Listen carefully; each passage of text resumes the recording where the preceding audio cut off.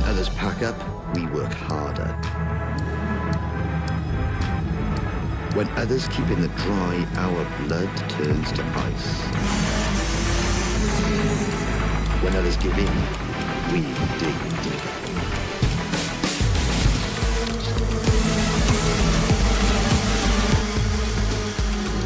Every rev, every corner, every apex, every pass, every risk, every position, every tenth, every hundredth, every thousandth, every goal we set, every challenge we face, every fear we overcome. Because we won't settle for second. Because we live and breathe it. Because we seek the strength deep inside us. Because we give our best. Because this is Rotax.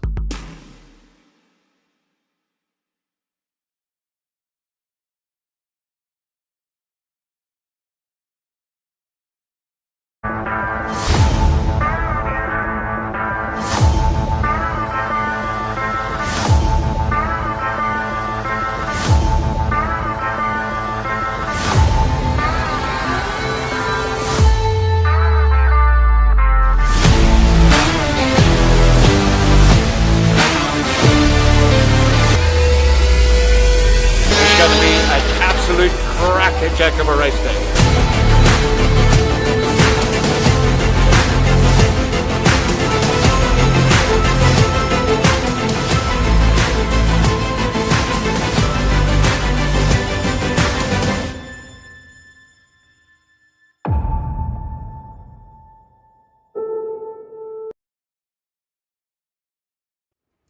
From Cape Town, we head up to Gauteng for round 2 of the Rotax Max South African Karting Championships. And here in V-Town, the Rand Kart Club always provides amazing action. However,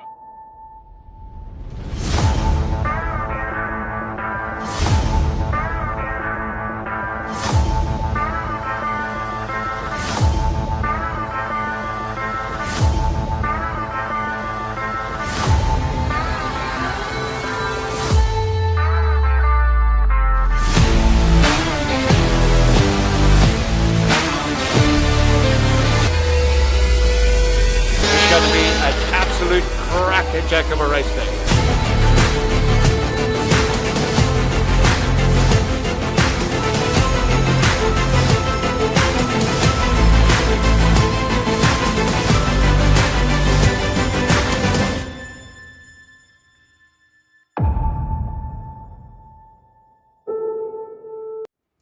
From Cape Town, we head up to Gauteng for round 2 of the Rotax Max South African Karting Championships. And here in V-Town, the Rand Kart Club always provides amazing action. However, with the amount of water that's fallen in this area over the last couple of days, you can see just in the background how water-sodden the track is on the outside. You need to remain on the black stuff. If you go off track at any point in time today, it's going to end up in tears. The most important factor is, though, what happened in Cape Town was dominance from the WPMC karters. And the karting club down there has got some amazing karters coming up here now to see what they can do on the home territory of the boys and girls from Gauteng. We're in for an epic day. We hope to see you all joining us here on the live stream as we go through from Bambino right up to the D2 Masters. All the action here. And we look forward to seeing you guys and passing it on to all your friends, fans and family worldwide.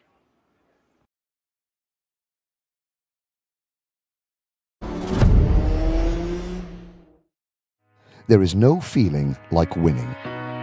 The glory, the emotion, the memories. But there is so much more to the Rotax Max Challenge Grand Finals than the world-beating, adrenaline-pumping racing.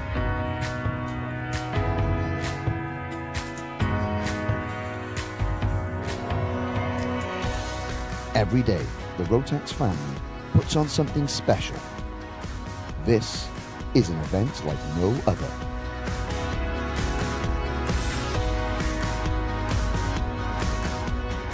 The Rotax Max Challenge Grand Finals is about making new friends and catching up with old rivals, to smile, to laugh, and to support one of the 60 competing countries. It is an annual gathering of the biggest, most colourful, most unique family in karting. It is about putting on your race suit and waving your nation's flag. This is a celebration of our sport.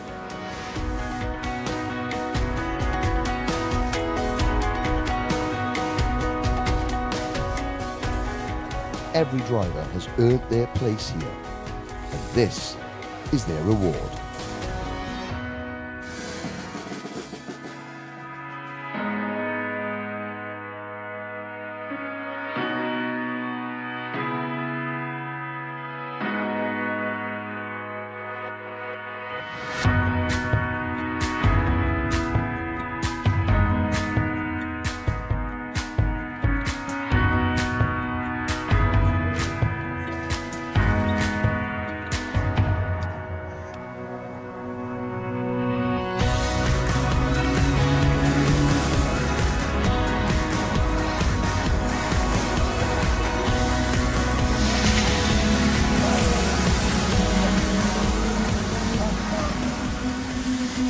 Winners go down in history, but every driver fights their own battle, pushes their own limits, and celebrates their own achievements.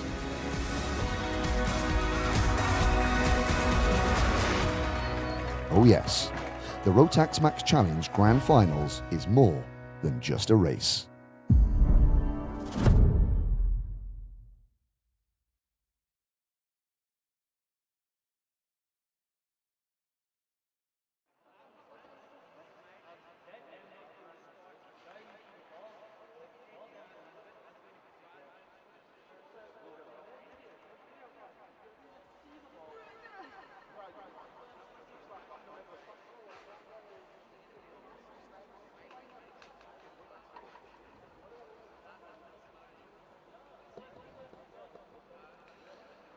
Have you got? Can you hear me? Okay. No problem. Great stuff.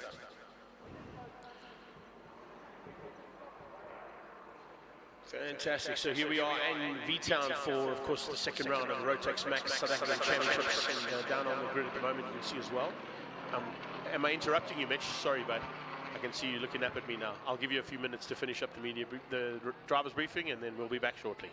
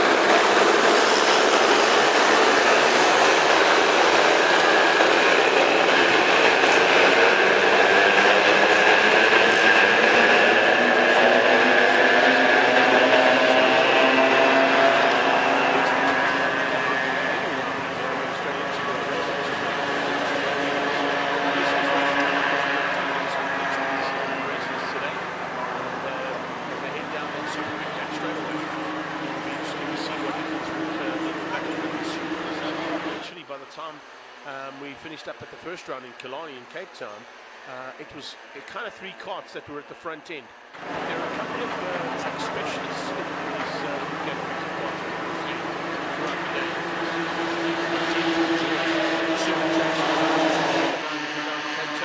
Cape Town drivers particularly would have been the most dominant factor, and if you look at the press release that went out just before this event, the majority of the categories racing were dominated by Cape Town drivers. However, when we travel the country and we go to the other tracks available for us to race on,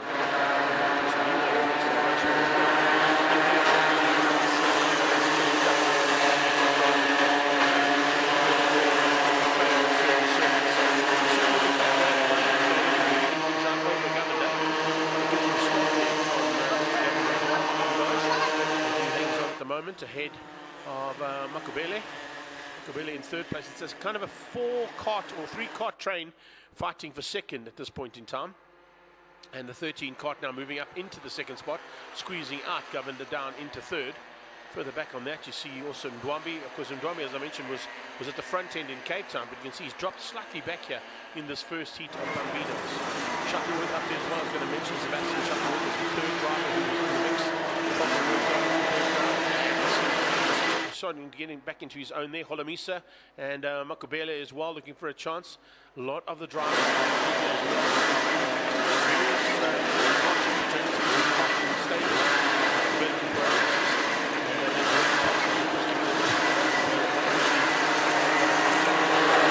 into the sport. It's not an easy sport to get into, and of course with the competitiveness, particularly at national championship level, you've got to come with your guns blazing, and that's exactly what's happening there for the looks of things at this stage between Shuttleworth and Governor. Shuttleworth putting the pressure onto Governor as they head down towards turn 1. They go through the Peterson chicane. It's a big right-hander that takes them onto the long back super quick straight, and it's arguably a great name for that straight, because you do go super quick into turn number 2 there, which is a 180-degree right-hander. There we can see the 17 kart going in as I speak there. Ndwambi showing us the way through, running wide, slightly out of that corner. You don't want to run too wide, because it does open up an opportunity for your competitor that's behind you, if they're close enough, like we're seeing right now, for them to dive through and use this triple apex set of corners. There's literally 3, 4, and 5 that make up almost one turn. You literally pitch it into 3, and you just keep it on the left-hand side all the way through 3, 4, and 5. You then go a short double right-hander, and then up towards the famous Tulkin corner there. And as they come out of that, they come to complete the lap. And right now, it looks as if Mr. Shuttleworth has snuck through there. Yes, he has. Sebastian Shuttleworth now up into second place. And he has got his sights firmly set now on the man setting the pace out front. And in fact, fastest lap of the race there, going to De Oliveira on that last pass. So a nice run from Alonso. Alonso De Oliveira, of course, based here at Rand Karting Club, so he's a Gauteng-based driver, whereas the rest of them all coming from sort of Gauteng base, other than Sean Arder, who's a KwaZulu-based Natal driver, and of course Divaj Govender, who comes from the Western Province. So a little bit of in-house fighting as well amongst the provinces and regions here in South Africa will be on the cards, not only for those seats in the championship, but of course for the overall seats for the day. But further back there as well, picking up on Fenta in a bit of a fight there with Sean Arder by the looks of things. So a little two-way battle there. And then bringing up the rear end there is Ndlovu and Makubele. Makubele has fallen slightly back as opposed to where we'd normally see him. So I'm just watching to see what possibly would have gone wrong with Ndlovu's kart. But have a look at how things have changed at the front. Yet again, a change up there between Govender and Shuttleworth. Fights on for second. Divaj hanging on for now, trying to keep out Shuttleworth, and then Sebastian looking for a way through as they head through that Peterson chicane. Flick it left and right, and then left again, back onto a big double. It's almost a double right-hander. It's just a big right-hander at the end of it for turn 1. And then try and get the drive down that back straightaway to sneak through. Didn't quite get there, but Seb's definitely there. Coming along for the ride, though, is Ndwambi. So they'll have to, but making mistakes like that is going to cost him. Can't be doing that too often there, Rafilwe. So Rafilwe and Ndwambi just making some adjustments to the steering wheel where it should have been a little bit smoother out of the right-hander there at turn number 2. Epic battle here for second. Front end looks like it's pretty much wrapped up. It's about 4.3 seconds up the road now for the leader. And I don't know if anybody's going to have an answer here to Alonso De Oliveira. He has had a fantastic start to the season, and he's looking to maintain that start by getting away from his rivals. It looks as if his stablemate, because they're in similar colors, I have to say, it's been a long time since I've been on the mic for karting, so if I don't get the teams 100% right, I'm going to try my best to do that. But as I said, in terms of colors, those two boys look like they may be in the similar stable, so looking to try and run a bit of the tail gunner roll there to keep out the charge from Shuttleworth. But Seb now finds a way past. He comes on by the inside and running that bright yellow helmet. Easy man to spot out on circuit as well. That's always a nice thing to do. Let's see how Ndwambi goes through this time. Is he a bit smoother? Yeah, that's much better there from Rafielwe. So Rafielwe Ndwambi showing us a better line through turn 2, and you can see it's paid off. He's closed the gap down slightly there. It wasn't as big as it was last time as 2 and 3 head through the triple left-hander. Once again, also just look in the foreground of some of the shots, and in the background of some of the shots, you'll see what I'm mentioning in terms of going off track there, particularly all the water, the standing water here at the VKC circuit. Unfortunately, with the amount of rain we had here in Gauteng over the last couple of weeks, a lot of this area is still under water due to the high water table here, close to the Vaal Dam, of course one of South Africa's greatest sources of water for the entire country. And considering the fact that they opened up the 10th sluice gate on that dam yesterday, shows you the amount of water that's actually still standing around the Vaal area that we're in.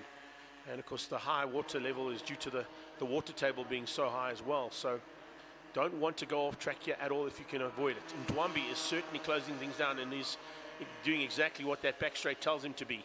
Super quick. He's now closed right up onto the back end of the battle for second. Govender and Shuttleworth now joined by Ndwambi for a three-way fight.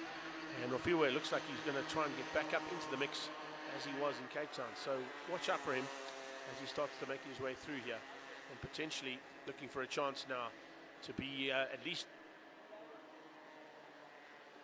Now,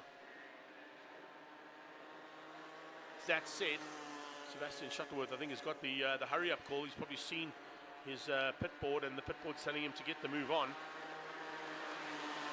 get it done, and hopefully get away. But that's not always easy to do when Governor is just placing his kart perfectly, not allowing any opportunities for doors to open. And if that's the case, he might just be able to fend these two off.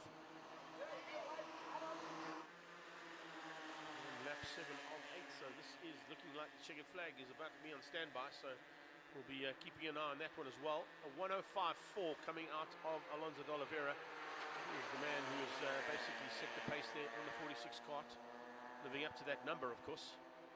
He has a move on the inside. Oh, there we go. Great move on the inside there from Sebastian Shuttleworth. Opening up the door into the triple left-hander and stealing second place away there from Divaj. Divaj Governor down to third place, but right on his tail comes Ndwambi. That one's not sorted just yet. We'll see possibilities of that flag coming out now. We're going on to the final lap. Onto that final lap now, that's where we're going to pick up on our leader. But I tell you, they're already starting to get pretty frantic down there in the pre-race area for our next part of the day's proceedings. So stand by, we've got lots of kart action coming your way today. And of course, all of it here courtesy of our team down there, Services. Side by side in the Peterson chicane. Governor nearly up the inside there for Shuttleworth. He shut the door firmly in his face. He then had to go defensive, so very, very close stuff between them.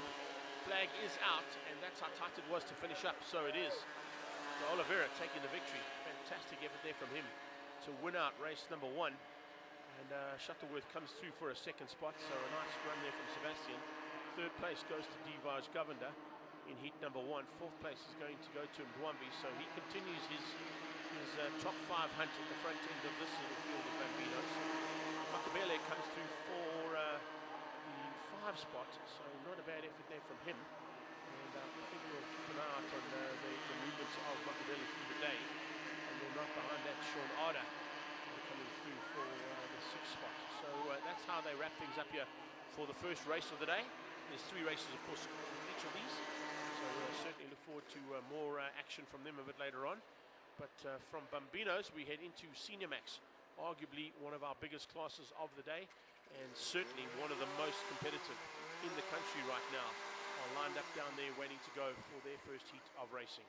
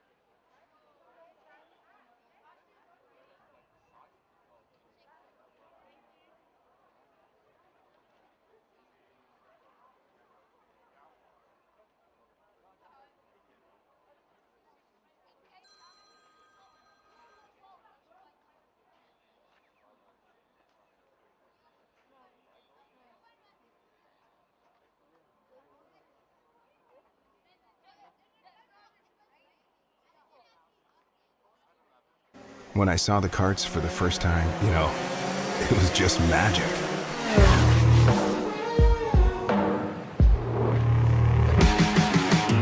I loved my first race suit, helmet, gloves, and boots. I looked like a hero, my own superhero. And when I went on the track, I knew this was my dream.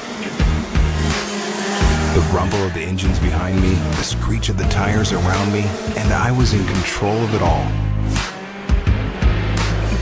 I felt like the king of speed. Then I learned it would take much.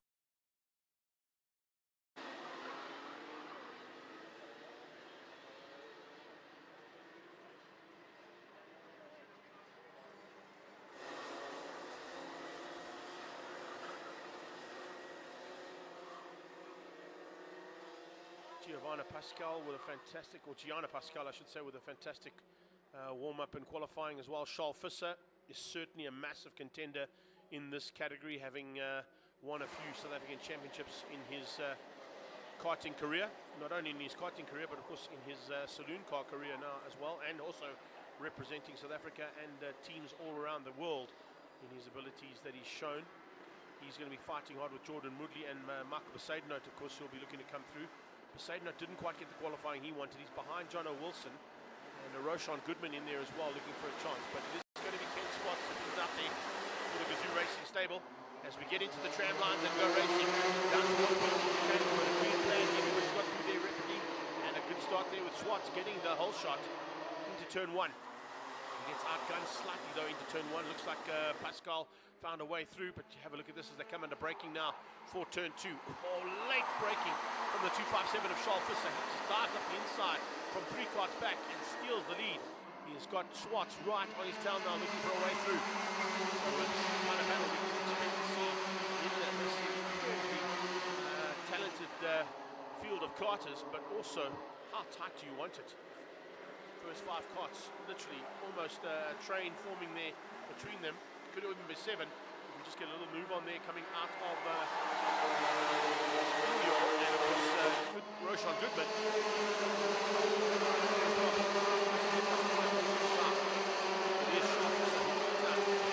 Yeah, Ken Swartz is on his tail.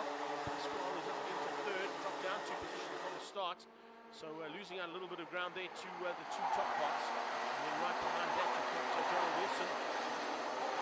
Schussler making his way up as well. Good to see him there too. Then it's Roshan Goodman slightly down. Like to be fighters as well, as you can see. These karters. Right now it's an epic one. And if we look at the field currently split by about 3 seconds in total. But the first 10 karts are within the same second. So that's how tight it is in terms of lap times. However, Charles Visser is getting his head down and looking to get away. Puts in the hottest lap of the race, 27.4. 27.4 there for Charles Visser. So that's not a bad little run there for him in terms of an early lap coming out of relatively cool Mojo tyres. They won't be completely up to race temperature just yet, but they're certainly getting there slowly but surely. And once they're up to race temperature, of course, we're going to watch those lap times dropping down rapidly.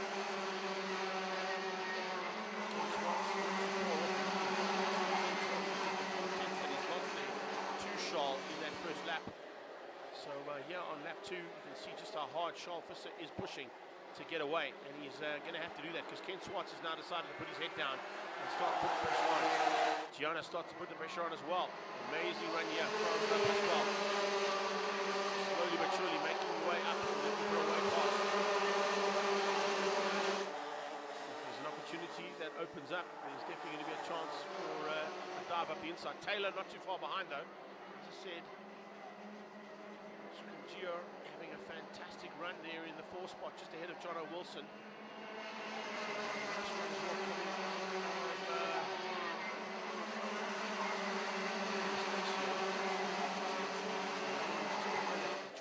Can't believe that. That's awesome to see as well. Georgia Lennox up there too into the 6 spot, making up 2 positions, getting through on Schussler and on Roshan Goodman.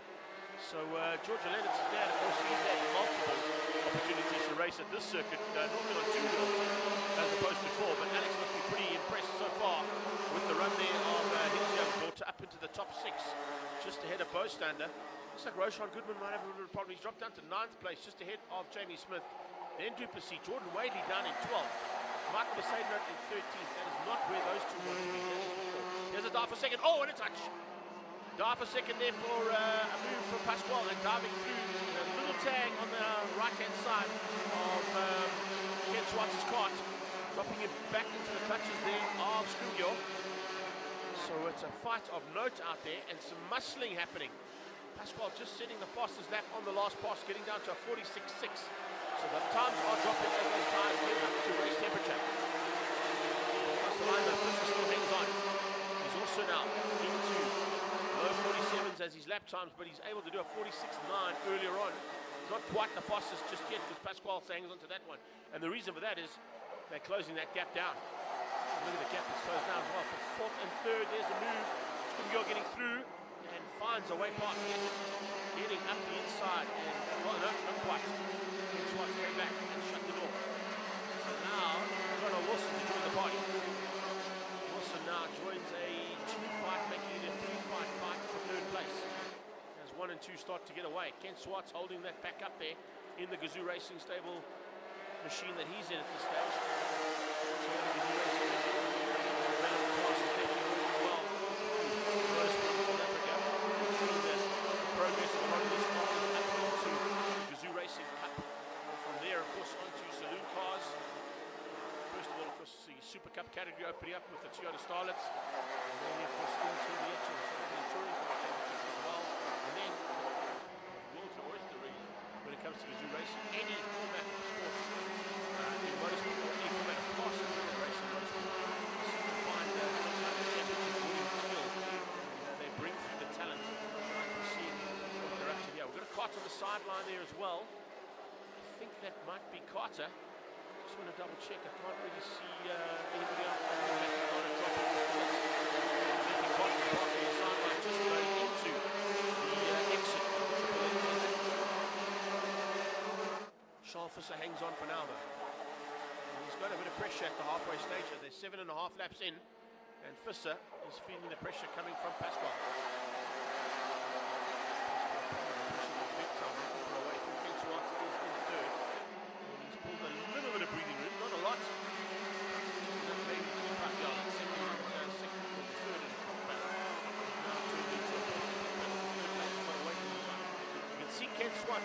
He's got his head down. Watch the body language and the race language coming out of that pilot.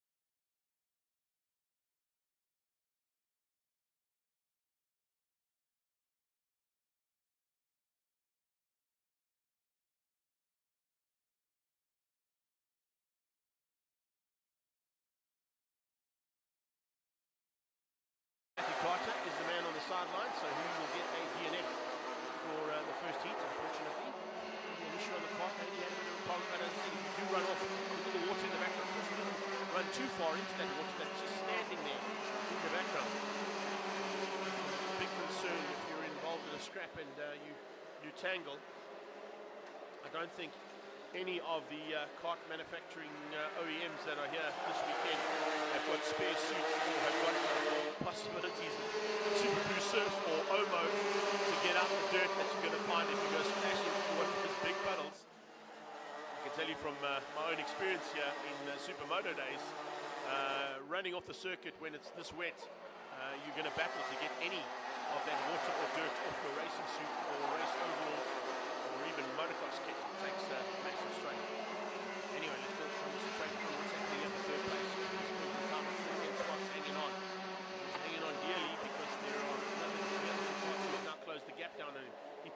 1.2 seconds for a while, but then all of a sudden we had a change up with Jono Wilson putting pressure, and with that, looks like that pressure put something on the tail. Taylor's good now. Jono Wilson on to the ride now, and are back to almost just behind the rear end of that Gazoo Racing machine, Ken Swartz. Behind that, another three-way battle that's also starting to rage quite nicely. Just an eye in the background on it as well. That is between Postander, Lennox and Goodman. Roshan Goodman has closed the gap down there on Postander and on Lennox. The yellow flag waving up into the Tolkien corner, which is the last corner of the track. So somebody may have gone off there. I saw the yellow flag waving into the pit lane area. This is where they were. There you can see the yellow flag in the background, so I'm not quite sure where it was. No, there it is on the left-hand side. On the left-hand side. Somebody else has to come up. It is. Jordan Woodley is on the sideline. So Jordan Woodley is on the sideline. It's a big pity for him.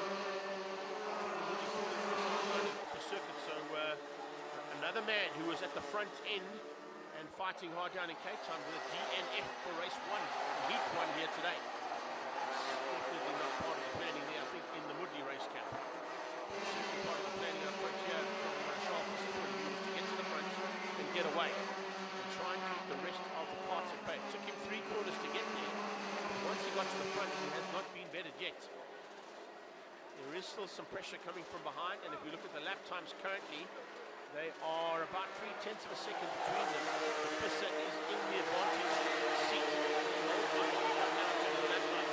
Over Pasquale. Pasquale looking to try and close down there onto the back end of Charles Fisser. Fisser is an exceptionally tough man to beat when he's in this type of form. And if he's leading at the front end of a race, he can make a kart seem exceptionally wide just by the amount of experience he's had and how he places that kart to stop him from getting a chance to dive through and maybe overtake him.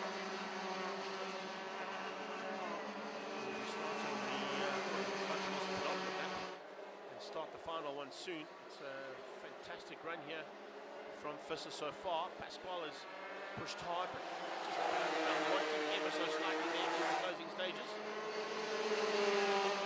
14 or 15 days onto the final lap. So it's Fisser to hang on for the next 1.5 Ks of black stuff out there. Ken Swartz going to try and do the same thing to maintain the final step of the podium. 3 fights that you can see on track at the moment. One is for first and second, which we're concentrating on right now as they go through that triple left-hander. Behind that, it's a 3-way fight for third. Behind that, it's a 3-way fight for sixth. How awesome this track is and the type of racing it provides on numerous occasions in the past and today as well. So as they head down towards Tolkien Corner, there's Tolkien Corner, the left flick, and then down to a right-hander to bring them to the final corner of the circuit. Come across the line, Fisser's a happy man. Charles Fisser will take that first victory and he'll be stoked with it. Great run there from Gianna Pasquale to come through for second. Third place is going to go to Ken Swartz. He had a phenomenal run there in the end. Keep up the battle behind him. The battle behind him was raging. Scrimgeour coming through there. Taylor with the 4 spot. And eventually Jono Wilson could not find a way through. And Jono Wilson will finish up in the top 5. Behind that, it's Bostander. So Bostander made an opportunity right in the closing stages to get through there on Georgia Lennox. So Lennox will be coming through there for 7th place as it stands right now. 6th place going to Bostander. So a good run there from Ethan Bostander for the 6th spot. 8th place eventually going to Roshan Goodman. He'll be looking to maybe just up his pace ever so slightly there, maybe for race number 2 and 3. Jamie Smith coming through for 9th, and your top 10 is made up with Jordan Woodley. And Jordan Wadley, not Jordan Woodley, beg your pardon there. Jordan Wadley coming up for 10th. Jordan Woodley, unfortunately, with the DNF parked on the sideline. So that's how we wrap things up there for Heat 1 of Senior Max. And fastest lap of that race was a 46.6 coming out of Gianna Pasquale. So a nice run there from the front end of the field. 46.6s are incredible lap times out of these karters. There you can see a couple of karts being pushed back in. There's confirmation that is Jordan Woodley's kart. That'll be pushed back into the pre-race area to get it back into its pit box and hopefully get sorted. for the next heat, which comes up a little bit later on the day. Remember, we run from Senior Max. We've got Micro Max, Junior Max, Mini Max, DD2s and DD2 Masters. They race separately here this weekend, being a national championship event. So there's a bit of kart racing action to come your way. So those are all the heats we'll have, and of course we've got 3 of each of those here today. Starting with the next part coming out of our Micromax division. So Micromax, as you can see there, on standby, and as you can see from the proceedings that we've done so far, they are literally rolling out of that pre-race area straight into the tram lines and straight into race action. So stand by, we'll be on track shortly.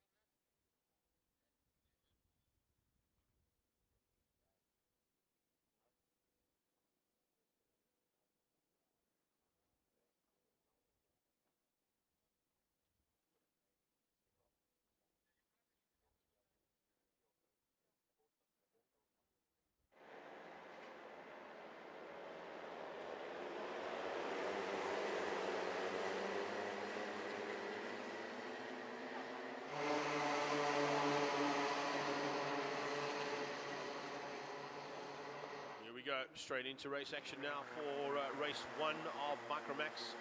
Omani is the man out front, and of course Michael Omani will be looking for a chance now, possibly to try and hang on and keep everybody else at bay. He's got Adrian Stein out there, Luan de Vet, Luc de Toy will be pushing hard. Luc de Toy actually had a fantastic outing at the first one, but Luan de Vet, of course, is the man that they all want to catch in terms of the lead of the championship so far. Looks like they're giving these guys a chance to get an extra lap in for some heat in the rubber, because I do see yellow flags being just waved there, so they'll come under starters orders now. It was the first 2 heats that they were just sending straight into race action. Looks like they're going to go into now a warm-up lap to get some heat into the rubber for Micromax. We've got the rest of the field made up of Riley van Staden, as I said, Roddy Harris out there as well, Ronald Fenter, Jake Stein. Look out as well for the push coming from Riley, a bit further back than what he'd like to. Aston Verheul out there as well, and Alessio Brits. So we kick things off. They're all in the start line. We're going to start this time. Yes, we do. This time they're all into the right way of doing things and heading towards turn 1. Looks like the fight starts already between Stein and Omani. As they come through, they head down onto the back straightaway for the first time. That is the super quick back straight. And up in the turn 2, it's the 627. Good number on that car. Luan de Vet resumes his role at the front end of what has been a pretty epic start to 2025 for Micromax from his point of view. He comes into this round leading the championship. And he's got Adrian Stein right on his tail. Looks like Omani has moved down to 3rd place, or there's a chop and change between the two of them in terms of that fight for 3rd place. Adrian Stein, though, needs to be as high up as possible, and so does Luc de Toy. Luc de Toy has to try and make a way of finding it to the front end as quickly as possible to ensure that he also stays in the hunt. Keep an eye out also on Alessio Brits. He's a late entry there, but also into the battle. Taking a pack for now, and it looks like Aston Verheul, biggest mover to the back end of the field on that first lap. It's a 53.2 on the opening lap there from Luan de Vet. Not bad on cold tyres, but we'll see more and more of that as we go into it. So some onboard cameras on those carts. Great to see these youngsters. They're going to be putting up videos, I'm sure, all over social media at some point after this race meeting, if they've got some great action to show us. The action is good. 12 lapper here for us. We're on to lap 2 at the moment. So it's Luan de Vet from Omani. I think Michael Omani means a little bit of business there. You can see running the Irish colours there, so must be loving life there in lucky for some. Not every racing driver in the world likes to run green, but of course, you've got a name like Omani. I don't think you've got an opportunity to have similar to Maloney. I had no choice either there, Mike. But good run so far for you in 2nd. Getting down into 52.1s as well there for him, so not too far off the pace being set by our leader Luan de Vet, and you can see he's able to run right underneath the back end of that cart. bringing along Roddy Harris and Adrian Stein for the ride. Now, as I mentioned, Roddy wasn't really involved in the front end of the fights down in Cape Town, but certainly Adrian Stein was, and Stein needs to be a little higher up there, so I've got to try and find a way up into at least third place for now.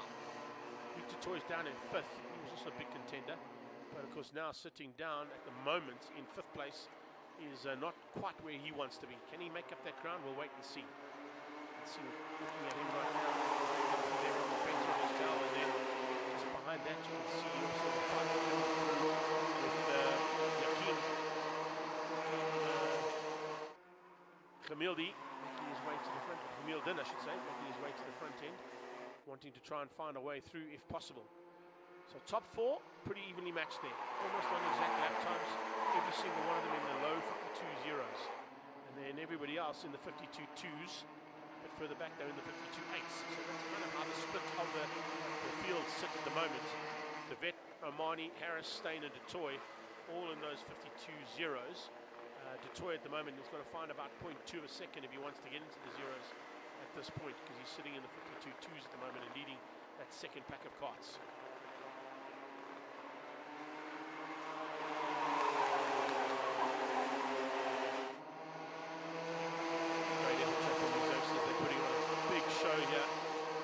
Small crowd that's come out, but of course there are quite a few other big sporting events happening around the country, which is why we bring you the live stream so that wherever you are you can watch the national card action. Oh, a little move there from Omani. Big look, can't get there, but certainly wanting a way through. Just showing a wheel here and there. Reason being is he was actually quicker on that last lap than anybody else on track, and the first man to get it down into the 51s, along with De Wet. De Wet went 9.97 and Omani went 9.85, so sure, absolutely nothing in it there. That's 9/10 of a second, or 900ths of a second I should say, between those top two. Man out front though continues to lead, even though the man in second place is quick. So Michael Omani puts the last lap on this one. This time out it goes to Ronald Fenter. Ronald Fenter further back in the pack in sixth place starts to turn the wick up. He wants a way through there on Luke Du Toit, that's why he's decided to maybe go that much quicker.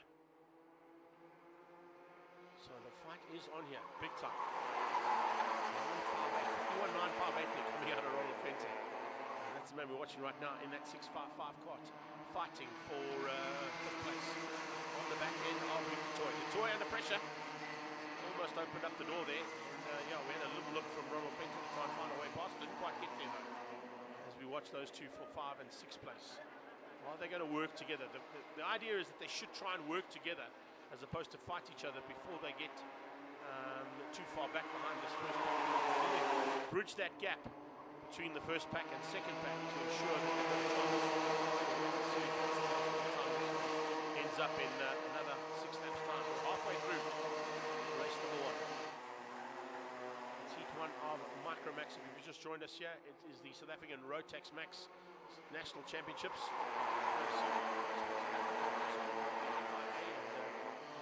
World Karting bodies that look after karting finals and World Karting. Murray Racing, Advertising, SBS, and the Rotax Coma, our associate sponsors here today in V-Town. And there's a move for the lead. Wow, right on time. As we run through all the sponsors, he puts in a big move and Omani hits the front. So Michael Omani is at the front end of the field for the first time now. Look at the pressure that's coming from behind. Harris and Stein are realizing that there might be a chink in the armor, and they capitalize on getting through on Leeuwen de Wet and putting him under a bit of pressure in terms of that championship lead he's come to round 2 with. De Wet soaking the pressure up there in the 627, not allowing the door to open up. It does slightly as they come out of turn number 2. Heading up towards turn number 2, I should say, coming out of turn 1. And then some, defensive driving. Defensive driving come out of Roddy Harris to keep out Adrian Stein and Luke Du Toit. Du Toit and Fenter have now joined the party. So there is a 4-way fight for third. A little gap between first and second, but that gap will probably close down under braking as they head towards Tolkien. Look at this. Exactly what I was hoping was going to happen in the second part of this race, is that 5th and 6th place carts would bridge the gap. They have worked together nicely, and that's helped them out big time. It's allowed them to join the party and be part and parcel of what is going to be a fight for the lead, possibly for the win in this race, between 6 different carts. head through Peterson chicane. Now they head up into turn 1. Right-hander flat out and up to their back straight, that super quick back straight now. See 6 carts going at it. Oh, and they're starting to play with each other right now. That's not what you want to be doing. Fanning out, looking for opportunities to pass. What that does is it gives an opportunity possibly to the cart behind you to dive through that you're not watching. You might look over your right shoulder, but the guy will come through from the left-hand side and overtake you. Omani goes defensive, holds the outside line, going into the double right-hander. He had to use the inside line from the triple left to keep those carts out, but here we go. He goes defensive down towards Tolkien, keeping out the pack, but they are hunting him down big time. Look at the pressure Luan de Vet is putting on. De Vet for the lead into the final corner. He gets through. Luan de Vet just dives through and finds a way past on Michael Omani. So there's big pressure coming here. Look at this. 6 carts in it, and every single one of them has a shot of taking a victory here. One mistake here is going to be deadly. It's going to be crucial. You cannot afford to put a wheel wrong. Little look over the shoulder there from De Vet. He looks over the left-hand shoulder. He sees Michael Omani coming along for the ride. Omani looking for a way through. Fastest on that last lap was Roddy Harris. Roddy Harris now in 3rd place, looking to try and spoil the day here for the top 2. But he's also going to have to watch and defend from behind because it's now turned into, what is that now, 7th car joining? Yes, it is. Ronald Venter has joined the pack. The fight at the front has slowed them down slightly, and it's enough for Ronald Venter to just get onto the back end and make it a 7th kart in control here, or in potential victory lane. The lap done. Oh man, can you believe it? 10 out of 12 done. We're still fighting on here with 7 karts at the front end of Micromax. I didn't expect a big fight between these guys. These youngsters do not hold back anything here. It is fantastic to see. Omani hits the front again. Omani retakes the lead from Luan de Vet. De Vet goes defensive. Here comes Roddy Harris. Roddy Harris looking for a way to dive through. Can he find it?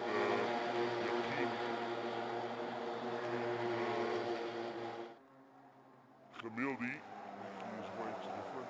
Camille Din, I should say, making his way to the front end.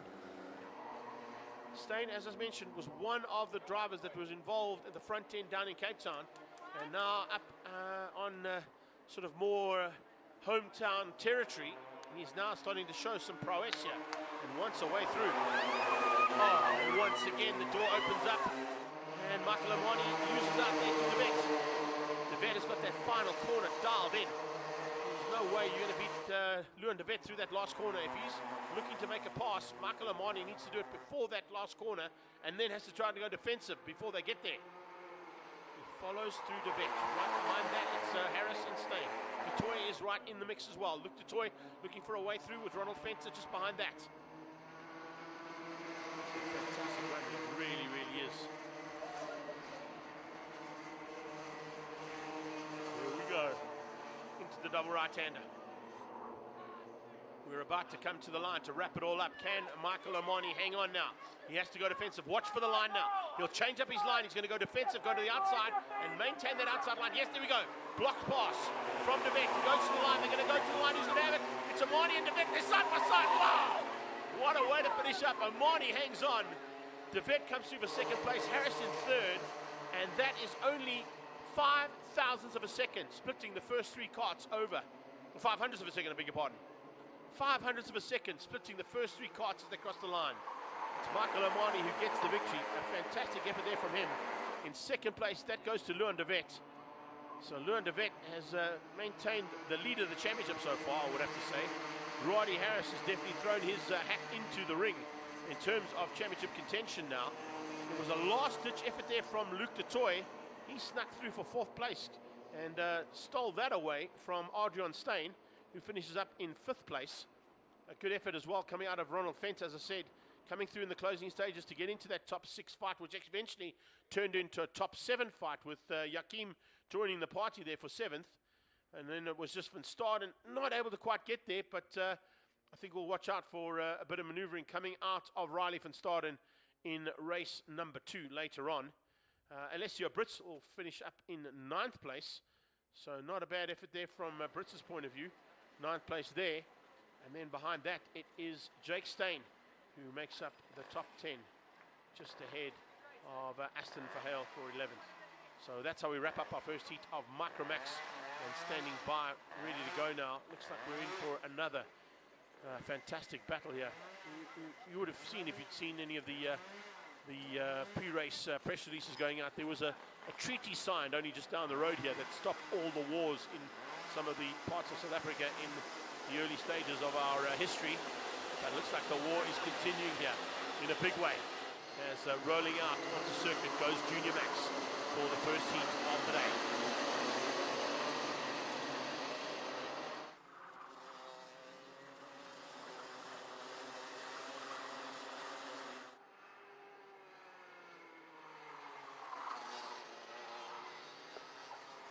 Now, in the Junior Max category, I've got to give you a heads up at this point in time. It's ladies first, because if my research was correct, Emma Darling is the leader of the championship at the moment for this category. So it's hands on the steering wheels and ready to rock and roll, girls and boys. But all the younger generation out there, of course, there's always a big rivalry when you've got boys and girls fighting against each other, and it is fantastic to see a young lady driver leading the championship. She's not quite there on the front row, but certainly in the mix. But Mason has set the pace along with Udendal, who are on the front row. So we'll keep an eye on that little battle unfolding in this first heat of the day. And then it's Emma Darling and Shin Sumzwawa right behind that. So we're in for a big fight once again here in the VKC circuit. And as the lights go out, we are racing. They're in the tram line. Do we get a start? Yes, we do. And down towards turn one. Looks like it's actually Udendal who snuck through there and moved up into the front end of the field, outgunning Mateo Mason ever so slightly. But as they go down there, we'll just double check that. Onto the brakes they come. And it is 475 who leads out, yes indeed. So a bit of fighting that is expected in this one, I can tell you. Caleb Udendal has got some work to do to keep out Mateo Mason. There as well. Chipang is certainly a big contender. And Darling dropping down into what is now about 4th or 5th place there by the looks of it. And we'll get confirmation, of course, exactly where they are when they cross the line for the first time, and how the timing monitor will sort us out here on Apex. There they go. That point completed. Udendal, Sumzwawa, Mason into third. Moss is up to fourth. A bit of maneuvering there from Caleb Moss. He was way down the pack and he's come up to 4th place already. Jack Moore behind him. Then it's Vian Mulder, Sebastian Bluchnote, and Shuttleworth up into what is that sort of top 10 fight. And that is Darling, then for Hale. And then it's Goodman and Mulula who was there as well. So we'll keep an eye out on that little fight. Passes that on that first outing from a sort of rolling start, and not with any heat in that Mojo rubber just yet. Came out of Shinswana. So good little run there from him so far. Watching in the background as well. Keeping an eye on the man who had some problems earlier on as well, coming out of Matteo Saladino. So Matteo Saladino was ready for some and Liqui Moly in some Sparko kit.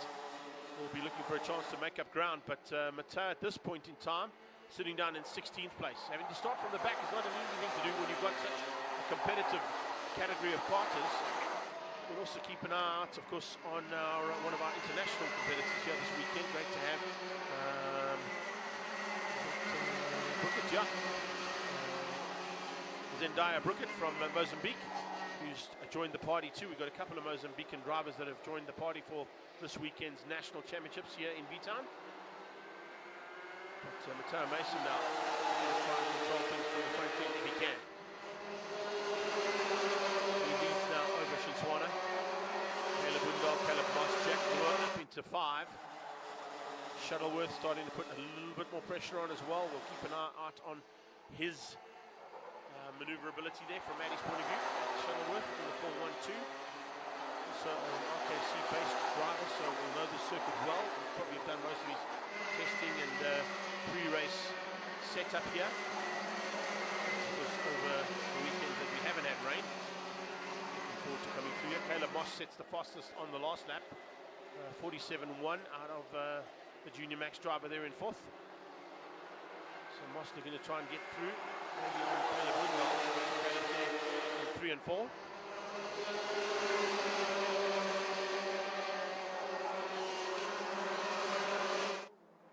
And they come to the line. Oh, great dive there. Long way back from Udendal to get through. Goes defensive, but I think Moss might have snuck through there as well. Caleb Moss was definitely looking for a chance to run with Caleb Windal as he opened up the door. Shinswa now it looks like he's lost out slightly. Yes, he has. He's dropped back down into fourth place. So Moss is through. He's up to second by looks like Windal into third. Not exactly what Shinswa wanted there. That is for sure. Tepang opening up the door, and you don't want to do that if you've got the two Calebs on your tail. They will make you pay, and they will make you pay big time.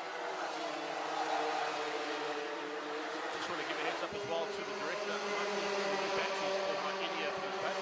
If you're hearing me while we're on this, I know that you're concentrating on the race action, but also just need to make sure that I can hear you at some point in case we have got other things happening around the track. Right now, it is Mateo Mason who is dominating. He's about half a second. When I say dominating, take into account that in this class of racing, domination means you've got to be at least half a second up the road. This is what I'm saying, half a second. When you go to the World Finals, that half a second could mean the entire field of 45 karts that you're fighting with. So half a second here is domination because it's between 5 karts, not 70 that you'd find at the World Finals. Remember, the World Finals, of course, for this category of racing takes place in December in Bahrain. Go back to that kingdom for some World Karting final action in the Rotax for 2025. The right-hander takes them onto the super quick straight, but it is Mason who is just controlling things right now ahead of Moss and Windal. Ahead of Moss and Windal now finding a little bit more pressure coming from behind in the form of Jack Moore, one of the smallest drivers out there. You can see small Jack is pound to weight ratio might come into play there for him, although all these cars do weigh the same. I'm just saying that he's slowly but surely starting to make his way through there, and I know that Jack Moore in his near future is possibly going to be touted for one of the slots in the Volkswagen Rookie Cup. The Polo Cup drivers get a chance, as opposed to what we see earlier on when we were chatting about the Gazoo Racing Cup. There are two formats that these karters can go to, and I know that Josh is already there, his brother, and I know Jack was looking to try and get into one of those seats in the very near future, so he's doing everything right there in fourth place. He'd like to be a bit higher up, I'm sure. Fight for 5 and 6 seats up, as we see a move there coming from Medali, squeezing out and finding a way through there on Shuttleworth, dropping Matt Shuttleworth down one position.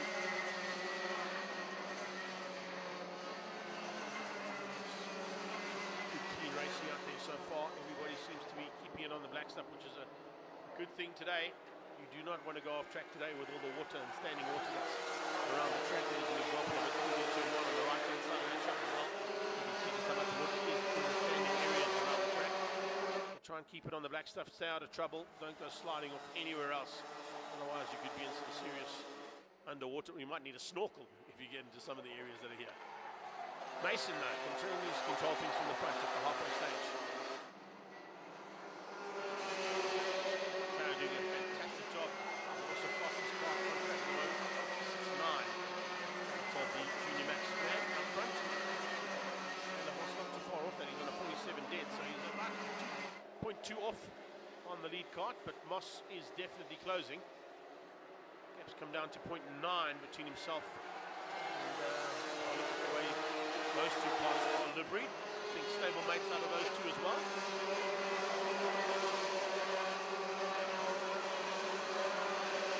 Losing a little bit of ground there to Moss, but not to the two karts behind him, as we now see Shinswana and Moore fighting.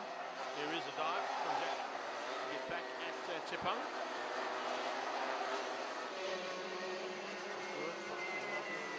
Shinswana. Battle between them. Maneuvering happening through there. The small man there, of course, is Shinswana. So smaller. I wouldn't say smaller chassis, but that's not the right way of putting it. Right. The Gazoo Racing man now fighting with the man who wants to go. It's kind of an OEM development battle that's there between Shinswana and Jack Moore. One for Toyota Gazoo Racing, and the other one potentially for Volkswagen Rookie Cup. And they're fighting for fourth place on track as we speak. Emma Darling, our championship leader, currently down to 4.5 at this point. So 4.5 laps. Back to the top 5.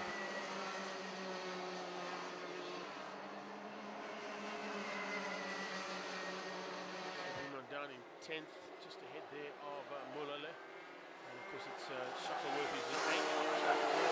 11th. Just also watching to see have we had some manoeuvring. Yes, we have. Matteo Saladino has moved up to 13th place. As I mentioned, Saladino had a problem in one of the sessions, so had to sort that out. And with that being slightly, I think he was slightly overweight or underweight. I can't remember what his mom told me, but the weight issue cost him and had to start at the back of the pack. So he's had to make his way through from the back of the pack up to lucky number 13 for now, or actually just chopping and changing there between himself and McIntyre. So a bit of a fight on between the two of them, as we'll keep an eye on that one as well, because he should be slightly higher up than what he is at this stage there for Super Quick and Liqui Moly. Top two about to cross the line again. That'll make it 12 of the 15, so 3 more laps to go. And Matteo maintains the 46s. 46s out of Moss. 47-2s out of Odendaal and Shinswana. 46-9 out of Emma Darling. So Emma Darling on a move. Darling definitely wanting to get into that top 5. And with that said, could potentially get there. We watch Odendaal flying through there out of turn 2 and now into the triple left-hander. Little packs have sort of got together there with evenly matched drivers.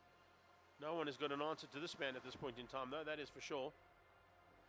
That is a fantastic run so far here from Matteo Mason, looking for race 1 victory in 2 laps time.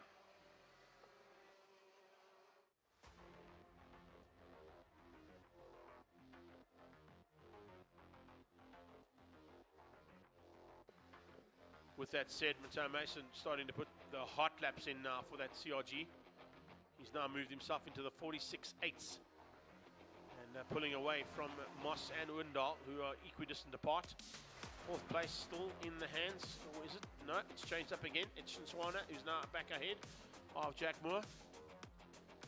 In fact, it's Emma Darling who's there in there now. Jack Moore's dropped back slightly, so a little change up just in the background there for 3, 4, and 4, 5, and 6. Sebastian Bluchnoot up into 7th. Shuttleworth is 8th. 9th is Ria. And Seb Himon is up into the top 10 as we go on to the... So CRG out front, looks like the parked on the sideline there. Goodman and Brookett as well. Some problems there for the Mozambican. And in the closing stages, Goodman also had some problems. So Zendaya went out about 4 laps ago, so we'll have to wait and see if they're able to get their kart sorted out for race number 2. But no worries at all for this kart. This kart is sorted. That is for sure. Matteo Mason coming to the line. Max beating Caleb Moss. Moss comes through for 2nd place. And he'll be pretty stoked with that, I'm sure. Caleb Odendaal for the 3 spot is bringing himself back into contention. Emma Darling finishes up in 4th and beats out Shinswana. So Chepang will finish up in. So Bluchnoot also having a nice little last-ditch effort there to get up into that top 7. He beats Matt Shuttleworth for 8th. 9th place will go down into one of the fastest laps right in the closing. Right on the last lap, a 46.820 coming out of Christian Verheul right on that final lap. So he could potentially be in the running and, of course, looking to change his luck up into the next one. But the win there, Matteo Mason unbeaten and literally relatively untroubled as well throughout the entire race. So a couple of karts have got to be sorted out by the looks of things before we go in from our mini-max.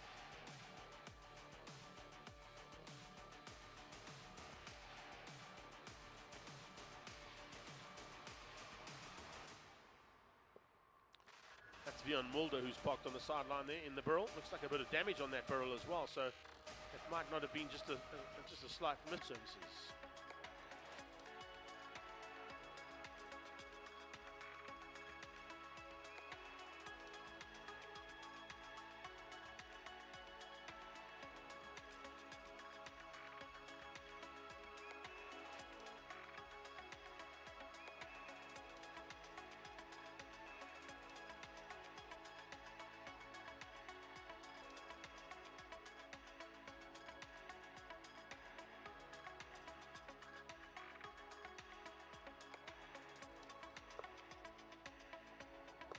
So apologies there as we're watching that kart being returned to the pit lane area. It's not DD2's up next, Greg. Of course, we'll get into them as soon as they get back out on.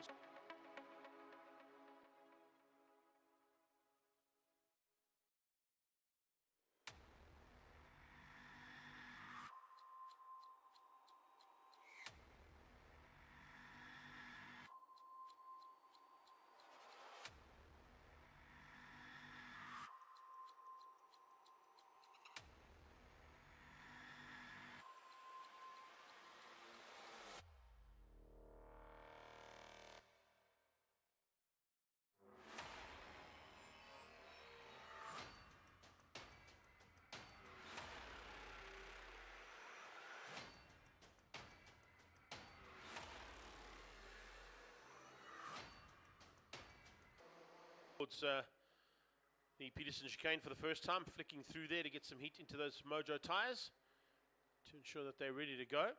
But of course, we've got some international competitors joining us here for this weekend as well, as we watch not only South Africa's top contenders go at it, but we've got a couple of contenders coming from Mozambique and Namibia this weekend as part of the Minimax Championships. It gives them a chance to race and get some time in the saddle so that they can possibly qualify for their own countries to represent Mozambique and Namibia at the World Karting Finals in Bahrain when we head there, of course, in December. So that's why we have a couple of international competitors here with us this weekend. Coming into this round, Maxi Boshoff, of course, is the man that they're all looking to close down on, but we did see some great maneuvers coming out of Declan Jurgens, out of Rafael de Souza, and out of Brody Darling in the first round in Cape Town. So will we see more of the same? We'll keep an eye on that, that's for sure, as they come through and about to get into those tram lines for the first time. It's everybody into the tram lines before the flag drops, and we are starting with the flag today. Rob will drop the flag as soon as he sees. We are racing down towards turn 1. Looks like it is Darling who might have got the drop and the whole shot, and heads out of Peterson chicane into turn 1. And fighting there with Max Boshoff and de Souza. Declan Jurgens is up into 4th place. Good start there coming out of Diego Antunes as well. And keep an eye out on Refuwa Takiso coming through as well. There's going to be some big fights here amongst some of the usual contenders in this category. Most of them that are based up here in V-Town will certainly have the advantage over the rest of the country. We've got some Western Province and some KwaZulu-Natal karters who have joined the party for the weekend and are certainly looking forward to some great battles at this track that always proves to bring out the best in karting. Sorted out over the next 12 laps, and right now there's about 8 karts in it for what could potentially be the win by the time the checkered flag drops in 11 laps time. First lap's completed with Darling over Boshoff and de Souza, Declan Jurgens and Ruvan Maritz up into 5. Antunes has dropped down into 6th place with Takiso down in 7th. Then it's Michael Arder and Rafael de Silva, who's just leading ahead of Naidu. Chetty behind that. And then our first international driver is Kayamo. So Kayamo from Namibia, just up the road there from Matabule. Also South African driver Betancourt from Mozambique is up into what is the top 15 for Betancourt. So it looks like there's going to be a little bit of maneuvering happening in this one, that is for sure. I love how awesome this class is and how tightly fought it is always in Minimax. It's kind of like a smaller version of the Senior Max class. And I mean that in the literal sense, but also in the actual battles that rage. You know, the literal sense is that yes, there are smaller karts, Greg, and yes, there are smaller engines, but more importantly is the action is as intense as we see when Senior Max rolls out and they put the racing on that they did earlier on today. So here we go. It's 5:33. Looking for a chance to stay up the road. He has to be ahead of Darling. Brody Darling, just a spectacular start to the day's racing there for him. And look at the race pace he's found as well. 50.9 there from Darling, and we're only into lap 3. So those tyres are about to come into their own. They're about to get to race temperature. And with that, you're going to see the lap times dropping and also some chopping and changing. Exactly what we expected. There we go. Maxi Boshoff hits the front, going onto the exit point of that triple left-hander. And now pulls us a little bit of a margin heading up towards Tulken. I think Ronaldo Kuhn might be on the sideline, and looks like Keon Reddy also with some problem. 2 karts out. There we go. Spot on. Thanks for that one, director.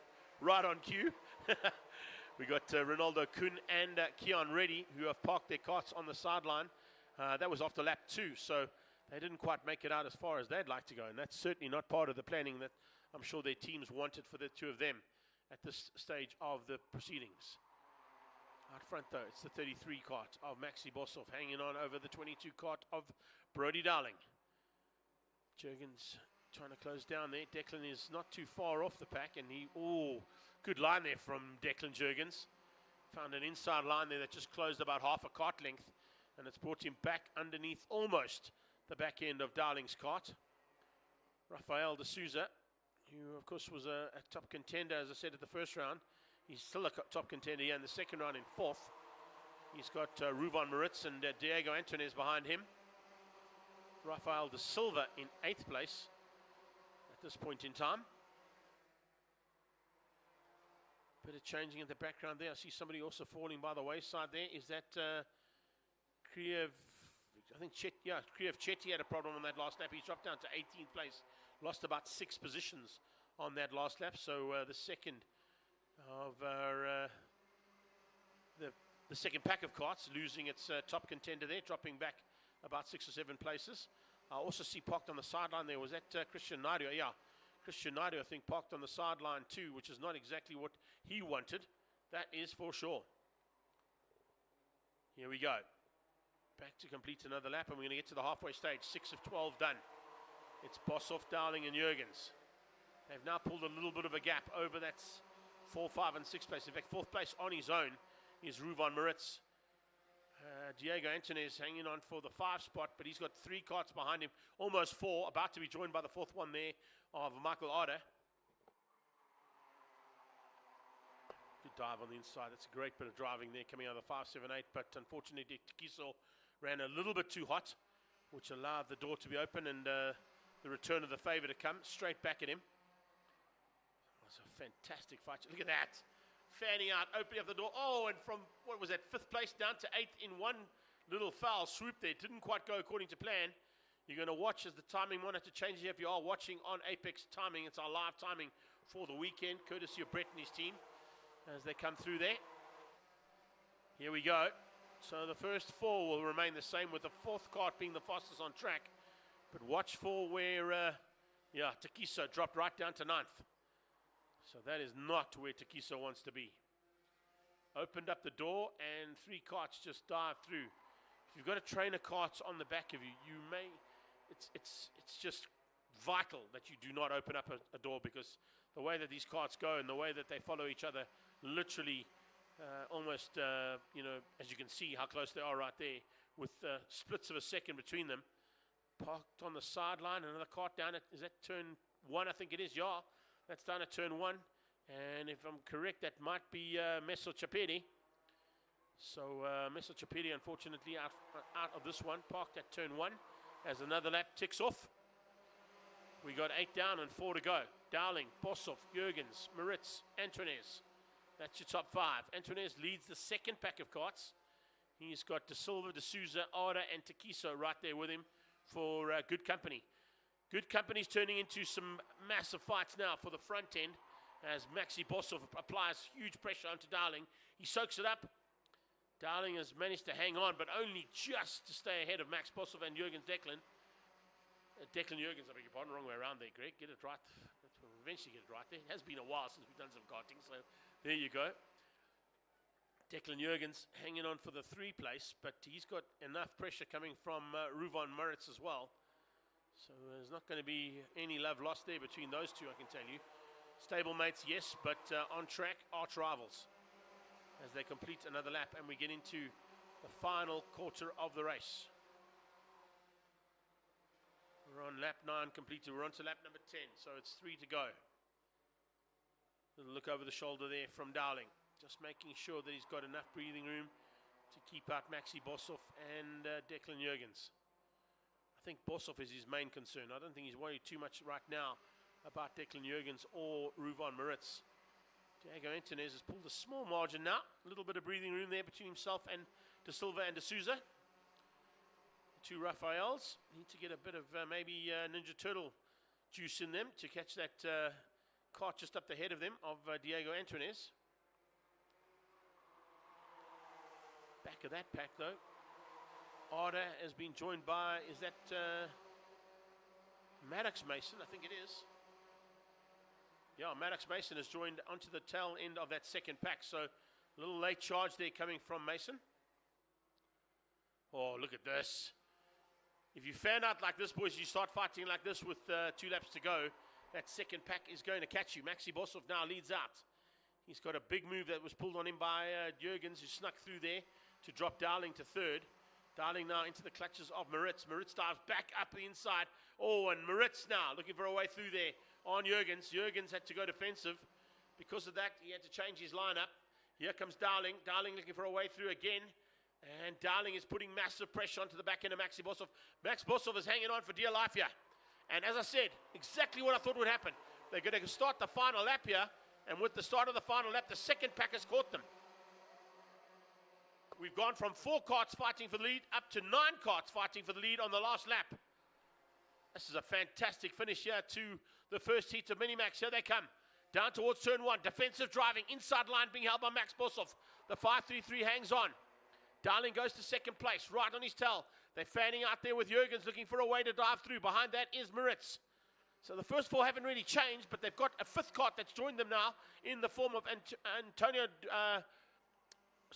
Diego Antunes. So Antunes is now into the mix too, looking for a chance to spoil the day there for those first 4 karts. Now we got Boshoff. He leads going into Tulkin, but can he hang on to that lead? Will he go defensive into the final corner? Oh, off track goes Maritz. Duvan Maritz gets sent off the circuit. Jurgens comes alongside. They're going to go to the line. It is that close. 4 karts across the line, and they are split by less than 1/10 of a second. Brilliant finish there. Max Boshoff takes the win. He'll be happy with that. Now, in the form of Diego Antunes. So Antunes is now into the mix too, looking for a chance to spoil the day there for those first 4 karts. Now we got Boshoff. He leads going into Tulkin, but can he hang on to that lead? Will he go defensive into the final corner? Oh, off track goes Maritz. So to come through for 5th place. 6th place goes to Michael Arda. He also came out of nowhere. Didn't see much of him through the race, but then all of a sudden he snuck through there in the closing stages as that group just got together. D'Souza came through for the 7th spot.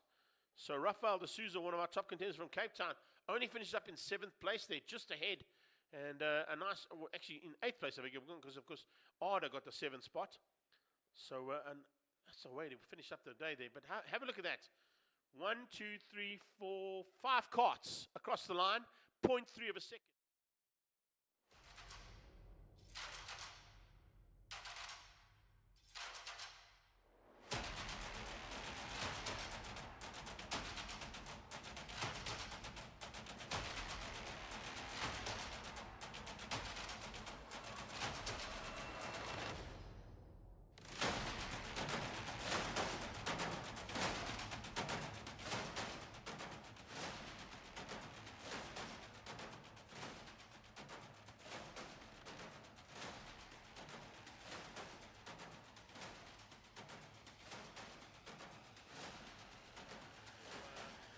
Naidu, Tapedi, in fact both of the Naidu boys are out there with some problems. Last kart across the track was actually our good friend from Mozambique, Eduardo Campos. And Eduardo getting down into the 52 ones, so only about 2 seconds off the main pace. There's the reason for that kart having some problems. 516, or 518, I beg your pardon, that is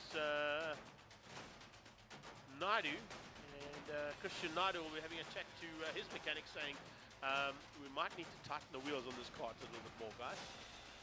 Ronaldo Kun and also Keon Reddy were 2 of the karts that ended up on the sideline and will have to be recovered before we can get racing going again.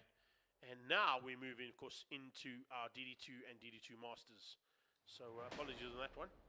I've got some paperwork here where the 2 classes are on the same piece of paper, and I forgot that we still had to get through this incredible first heat of Minimax. That's kind of why I say in the start of the racing proceedings, and of course why I'll keep saying it throughout the racing proceedings, Rotax Max, arguably the most competitive karting championship in the country, backed by Motorsport South Africa and of course the FIA. And with Ed Murray Racing, Mojo Tires and XPS, as well as Delotto, Top KART and Coma behind the scenes as our associate sponsors. That's the reason why we can bring you this incredible action, courtesy of DT Film Services and yours truly, the voice of choice. So in a few moments time, once you've got karts off the circuit and karters back into their pit boxes, we have got DD2 standing by. It's a slightly smaller field of DD2 karts, but let me tell you something, when I run through the names that are in DD2, you'll be highly impressed with the caliber and of course the skill that comes out of the drivers in the next heat here in V-Town.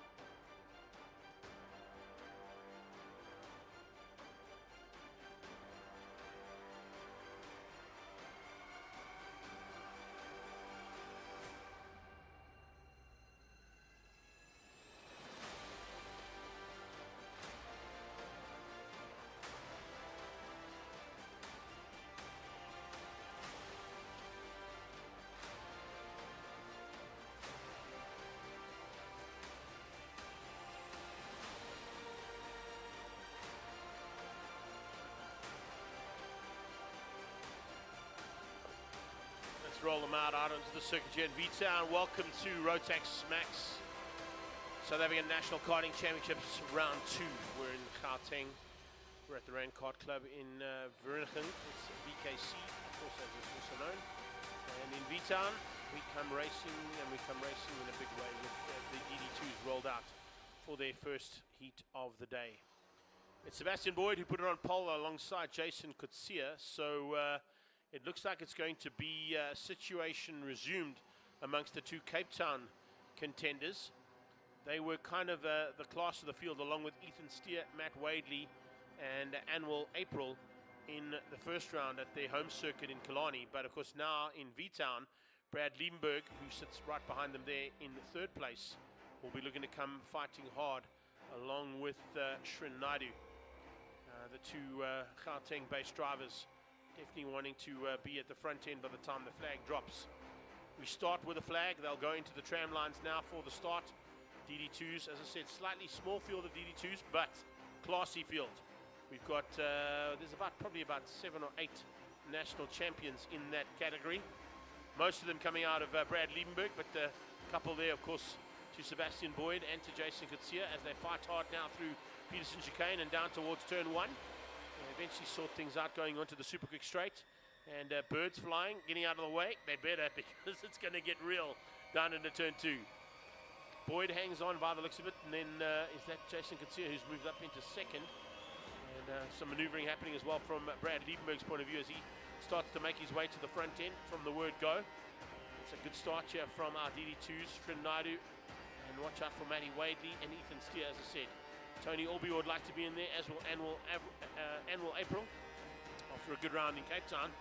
But we'll have to wait and see as they come through now to wrap up the first lap of 15 for DD2s. Brad has moved up ahead of Jason Kutsia, so it's Sebastian Boyd from Brad Liebenberg. Brad Liebenberg looking at, Boydie out of nowhere, squeezing through into turn 1 and moves up to second place. So Sebastian Boyd found a way through on Brad Liebenberg into turn 1. It's given a little bit of breathing room there to Sebastian Boyd as Jason Kutsia applied the pressure and put a move on going through turn number 1 on Brad Liebenberg. Brad, by the looks of things, has dropped back 2 or 3 positions there. Shrin Naidu's got through as well, and Matt Wadley, by the looks of it, as well. So that might have just shaken Brad up slightly, or maybe he just got the gearing wrong as he flicked through the box. Remember, these guys run the geared carts in the DD2s. So Brad, dropping down into the 5th place. Not where Brad Liebenberg wanted to start this one, that is for sure. Shrin Naidu 3rd, Wadley ahead of Liebenberg as they came through there. And Matt Wadley actually quickest of the pack as they came across the line there on a 47.3. Those 47.3s are going to drop rapidly as the tyres come into their own here. Roger tyres take about 2 laps to get up to race temperature, and once they're up to race temperature, it's a nice warm day here today. It's not the cool conditions that was expected in Gauteng. We're probably looking to get up to just over the 20 degrees Celsius mark in ambient temperature around the track today. It's we're certainly into autumn here in South Africa, not quite into winter just yet, but with a lot of rain over the last couple of weeks, the temperatures have certainly dropped down pretty dramatically compared to what we had in the past, and of course what they had when they were in Cape Town for the first round of this championship. Cape Town boys continued their fight for dominance in the DD2 class between Boyd and Kutsia. Kutsia diving on the inside there for Gazoo Racing. He gets up the inside and finds a way past the head of Sebastian Boyd, so hits the front for the first time. Battle of the double digits there. As Sebastian Boyd now loses out in the 69 kart to the 7.7 of Jason Kutsia, who now leads. Shrin Naidu has closed the gap down slightly. Hasn't quite found a way past just yet. We'll keep an eye on him. More importantly is I want to know what's going on there with Brad Liebenberg, because Liebenberg's dropped down to 5th place and hasn't had an answer to come back. He was in contention for the lead on the first lap, and then after a small mistake that opened up a door to allow 2 karts through, he's now dropped back. Maybe just biding his time, wanting to get the kart and find his rhythm again. Ethan Steer, also coming off a great round at his home track at round 1 of this championship, is down in what is 8th place, not where he wants to be, ahead of Tony Orby and behind Anwar April. Cape Town massive here at the front end, but there's certainly some local karters that have joined the party and are in the mix, along with the Cape Town boys that are fighting for potentially the first win of the day. Yeah, just joined us here on the karting. Welcome, courtesy of DT Film Services. We're seeing all the live stream around the world. And a big welcome to everybody that might have joined us on that stream from all over the world. It is round 2 of our South African Championships in the Rotax Championship for SA Honours. A couple of international drivers from Namibia and Mozambique here this weekend too, getting in some valuable lap times and getting some valuable track time as well for their respective countries. They may not be in contention for the overall victories, but they're certainly in contention for the seats that are available for their own countries' teams at the World Finals in Bahrain in December.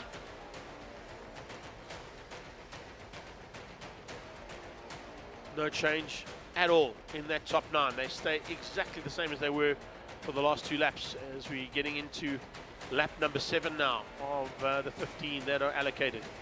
It is Jason Katsia who's having to get his head down, literally there, as you see. Brad Liebenberg puts an attempted move, but what it's done is that little clip has dropped him back, and it looks like Rajovic might just squeak through there. So Rajovic maybe got ahead of Brad Liebenberg as he made a slight mistake as he tried to find a way through there on Matt Wadley. Let's have a look and see if that's actually the case. Certainly looks that way.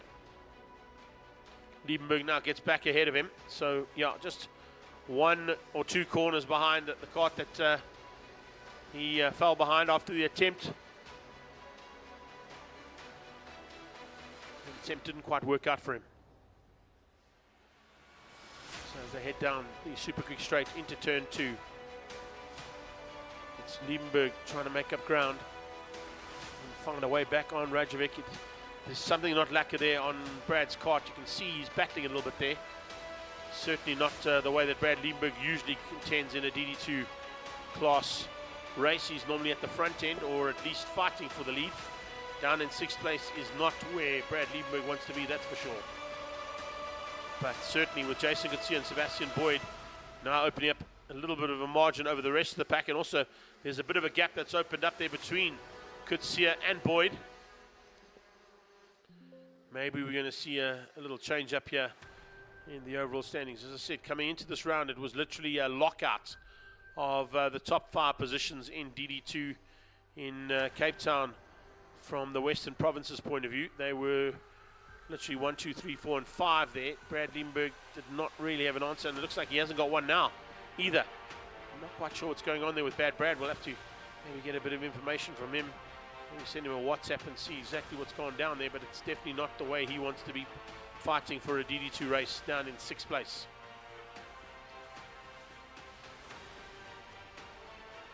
Lap 9 down, 6 to go. Katsia, not fastest. Boyd goes quicker, 46.4. So we're getting down into the quicker lap times for these karts. We should see even lower 46s from them at the end of this one, as those mojos start to come into their own.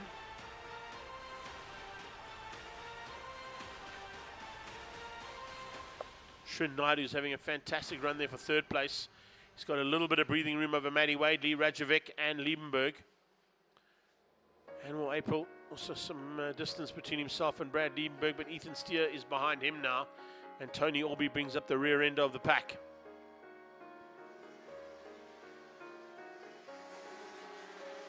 Across the line for another time, and that is now into the 2nd third of the race. We've got 10 down and 5 to go. Still fastest on track at this point in time.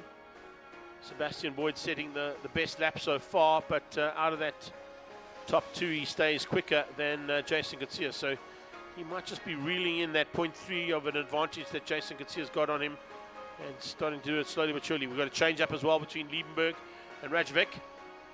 So Brad's found a way back into the top 5.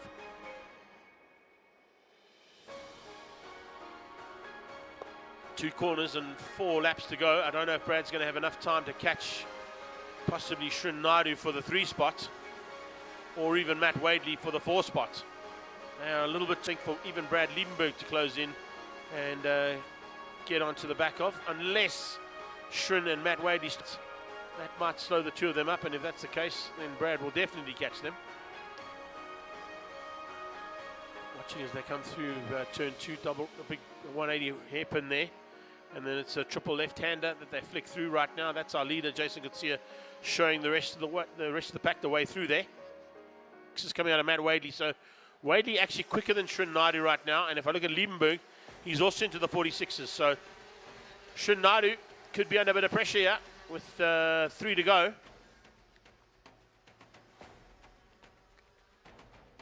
Shrun Naidu might have to just pin those ears back and hope for a 3rd spot on the podium, but lap times dictate who could possibly be on that 3rd place right now, and it's not advantage Shrun Naidu. It's kind of advantage to Matty Wadley and Brad Liebenberg.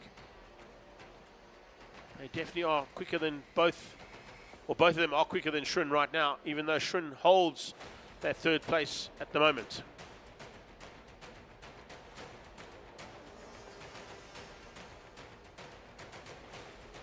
Another lap down for the leaders. So 2 to go.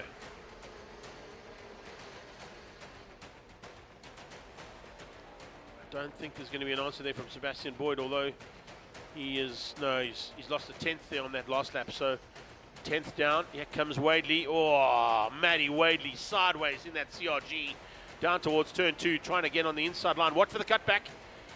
Is he going to be able to squeeze through there on that cutback as he exits the 3rd part of that triple left-hander? No. Not close enough. But what it is doing is exactly what Brad Liebenberg wants it to do. Matt Wadley putting the pressure onto Shrun is slowing Shrun down to he goes defensive. And with him going defensive, it's slowing him down enough for Matt to be brought back into the clutches of Brad Liebenberg. We got final lap started. And Matty Wadley putting the pressure onto Shrun. Brad Liebenberg waiting to pick up the pieces if something goes wrong. Here they go down towards turn 1. Oh, good move. Matt Wadley dives on the inside. Brad goes as well. Brad going to try and squeeze through under braking towards turn 2. Does he get there? Yes, he does. Shrun Naidu loses 2 positions in 2 corners. Drops back down to 5th place into the clutches now of Rajovic. So 1 and 2 head through the triple left-hander. They are gone, and they're basically going to be 1 and 2. I don't think there's been any change there, but 3rd place could potentially still fall into the clutches of Brad Liebenberg if he's late enough heading into the final corner. He's got to get good drive into Tolkien. Here comes 1 and 2. Jason Katia for the win, and Sebastian Boyd for 2nd place. What a finish there between the two of them, but what a finish there from Matty Wadley for 3rd. Liebenberg comes through for 4th, 95. Rajovic finished up in 6th place, so it's a big change up there in terms of how we thought it was going to finish up, that is for sure. It's Kutsia for the win. Boydie will take 2nd place. Brad Liebenberg will eventually finish up in 4th place behind Matt Wadley, incredibly. Matt Wadley with a great run there from Shrun Naidu as well, but unfortunately Shrun lost out there in the closing stage with a bit of pressure being applied onto the tail end of him. He could not quite soak up that pressure and maintain his position, but a good 5th place for him ahead of the hard-charging Dusan Rajovic. And then it was Anwar April who finished up into the 7th place, beating to the line Ethan Steer for 8th and Tony Orby for 9th place in the first heat of DD2s. We got DD2 Masters who are lined up. Also a small field, but a nice big field of DD2 Masters is expected by the time we get to the World Finals, of course. And these 7 drivers, or I think there's 6 of them there, 6 drivers, I beg your pardon, will be fighting for that seat to ensure that they can represent South Africa in Bahrain at the end of the year.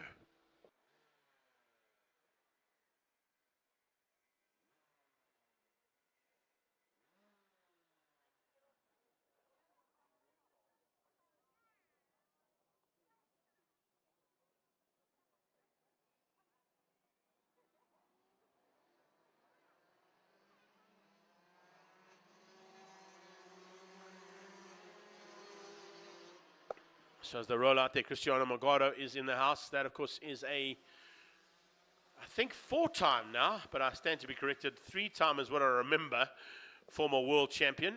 He has got Jono Pieterse, his arch rival in this championship, alongside him on the front row. Justin Pieterse is there as well. Jono Pieterse, beg your pardon. And then Justin Rogers is there. He'll be looking to try and represent RKC. Jimmy Orby makes a nice return to karting, although he's been involved in karting for a while. It's just nice to see him back behind the racing wheel. And then all the way from Mozambique, bon dia and Taj Ball to Christian Boucher, who joins the party. So I think, if I've got everybody right there, yeah, that's 1, 2, 3, 4, 5 of them for DD2 Masters. So front row, it is the former multiple world champion who will lead things out in Magado with his arch rival Jono Petersen alongside him. And as they rev up those DD2s, they'll come into the tram lines, and we got 5 karts going at it for 12 laps of Masters action. Here we go. Magado gets into Petersen's chicane first. He's got Orby trying to put the pressure on a little bit onto the back end there of Petersen. I think Orby slotted up into third place, just beats out Justin Rogers for the 3 spot as they go onto that super quick straight. Now onto the brakes for turn 2. Top 2 there getting away and opening up a little margin already over Orby, but Jimmy Orby won't let them get away without a fight. It looks like it's 3 Burrell Art karts at the back end of this DD2 battle. It's a Tony kart that's in second by the looks of things in the hands of Petersen. And is that CRG at the front end? I think it is, yeah. CRG mounted machine there for Magado. So fights amongst the kart chassis as well as the drivers for DD2 Masters here today in V-Town. 12 lapper, and that's the first one done. And from a rolling start, 48 dead will certainly be not where Cristiano Magado wants to be, and that's definitely not where he wants to be as he gets outgunned by Petersen on the brakes into turn 2 and has to slot up into second place now. Bit of pressure from Orby, almost instantaneously.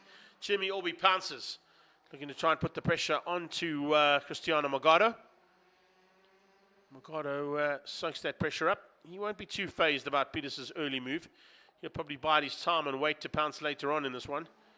Happy if Petersen sets a decent pace out there, as long as it's within the same kind of lap times that he'd like to be running, if they're in the mix here for this first one. 47.9, 48.3, 47.7. So Magado slowest of the first 3, and 47.9 and 7's quickest man is Jimmy Orby, who goes to second. So Cristiano loses out slightly there. Can he come back at him, maybe around the outside? Yes, he can. It was a bit of a hot move there coming out of Jimmy Orby. What it's done is it's thrown Orby into the clutches now of Justin Rogers. Rogers has a dive and almost comes together there with his stablemate. The 3 Burrells now fighting together, and that's what that's going to do is going to slow them down. Jimmy looks over his shoulder and says, come on, let's work together rather. Let's go and catch those 2, because look at that. The gap has opened up dramatically just for that slight touch between Jimmy Orby and Justin Rogers. Orby still hangs on, or does he? It looked like Orby was in front, but maybe Justin Rogers squeezed through there in the back. Yes, he did. Justin Rogers just got ahead there, I think, in that last pass, but that's 3 down. And now as we watch them come through the triple left-hander, it is Jono Petersen who's looking to try and get away now from Magado. 0.2 between the 2 of them as they come through the triple left-hander.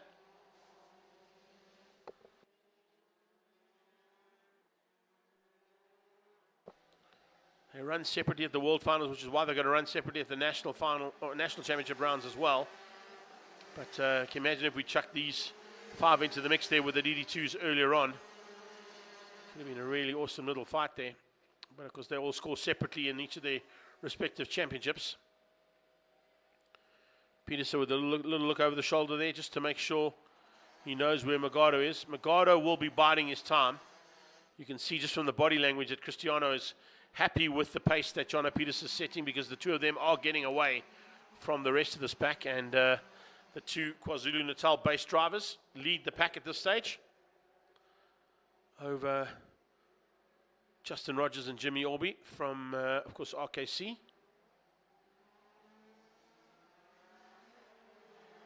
Well, it says Jimmy Orby's actually running under Western Province colours, so maybe, has he moved down to Cape Town? I think he might have. That's possibly why he's running under Western Province colours. He's normally was based up here in Johannesburg, but apologies there. Runs under Western Province according to this, and actually runs to the back of the pack. He's got a problem. Orby's got a problem. He's dropped right to the back of the pack, and he's pulled to the sideline. So Jimmy Orby with a problem on the back straight away there. Onto the super quick straight. Orby is out. So it could be a DNF here for the first heat for Jimmy Orby, which is not what he wanted. It's not done yet between the two KwaZulu-Natal boys. There's confirmation of that. Jimmy Orby on the sideline. Definitely not how he wanted to finish this first heat. Walking away from his kart onto the super quick straight. And that was just before the halfway stage. So we hit the halfway stage right now. Jonah Peterson 47-2 out of Magado. Magado is quite happy to sit behind Jonah Peterson. He is waiting and biding his time. He's giving a little bit of a look there as Jonah looked over his shoulder saying, come on, let's go. We can't ease up too much. I beg your pardon, it's actually not Jimmy Orby, it's Justin Rogers. Apologies, they've got very similar helmets there, so apologies there. It is actually Justin Rogers who's on the sideline. Jimmy Orby's still out there. So apologies on that one. I didn't quite get the number on the card. All I saw was the helmet colors, and I thought it might have been Jimmy's colors, but it's actually Justin's colors that are now walking away from his Beryl Art on the sideline there. 7. Peterson is having an absolutely awesome run. But I think he knows what Cristiano's plans are. And that's just to sit behind him until they get to the closing stages and then expect a little bit more of a harder charge coming from the 107 of Magado. But as you can see, I'm seeing from the body language that Cristiano Magado is just waiting to pounce. He was quickest on the last lap. He's gone quickest again. And we're now sitting with 2 laps to go here for honours in the first round of DD2 Masters. So DD2 Masters certainly in for a great finish to this one if they can keep it all together. But the 2 KwaZulu-Natal boys are about to get in and the battle is about to start, that's for sure. You can see how hard they are working. Jono Peterson working as hard as he can to keep out a 3-time former world champion in karting. He's had a great battle with him in the past, and there's another one that's going to rage here right to the closing stages as we're about to get into lap number 10 done, 2 to go for Magado and for Peterson. Big fight though, big fight between these two. Here they come. Out of the final corner and over the line they go. Magado's in it and fighting hard. You can see that he is now starting to put the pressure on. If we look at the lap times there, yeah, Magado, quickest there, 47.532, 600ths of a second quicker than the man out front. Big fight on between the two of them, right to the closing stages here. They've left Jimmy Orby all on his own, some down in 3rd place. Christian Boucher from Mozambique is in the 4th spot, and parked on the sideline is Justin Rogers. So I don't think we're going to see any changes there. Orby now into the right-hander that takes them towards Tolkien. The top 2 already going through Tolkien corner. Peterson coming to this one is going to have 1 lap to keep Magado out. Magado looks very much up for the challenge. Going to put the pressure on him and see whether or not he can maybe find a way past. There'll be a little bit more pressure coming from Magado's point of view now with a lap to go. He has a look onto the inside of turn 1. Nearly finds a way through. Very, very close there between Magado and Peterson. Peterson comes across and blocks the line into turn 2. No chance for a way past yet. Magado now going to try and cut back into the left-hander. Let's see what he does. As he comes through that triple left, Magado's putting the pressure on. Peterson soaking it up. Looking for an inside line. Peterson shuts the door. Oh, there's a touch. Very, very close there, but that might be enough for Peterson to hang on. Magado dived through the double right-hander, had a look on the inside line, had the door firmly shut. Peterson's going to hang on. That little touch has dropped Magado back too far to have a go here to the line, and with the checkered flag coming out, it is Jonathan Peterson who takes the win. Can you believe that? Who was going to see that change up? Magado comes through for 2nd place. Orby. Turn 2. No chance for a way past yet. Magado now going to try and cut back into the left-hander. Let's see what he does. As he comes through that triple left, Magado's putting the pressure on. Peterson soaking it up. Looking for an inside line. Peterson shuts the door. Oh, there's a touch.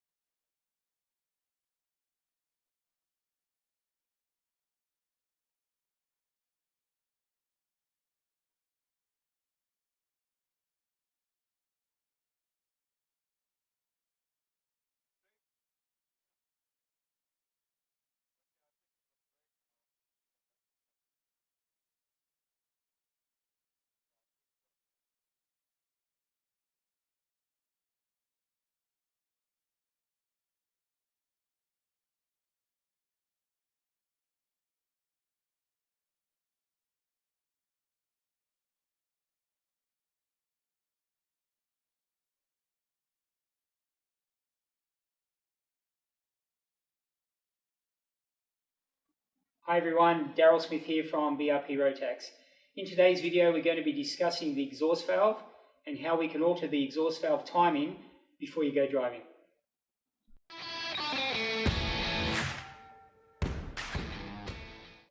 We have two versions of the ground wire on the harness, and in this version we proceed with the following. So we remove our battery cover, and as you can see the main earth wire is in place and the second earth wire is wrapped underneath the blue tape. To change the exhaust valve timing, we need to remove the blue tape, exposing the second ground wire and adding that to the main ground wire of the battery. With the second ground wire connected, we have an earlier exhaust valve opening of 300 RPM. To show you our second version of ground wire on the wiring harness, we need to bring in our other KART. So let's get this one away first. So here we have our second KART to show you the next version for the ground wire of the exhaust valve opening. On our second version of harness, you will find the ground wire underneath where the relay is. You'll find the second ground wire underneath the blue tape. When you connect that second ground wire to the main earth wire of the relay itself, you'll have an earlier RPM opening of the exhaust valve. Keep in mind, when you add the second ground wire, you have an earlier exhaust valve opening of 300 RPM. So if you have any questions about the videos, please leave it in the comments below, and we'll see you next time.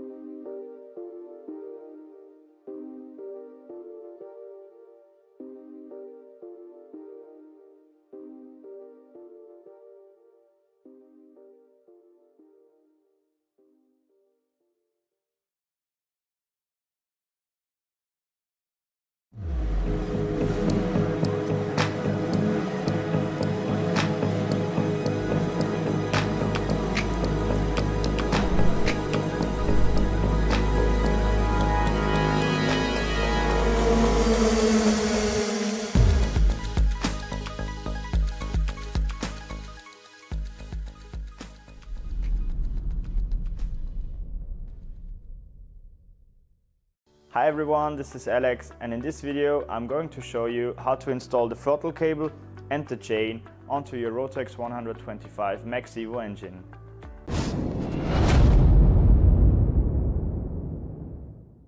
For this installation we need a wrench and a 3mm and a 8mm Allen key. The throttle cable consists of two ends. The loose end will be connected to the accelerator via this fixation plate. The other end will be connected to the carburetor. After the fixation of the chain, when the engine is in its final position, we will fix the engine with this 8mm Allen key. Put the loose end of the throttle cable through the throttle cable support on your chassis. Fix the throttle cable with the fixation plate, using a wrench and a 3mm Allen key. Remove the top of the carburetor, but pay attention, the top of the carburetor has a spring under it. Grab the 10mm screw on top of the carburetor slider and pull it out. Unscrew the 10mm screw out of the carburetor slider. Put the end of the throttle cable through the top end of the carburetor.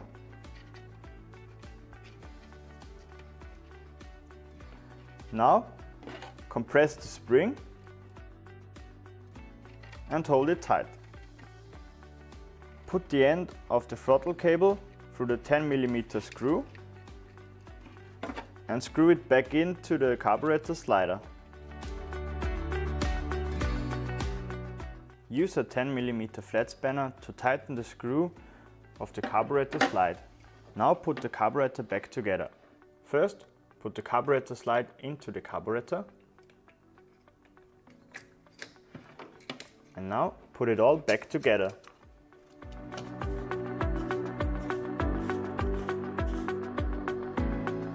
If necessary, you can cut the hose around the Bowden cable to adjust the length. Fix the throttle cable by using the fixation plate. For the installation of the chain, first pull the engine back as far as possible. Then put the chain around the rear axle and fit the chain first to the front sprocket. Now fit the chain also to the rear sprocket.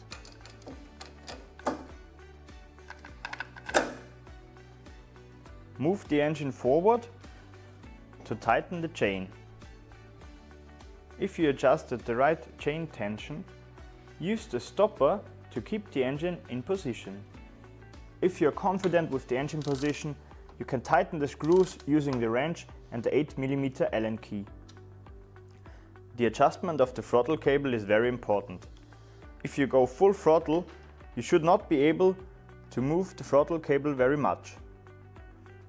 If you release the throttle, then you should hear the clicking of the carburetor slide when it's closing. If the carburetor slide does not close completely, the engine will not run properly. The accelerator stoppers can be adjusted by these screws. I hope this video helped you by installing your throttle cable and your chain. If you like this video, please don't forget to subscribe. See you next time.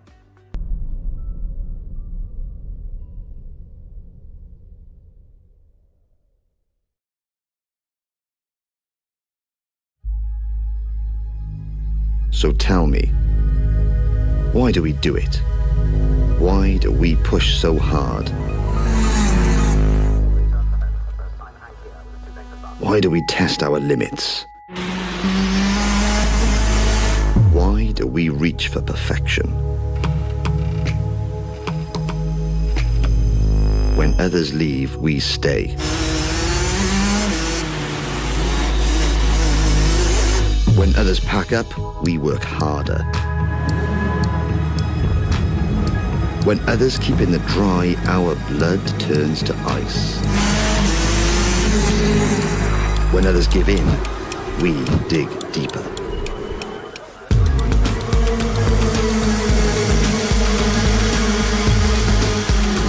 Every rev, every corner, every apex, every pass, every risk, every position, every Every tenth, every hundredth, every thousandth, every goal we set, every challenge we face, every fear we overcome.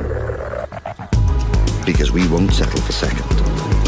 Because we live and breathe it. Because we seek the strength deep inside us. Because we give our best. Because this is Rotax.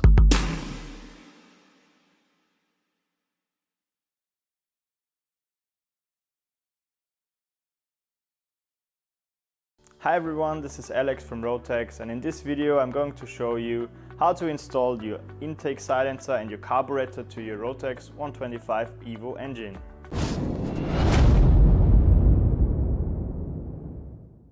To install your intake silencer and your carburetor, you need the following tools: a wrench, 5mm Allen key and a screwdriver. The intake silencer with the integrated air filter consists of the following parts: the carburetor socket, the rubber intake pipe, the air filter with the air filter support, the upper and the lower part of the intake silencer, nuts and bolts, and some hose clamps. First of all, before we attach these parts to the engine, we're going to do a pre-assemble on the intake silencer. We start with the upper part, and the first thing we fit is the carburetor socket. It is important to fit the long end into the intake silencer. Take care that you clip the sealing lip into the intake silencer.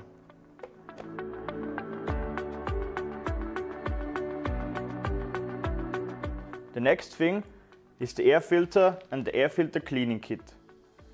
Both are fitted into the intake silencer. The first part we are going to fit to the upper part of the intake silencer is the first part of the air filter support. The next step is to fit the air filter itself. The air filter comes already drained into oil. This is to achieve the best filter characteristics. After every wet race, please check this filter. The next step is to fit the second part of the air filter support. Now we put this one aside. Now we continue with the assembly of the lower part of the intake silencer.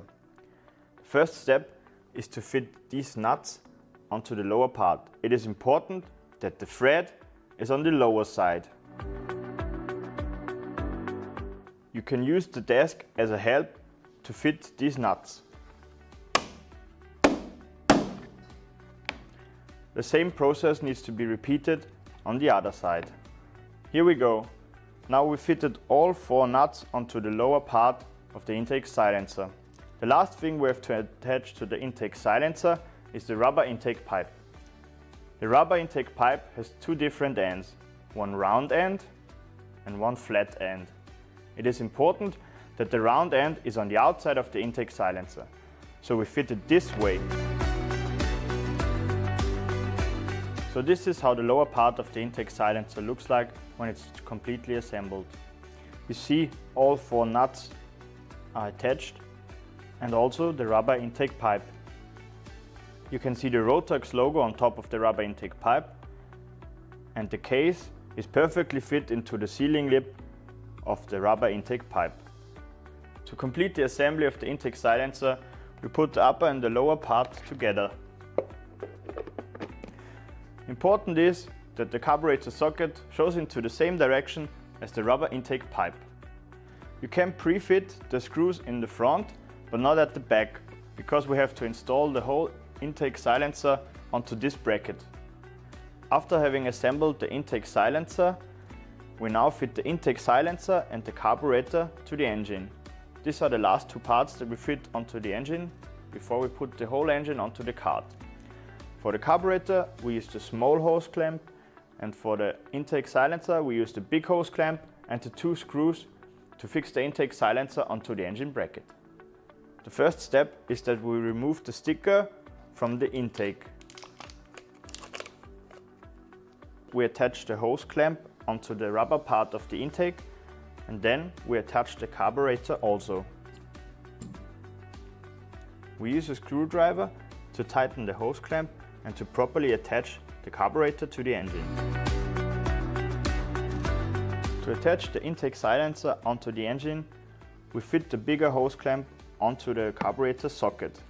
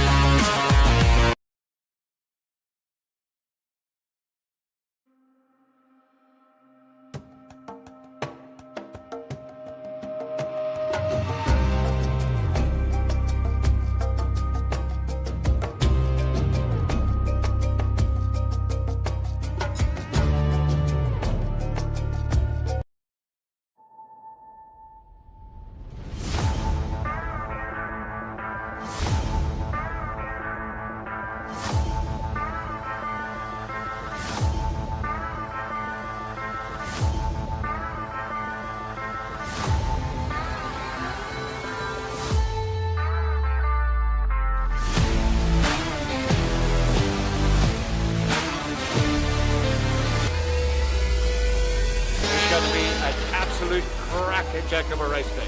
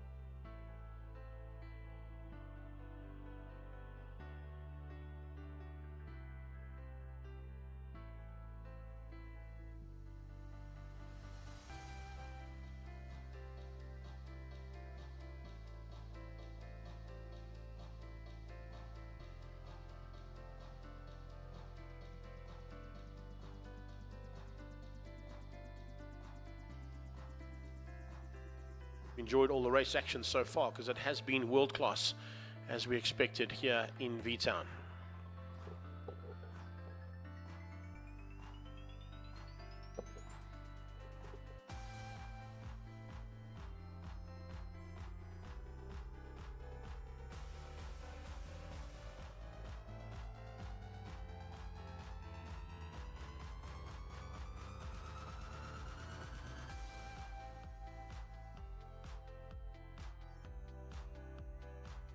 Wayne, can you hear me?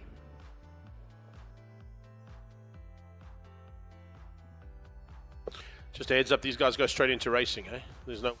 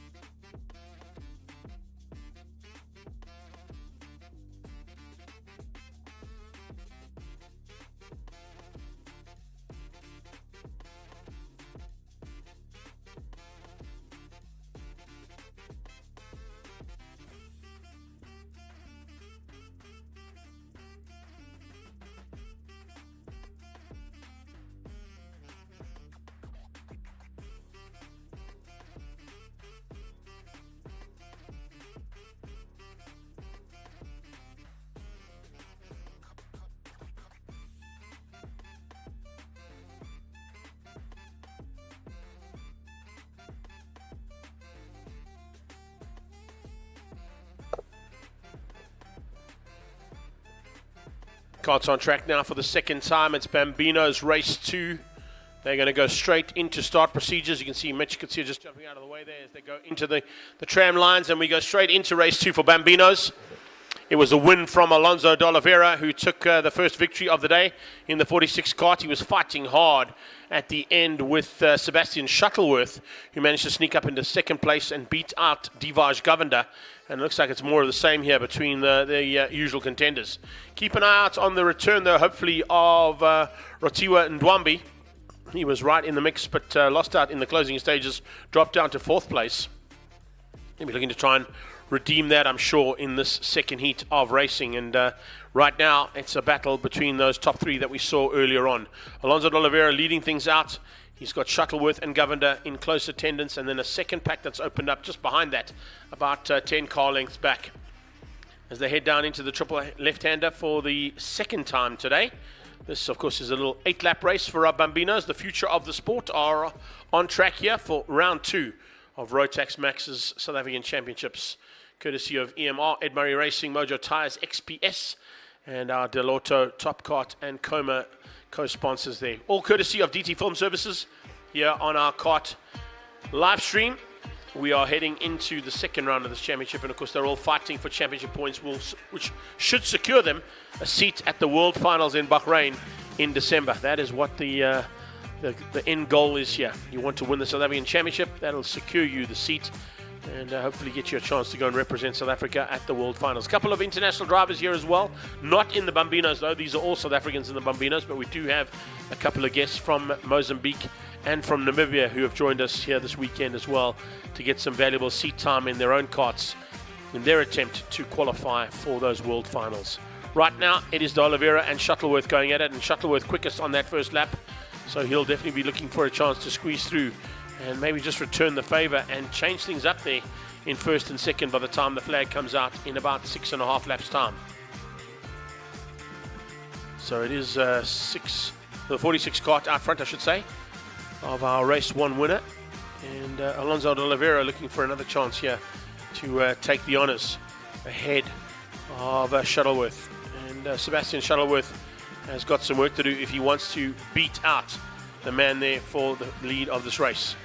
Up into 3rd place now. That looks like it might be Govender, who's losing out a little bit of ground there. So Divaj Govender losing a little bit of ground. Sean Arde up to 4th. Ndwambi's only up to 5th place. So the man, of course, who was in the mix there at the start of race number 1 is now looking to try and come back at it. We did see him through here a couple of times, a little bit out of shape, a little bit erratic in terms of his driving style. It wasn't quite as smooth as we're seeing right now as he sneaks on the inside and looks to get through there on Sean Arde. And yes, up to 4th place. Sean dropping down into the 5 spot as that move was put on him through the triple left. But there, once again, another example of Ndwambi running wide and clipping the curb, not keeping it as smooth as what he'd like to be doing. Smooth is fast. Fast allows you to close the gap down of the drivers in front of you. And you've got to be smooth right through the lap. You can't be making small mistakes here and there. You've got to try and stay within the white lines that are designated for you for racing, and also try and attempt to keep everybody else behind you. Not always an easy thing to do. These karts are almost identical in terms of power output. It's just maybe a little bit of driver skill and experience that comes into play there. And Ndwambi using that experience on the last lap and actually putting in the fastest lap of the race so far, a 1:05.7 out of Rafiwe Ndwambi. He's now up to fourth place, ahead now of Shornado. Holomisa down in 6th. Behind him is Malibi, Makubela, and of course Ndlovu. And then we've got the second of the Malibis there. Down in 10th place, Tyler Stania is in 11th, ahead of Fenta and Makubule as well there in 13th. So that's how it stands out on circuit at the moment. But the battle is for 1 and 2 right now, and it's raging hard. As you can see there, De Oliveira and Shuttleworth all in the mix for potentially the second win of the day. It has already gone 1 for Alonso. Can we see a turnaround here? Maybe Sebastian come through and take the second win ahead of of Alonso de Oliveira.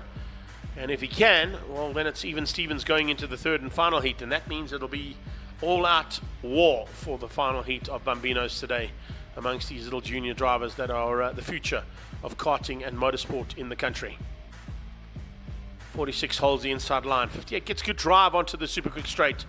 Just not able to get onto the slipstream and maybe pull out an outbraking maneuver at the end of that long straight into turn number 2.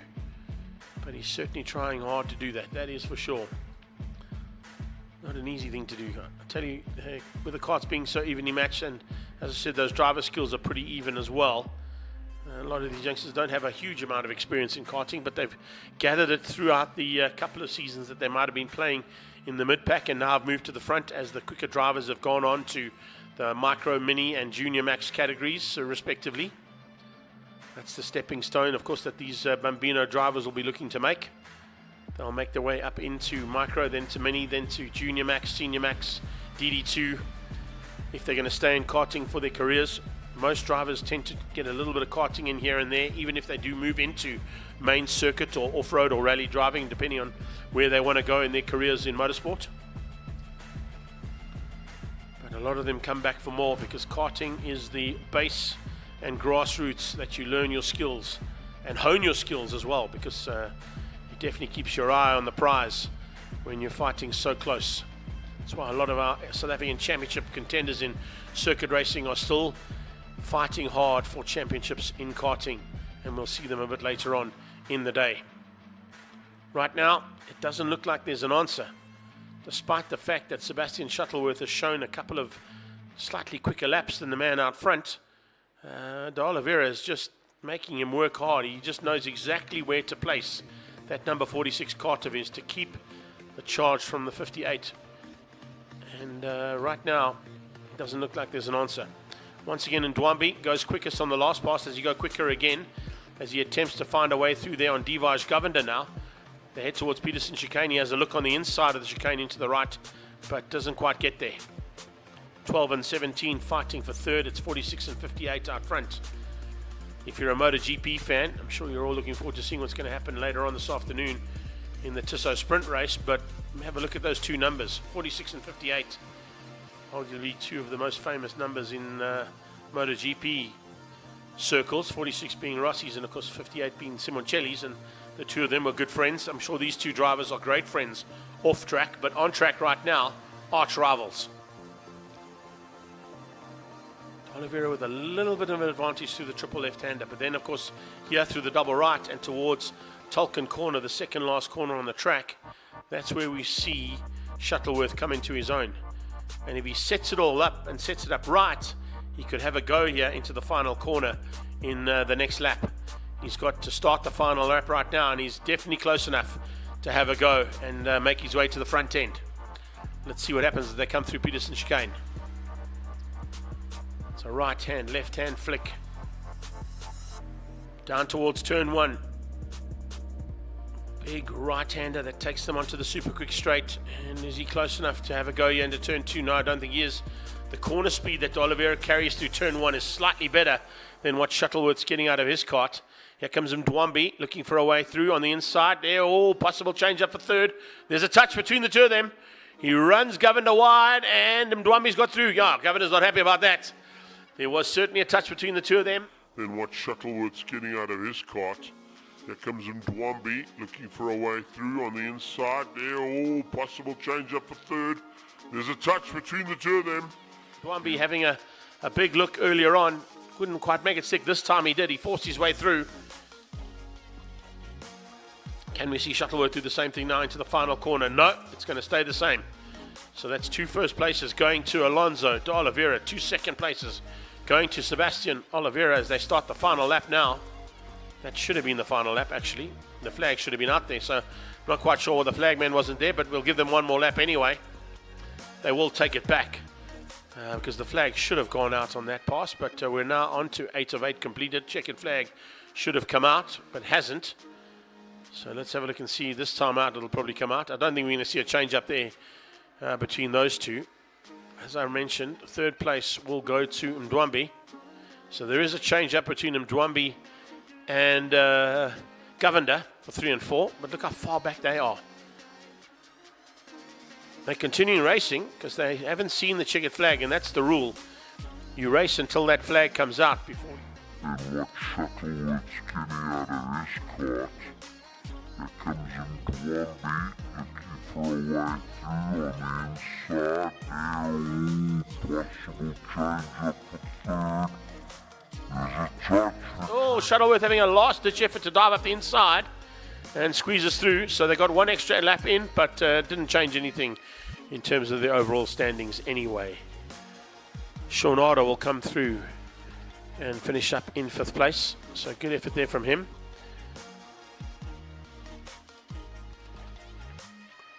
It's going to be Ndwambi for 3rd. 4th place will be Govender. Order for 5. 6th place goes to Holomisa.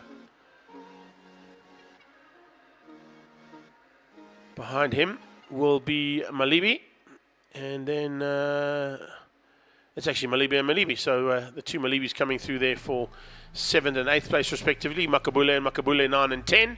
And Glover 11. Tyler Stein, I beg your pardon, down in 12th place, beating out Grey Fenter. So that's how we wrap up our second heat of the Bambinos. Bambinos, we head into Senior Max now. It's the second biggest field of the day. And they'll be standing by down in our pre-race area, ready to roll out for their second heat and part 2 of the war for honours here in round 2 of the Rotax Max South African Karting Championships.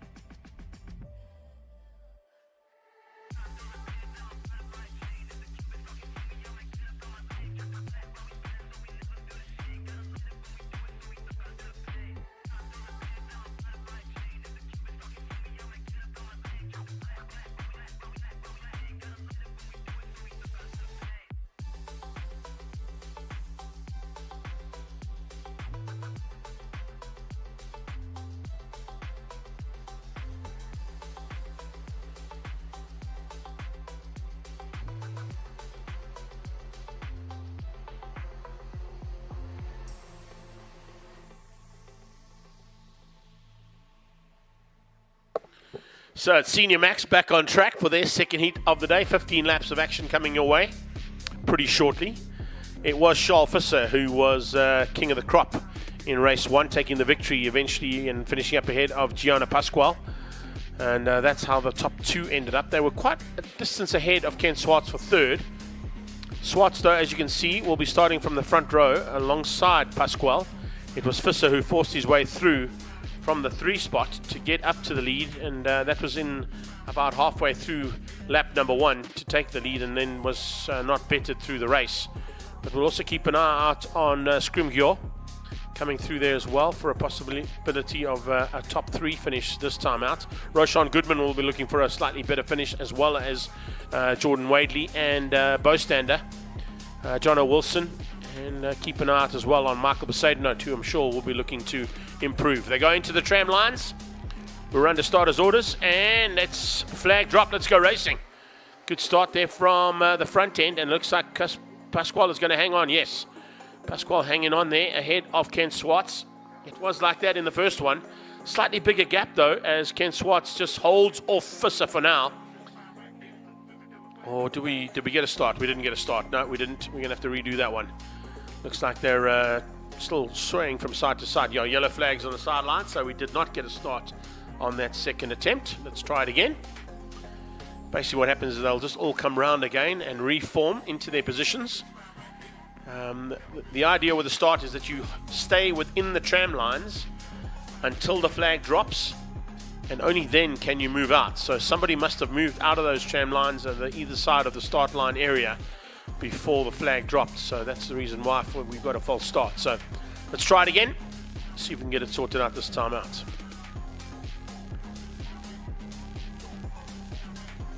I mentioned earlier on some contenders from South African Championships in circuit racing. Charles Visser is one of them.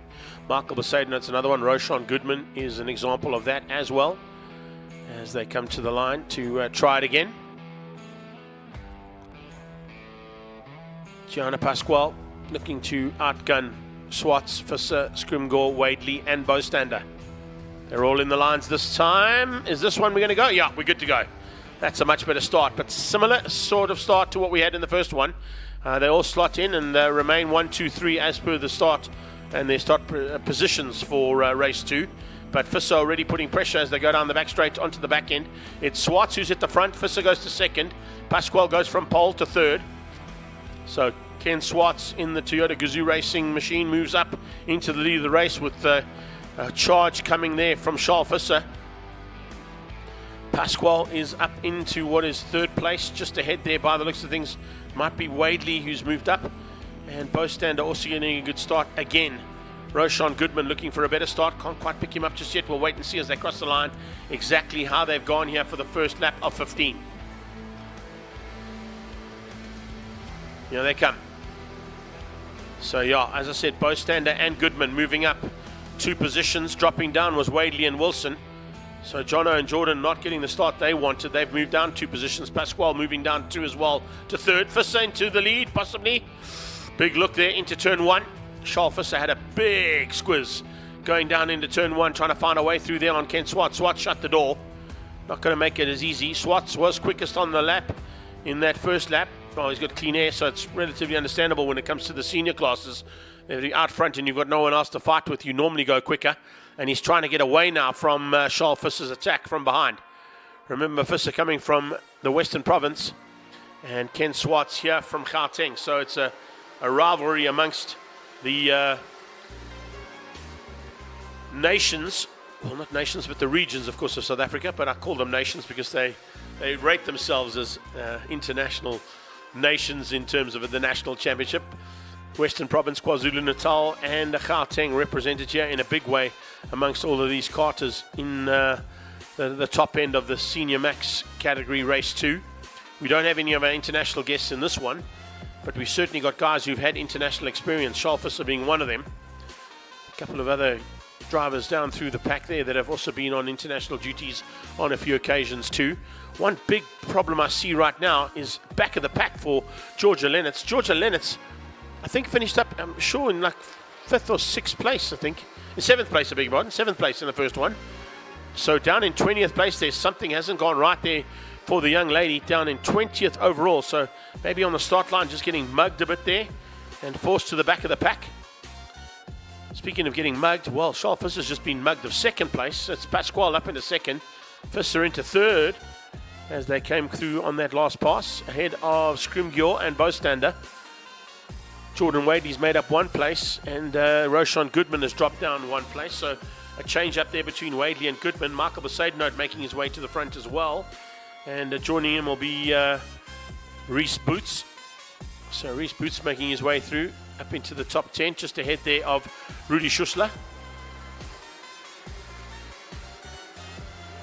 Another lap down, and it's 4 out of 15 that they've completed. They're about to finish the first third of this second heat of racing for Senior Max.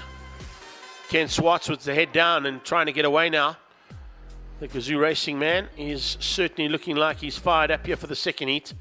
They've done some tinkering to that kart in the lunch break, and it's certainly going a lot better than what it was in the first heat.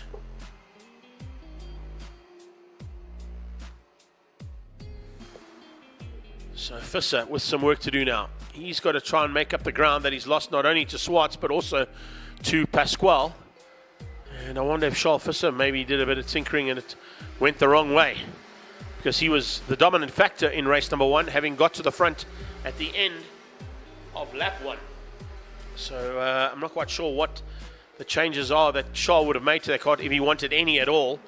But he's definitely not on the same kind of pace. He's got Scrimgeour closing in on him, and Bostander as well.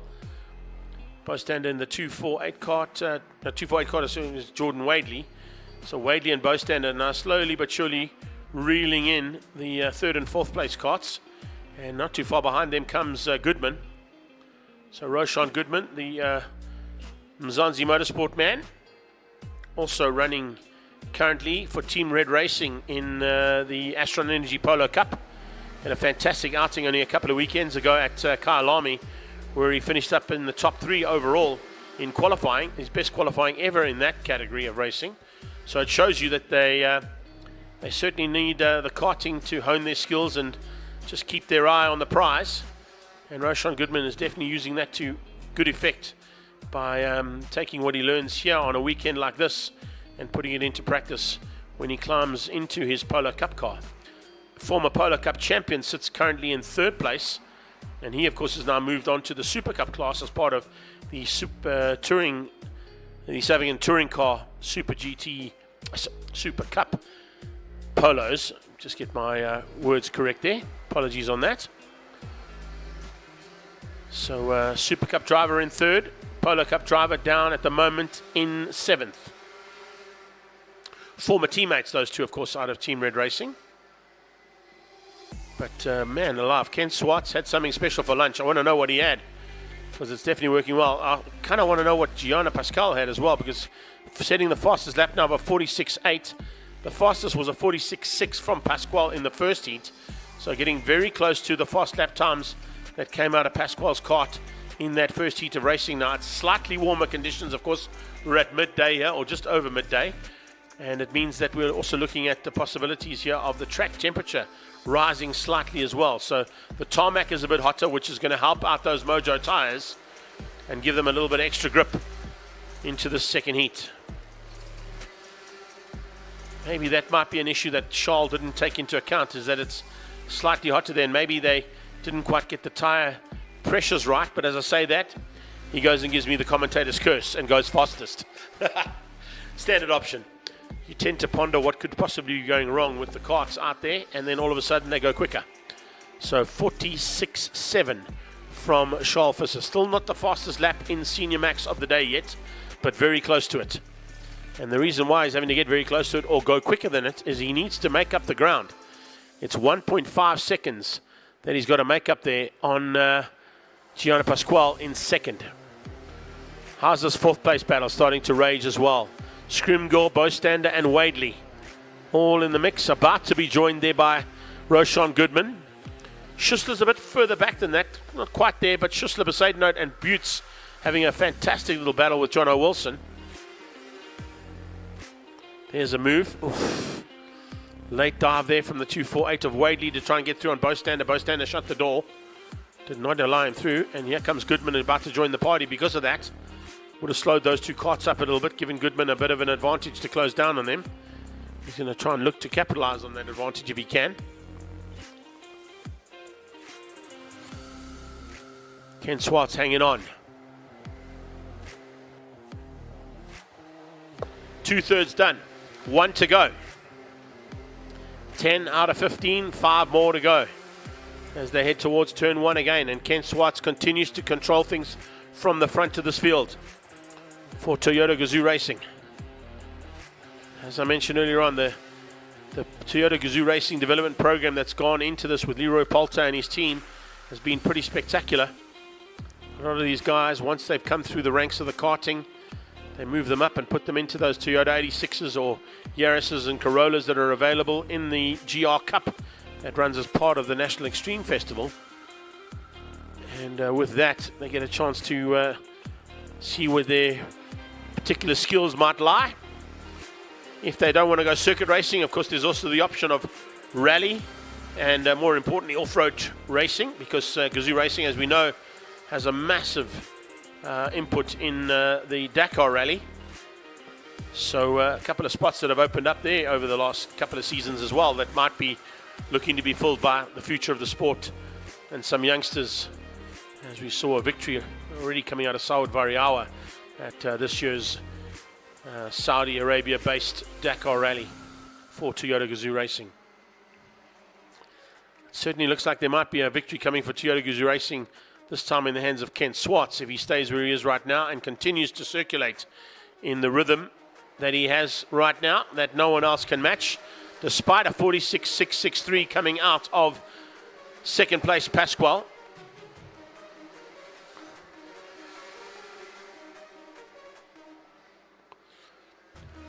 Pasquale's last lap was a 46.7, so it dropped down a 10th.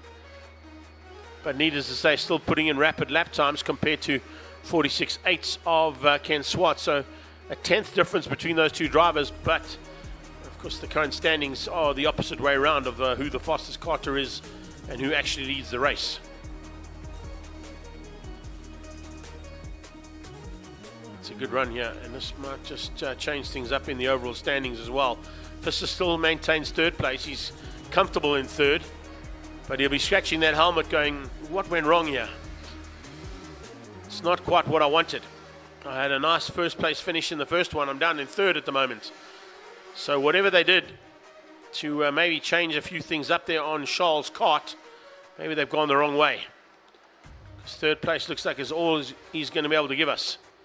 Scrimgeour and Bostander still hanging on for a chance there for 4 and 5. Goodman's moved up. He's up to 6th place now, ahead of Jordan Wadley. Schussler in 8th. Besaidenote is up into the top 10, into single digits as well for Michael Besaidenote in 9th. And Reese Boots up into the 10 spot.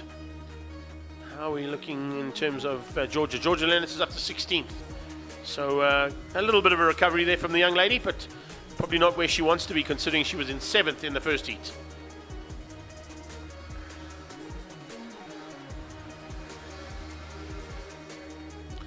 Also got a kart missing from this one. Keon Spies didn't look like he made it out for the second heat, so one of the young karters that's moved up into the new MSA 4 category.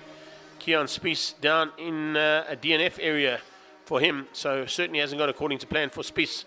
I did see him at lunch, so I don't know what the issue is. It must have been some kind of technical issue on that kart. As we come to the second last corner of the race, Toyota Gazoo Racing are going to be happy with this. It's Ken Swartz for the victory.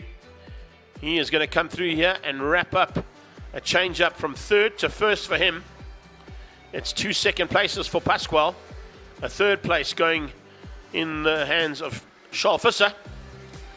Scrimgeour coming through for the 4 ahead of Bostander and Wadley. So that's how they will finish up.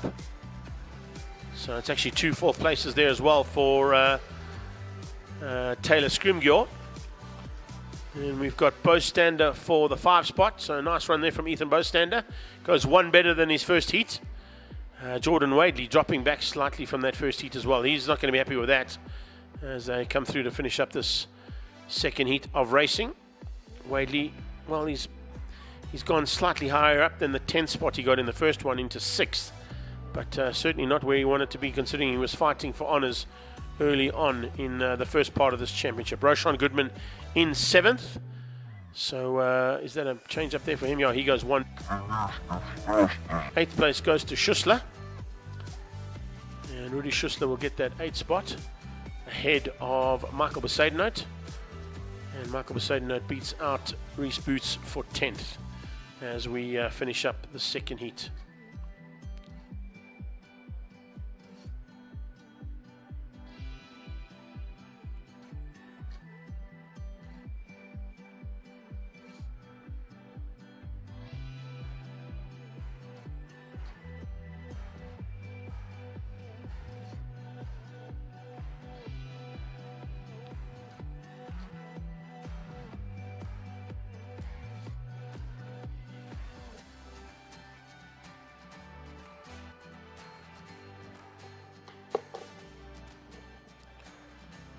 As we roll out now, of course, we're going into Junior Max. Junior Max are equally as competitive category, slightly smaller field, but take nothing away from the class of the field. We had some very class race action in the first one.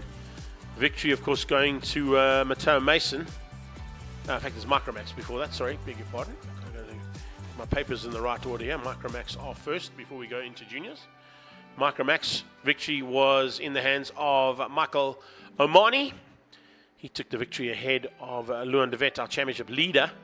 And I think with de Vet's second place, he maintained the lead of the championship. Although he's going to be probably have to fight a bit harder now to maintain it for the second one. Third place went to Roddy Harris. Roddy starts on pole.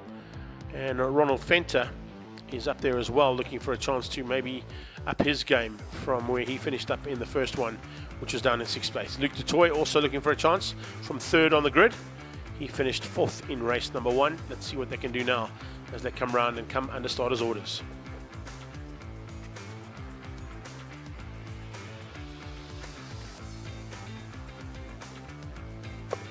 They've got to go into those tram lines, hold the tram lines until the flag drops. They are in starters' orders and we are racing. Michael Omani sneaks out, trying to find a way through and thread the needle as they go into Peterson chicane. He had a big look through there and finished up in 4th place as they head towards 1. Looks like a good start there from Roddy Harris and Ronald Fenter. Have they hang on to the lead as they come flying down here for the first time? It is going to be, the 623 out front. So Harris hangs on for now. He's got that 688 right on his tail of Luke DeToy, who's moved up to 2nd. So great start there from Lukey. Moves himself up into 2nd place, dropping Ronald Fenter back 1 place into the clutches of Omani. Omani looking behind him will be probably looking straight into the face of Luan de Vet, as Luan's got a bit of work to do coming from that far back. And in fact, I think de Vet might be up in the 3rd place. We'll get confirmation of that. I can't quite see the numbers as they come through here on the shot that we've got right now, but as they cross the line, we'll get confirmation of how things have gone on that first lap of 12. So it's Harris, DeToy, Fenter, Omani. In fact, Luan de Vet is down in 6th place.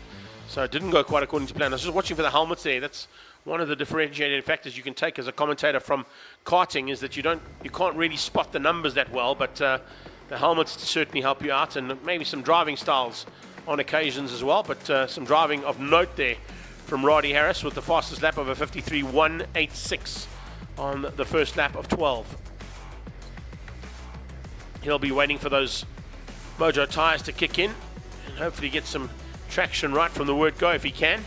DeToy in 2nd place. This is a fantastic run here from Luke DeToy, staying ahead of Ronald Fenter. Fenter quite easy to spot because remember he runs a Ayrton Senna replica style helmet there. In 3rd place, just ahead of Omani, our race 1 winner. Omani's got Adrian Stein and Luan de Vet, then Van Staden dropping back slightly into the clutches of Alessio Brits and then Jake Stein. Doesn't look like it was such a good start there from Joachim Gemildin. He's got some work to do now down in 10th, and he's behind, he's got Ashton Verheul coming through in the closing stages. And in fact, if I remember correctly, Verheul coming through right at the end, they're putting in quite a hot lap at the last race we saw in race 1 early on this morning. Luan de Vet sets the fastest lap so far, as we see Omani putting pressure on, trying to squeeze up in a 2nd. He goes to 3rd. So Omani gets ahead of Fenter and was trying to get through there on DeToy. DeToy saw him coming, shut the door, didn't make it easy for him. So DeToy going to try and hang on for 2nd place, and Omani's going to have to try and find another way through. come over the line and complete lap number 3 of 12. So the first quarter is done in this 12-lapper. Fastest on track still Luan de Vet down in 6th place, 52.2. But on the last pass did a 52.5. So traffic is becoming a bit of a problem there for Luan de Vet. He needs to get through and get himself slightly higher up in the overall standings if he wants to maintain the lead of this championship. He came into the round leading, but he's got only a 2nd place in race number 1. So the gap would have come down a little bit between himself and his rivals. Great move again. Wow, Michael Omani has got that dialed into perfection coming out of that triple left-hander. And on the exit point, just squeezes the kart out and moves up a position. He's done that twice now and moves into 2nd place, looking to close down on Roddy Harris. So Omani to 2nd, Detoy to 3rd. Fenter stays 4, Stain stays 5, De Vet ahead of Van Staden and Brits. Adrian and Jake Stain fighting for, at the moment, honours in the Stain battle. 1 is 5 and 1 is 9 on track. If we look at how things go right now, we've got 7 cars fighting for the lead. And Van Staden brings up.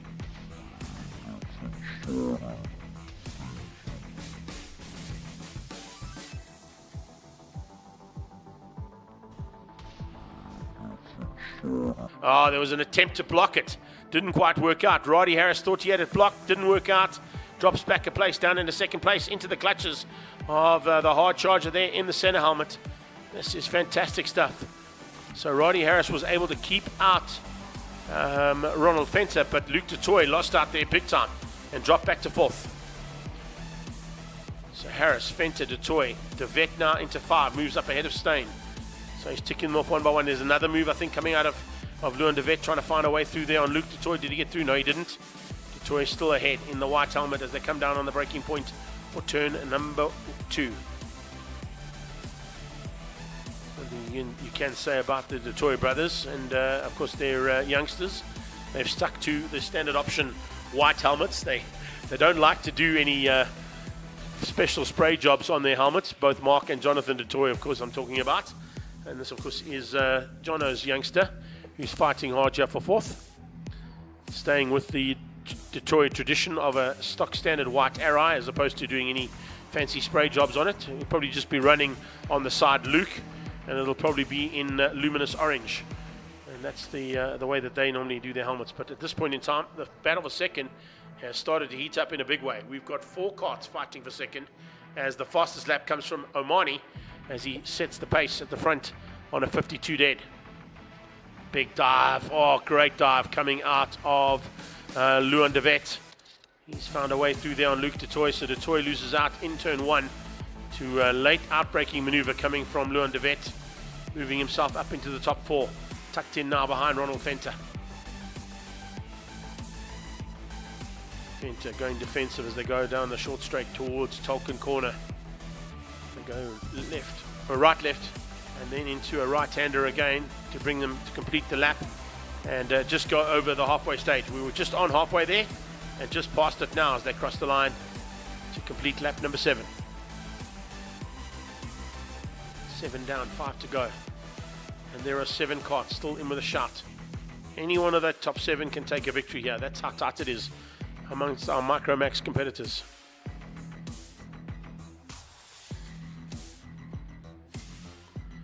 11 of them in total, and still 11 out on track. No changes there, no one lost. Unfortunately, just for hell, with not the pace that that man would like at the back end of the field. Oh, and that's not what we want. 627. Oh my goodness, that is our championship leader. Luan de Vet is off the circuit and out of this one. And you can see he's not happy. Luan de Vet has got a problem on that kart and he is not happy. He's on the sideline, and that is going to possibly lose him the championship lead. The 627 is parked on the sideline. That's going to move Van Staden to 3rd, Detoy to 4th, and Harris to 5. They haven't gone past yet, so they're about to go past him and realize that the championship leader coming into this round, and even after race 1, he would have maintained that championship lead with the 2nd place he got, is now stuck on the sideline. They're going to go past him right now. They all realize that he's now stuck on the sideline. They all know what he looks like from the outside.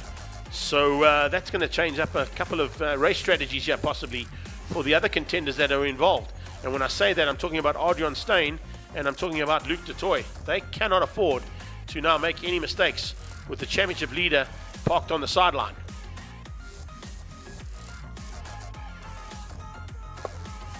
Omani is on absolute fire here this weekend. There is not much wrong with this man's driving in a Micromax kart this weekend, and he is just showing a clean pair of 4 wheels, or 2 pairs of 2 wheels, to the rest of this field, and looking for a second victory here in heat number 2. And look at this, having a big look as he looks back there. Is he concerned about them closing in? I don't think they're going to close in on him though. He's got a decent enough margin. It was almost a second as they crossed the line, but he looks back, he's looking back straight into Ronald Venter's Ayrton Senna replica helmet, and behind that of course is Adrian van Staden. Not Adrian van Staden, I beg your pardon. Riley van Staden coming through there. Van Staden, of course, is slowly but surely now starting to put some pressure onto the back end of Ronald Venter.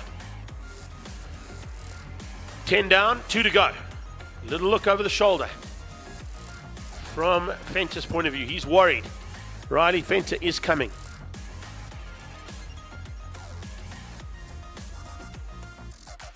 Venter is worried about Riley van Staden, and he should be, because look at how close it's got there between the two of them. With that little battle though, they are slowing each other down, and you can see Luke du Toit could potentially still come back and spoil their day even further. Might be in contention for at least a second spot on the podium. I don't know if they're going to have enough time with a lap and a half to go now to catch Omani. Leon de Wet with a DNF. Now remember, a DNF is it's bad on the day for sure. You don't want to have any non-finishes at all. But remember, there are a couple of rounds that they can throw away at the end of their championship rounds, at the end of the season, which will then determine what their final point scorings are. So doesn't really have to worry too much about that DNF. It might be a DNF that he throws away. However, when it comes to championship points, you'd rather be throwing points away than DNFs. There's a great move on the last lap and up the inside into second place. Thanks for coming. Van Staden moves up. So great middle maneuvering there from Riley van Staden up into second place. Remember, he finished in 8th place in the first heat, so definitely looking for a change up here. Oh, and we got someone stuck on the sideline as well. Someone on the sideline there in Martini Racing colours. I'm not quite sure who that is. I can't see the number, but we'll wait as they come across the line. We'll probably see him dropping through the standings there. Luke du Toit is still in 4th place, but it's Omani who's going to get the win.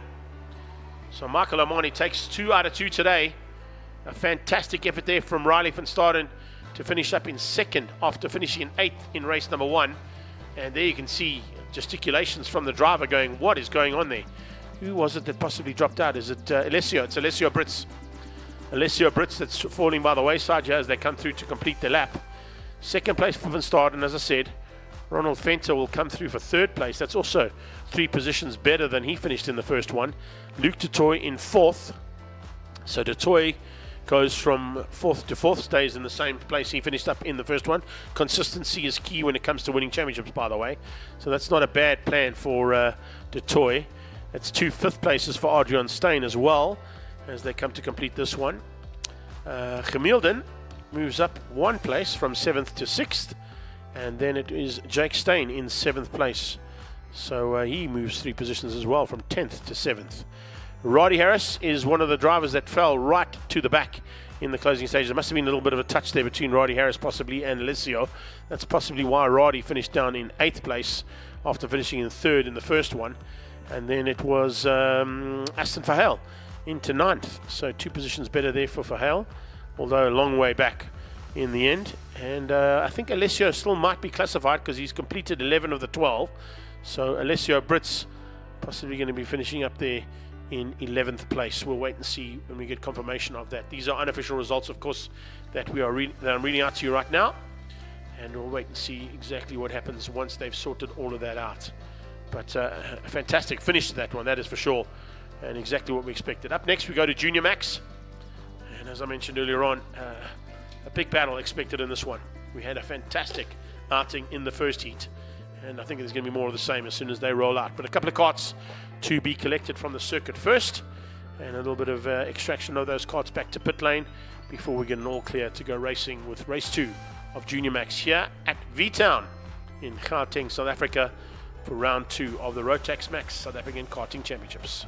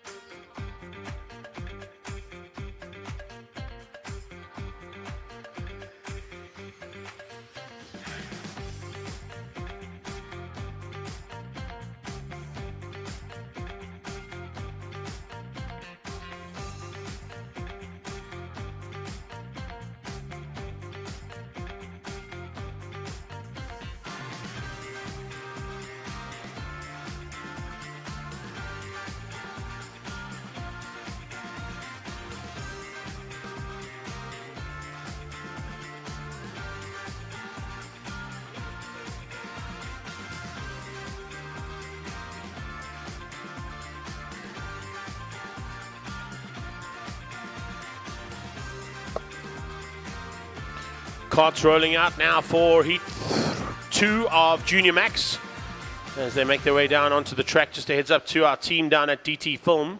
Gentlemen, I need some batteries for my in-ear. It's completely dead now, so if I can just...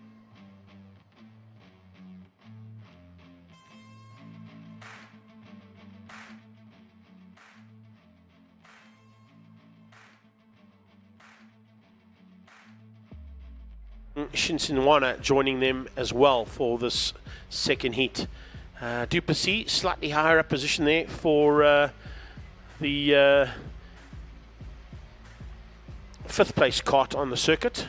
Sebastian Human, and of course Maddie Shuttleworth will also be looking for a chance to maybe get into the mix there ever so slightly. We come under starters orders now. They will of course form up into their two lines of karts. They may not come out of those white lines as they go in, and a little wave across there. That's quite nice. Caleb Moss saying, okay, Matteo, let's go at it, buddy. Everything down to the wire as they go into the tram lines. Are we good to go? Yes, we are. It's a great start from Mason as he hangs in there, and Caleb Moss looks like he might be under a bit of pressure there as they go down towards turn one, but he's managed to hang on to second place. It was big pressure coming from Emma Darling and from Sebastian Blucknote.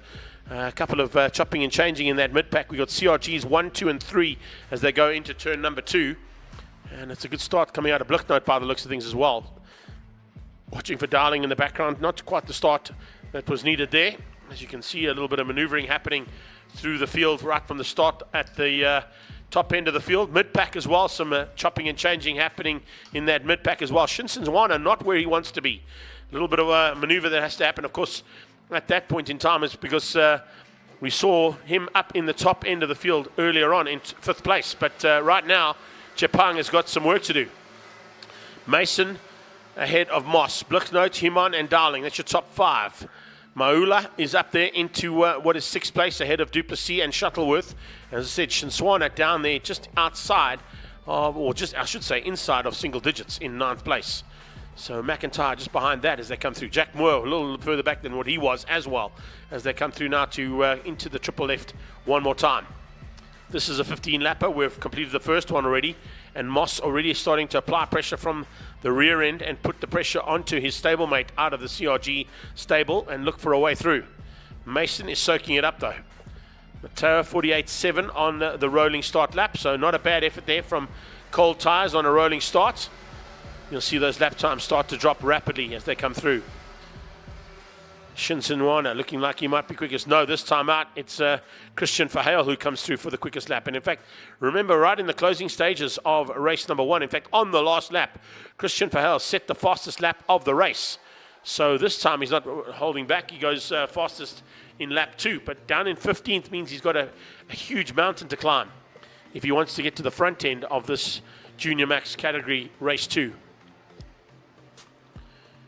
Mason 47.860. That's his quickest of his own lap time so far, not the fastest of the race, but as we've seen in every single category so far today, as these Mojo tires come into their own, the grip gets better, the lap times start to drop, and it's usually about 3 or 4 laps in that we start to see the ideal conditions for these tires. A little bit easier, probably a little bit easier to get them up to race temperature now because the ambient temperature and track temperature has risen slightly here in Vereeniging. Just outside of Johannesburg in Gauteng. If you've joined us on our live stream from all around the world, a big welcome to you if you have joined us. If you joined us only now, well, you've missed out on some fantastic kart racing here in South Africa. Some world-class kart action coming your way here from the V-Town circuit. It's a little town just outside of Johannesburg known as Vereeniging, and of course we are here for round 2 of the South African National Championships in Rotax Max.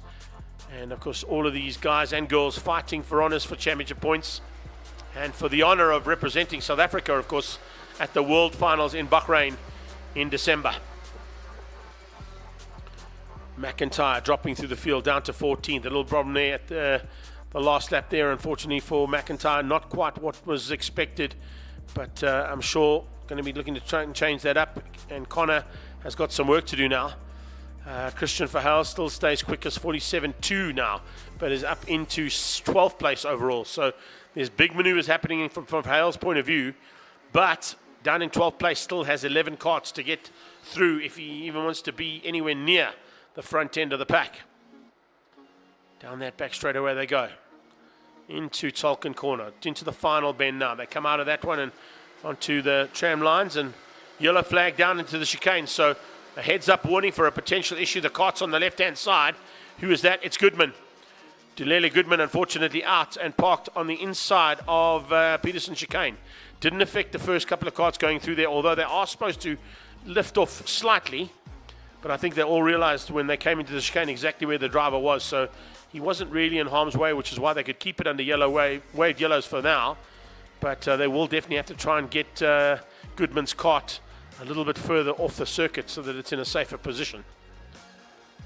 It's Matteo Mason leading things out comfortably at the moment by 0.6 of a second.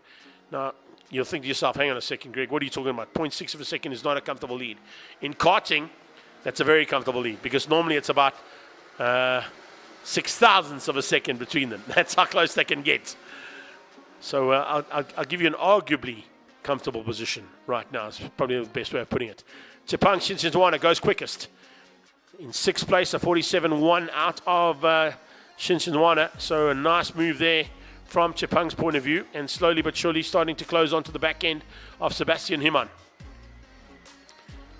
Still in with a chance of getting into that top three is Chipang, but three karts still to find a way past on. Himan is one, Dowling is the other, and Blichnote would be the third. They come out of Tolkien, flick it left and right down towards the big right-hander that brings them onto the straightaway. Getting to the halfway stage now. As they'll get into the triple left-hander at 7.5 laps completed, and that'll be the halfway stage of the race. And it's the CRG formation flying out front for Mason, Moss and Blichnote. Now they might be running slightly different overalls and probably out of different racing stables, but the chassis they've chosen seems to be working well here today. Emma Dowling, our championship leader coming into this round, is sitting in fourth place, so maybe doing a little bit of damage control because she finished in fourth in the first one, so wants to at least stay consistent. And that first place, those two fourth places might not be enough though for her to retain the lead of the championship heading to the next round. We'll have to wait and see how that goes, but as they go through Peterson chicane, now we're over the halfway stage, and lap 8 is completed. 7 more to go. 1, 2 and 3 equidistant apart now. And that fourth place kart of Dowling, also with a bit of breathing room, only a little bit though, ahead of Himan and Shinshinzwana. Once again, fastest lap 2 for Hale, getting down to 46.9s. So for Hale is ticking the laps off here big time, and has gone from sitting originally in 16th place up into 10th overall.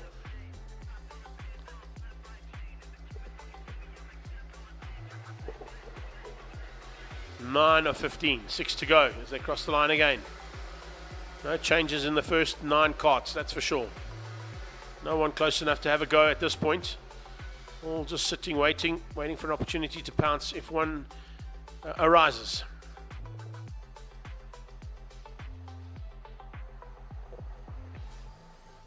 There's a little bit of a move on there from Moss's point of view. 47 dead compared to the 47-1 of Matteo Mason, but Matteo Mason literally soaked up the pressure even with the karts a lot closer to him in the closing stages of race number 1. So let's see whether or not Matteo can keep it all together here for race 2.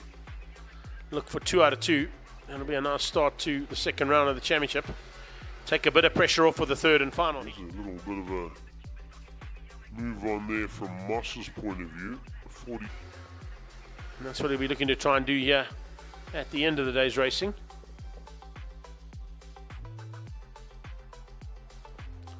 Looks like might be a change up there slightly. Shinshinzwana up into 6th place now. And who's dropped out of it? Looks like we've lost. Who's fallen by the wayside there slightly? I think it might be Shuttleworth. Matt Shuttleworth down 1 position, but no, Shinshinzwana up into staying in the 6th place but closing on Himan. It's Dowling that's changed up. Dowling and Himan have changed up there. So we've got Emma Dowling staying in the 4th spot. Himan dropping back into the clutches of Shinshinzwana.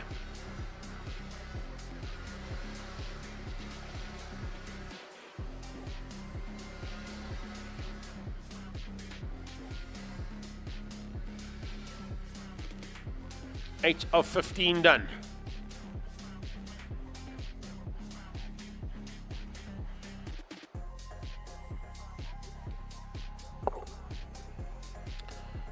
And as we get a little bit of maneuvering up there, Dowling up ahead now of Himon. Blichnote hanging on for the 3 spot, but could be closed down here by Emma Dowling.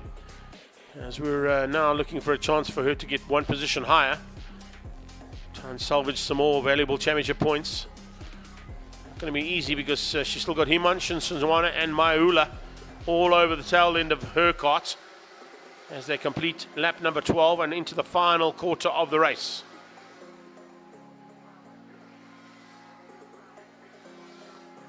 Make it even the final third because there's only 3 laps to go. Our final third of this one as they come through.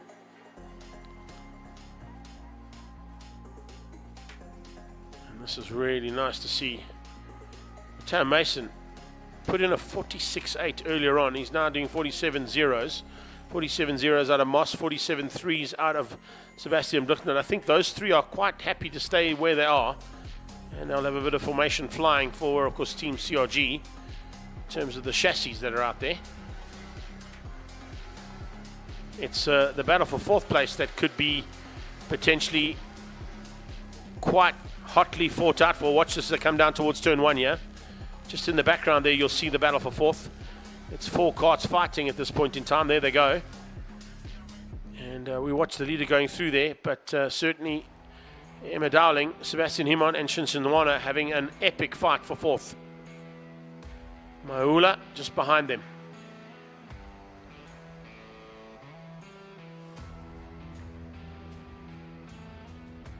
Plain sailing for now for Matteo Mason.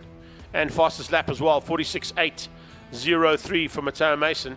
There is the battle we want to be seeing. Thanks for that one, boys. Picking up on that. There it is. Coming towards the line. And 4th place starting to heat up now onto the last lap. So 1, 2 and 3 I think are going to stay the same. There's not going to be any changes there. But definitely a chance for either Sebastian or Tepang to make a move and get through on Dowling. Yeah, they come down towards turn 2. Dowling leads out. There she goes. Just hanging on for now ahead of Sebastian Himon. Himon under pressure from Tepang Shinsanwana. Brilliant bit of driving there coming out of Tepang in the closing stages, but 4th place is certainly where it's at right now. We watch the leader heading down to Tolkien for the last time. It's going to be 1 for 1 here. 2 wins out of 2 starts for Matteo Mason. Absolutely brilliantly done. 2 out of 2 for 2nd place for Caleb Moss. That's certainly exactly where he wanted to finish up. And 4th place is going to go to Sebastian Blichnote this time. And that is a change up because in race number 1, he finished in 7th place. So great bit of driving there from Blichnote's point of view. Emma stays 4 for 4. That's 2 4th places for her. Sebastian Himon will come through for 5th place. So a little bit of a change up there from him, making up 5 positions after race number 1. He finished in 10th.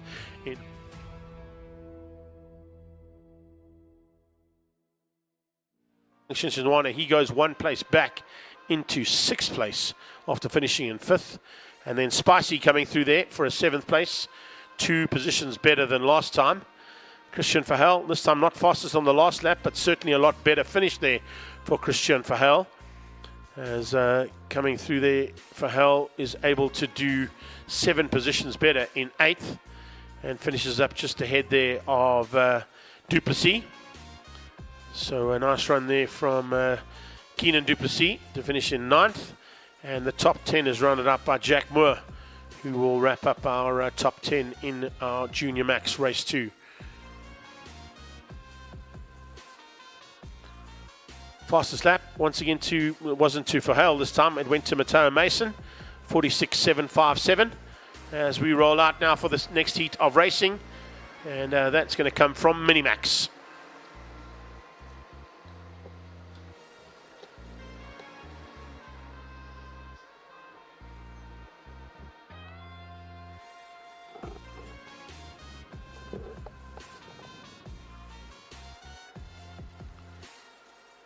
It's 25 karts in Minimax, our biggest field of the weekend in this category.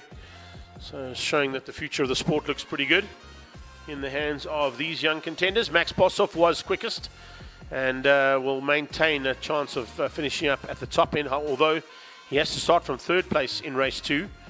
It's Ruvan Maritz who will be starting on pole position. And if we look at how the standings were in race number 1, Ruvan Maritz eventually finished up, if I'm not mistaken. Just trying to pick up on my notes that I made here. Where did he go to?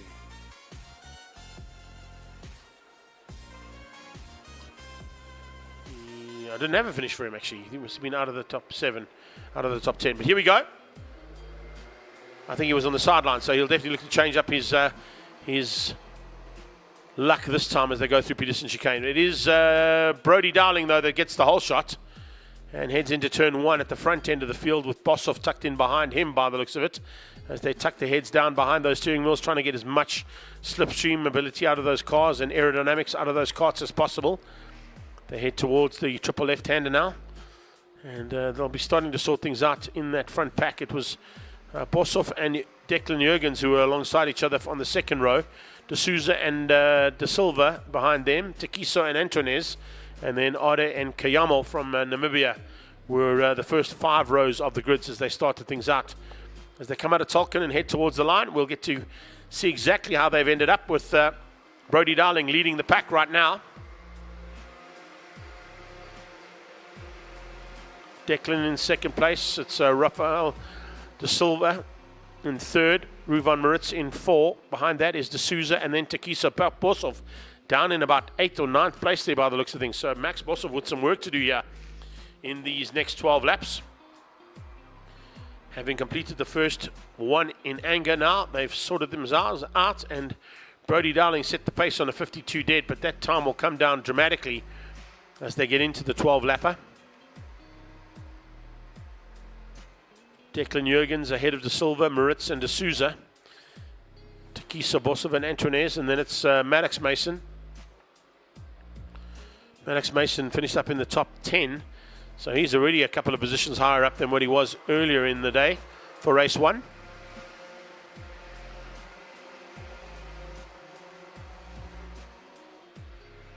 Oh, that's not good. Is it the 519? Looks like it might be. Yeah, 518. It's Naidu who's on the sideline. So 518, unfortunately, that is Christian Naidu with a DNF. And if I'm not mistaken, I think he had a problem in the first race as well. So hasn't gone according to plan there for today. Fastest on track, understandably, your championship leader, Max Bossoff.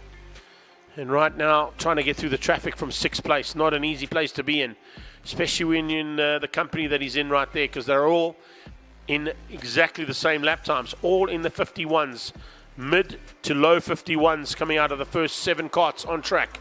Going to make it exceptionally difficult for Max Bossoff to try and find a way through. Top 2 have opened up a small gap. It's Rafael De Silva who's holding that second pack up slightly by the looks of it. Here's a dive on the inside. I think that might have been Antones. Tiago and Antones making up 1 place going into turn 1. They fan out for turn 2 and will sort themselves out as they come through there. De Silva hangs on ahead of Maritz. Maritz hanging on just ahead of Bossoff, but there's definitely pressure coming from Bossoff.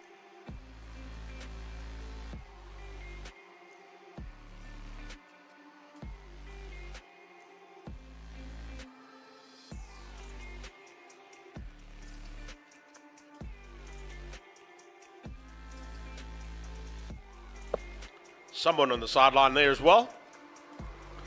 Gone farming or gone to play in the mud.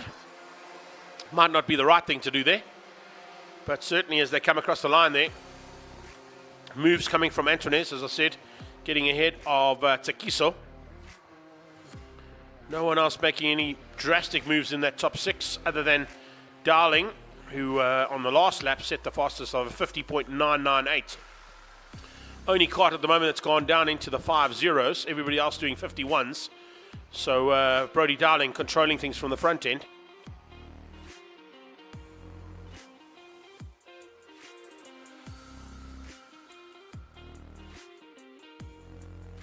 Always nice to see a smile and a wave, but definitely not where Maddox wanted to be. I think that was Maddox Mason we picked up on the side there. So certainly not according to plan there for Maddox Mason.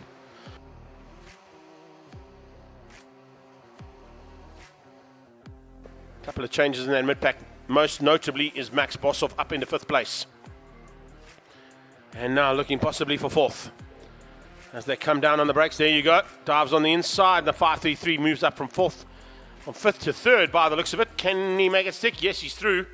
He's found a way through onto Silver as well. So 2 karts in 1 overtaking maneuver there from Maxi Boshoff. He's moved up into the 3 spot and now leads the train of 6 karts that are fighting for 3rd. De Silva's there, Maritz is there, De Souza's there, Antunes and Tequiso. Those are the karts that are following Max Boshoff on his attempt to try and close down now on Declan Jurgens just up the road. He's got enough time.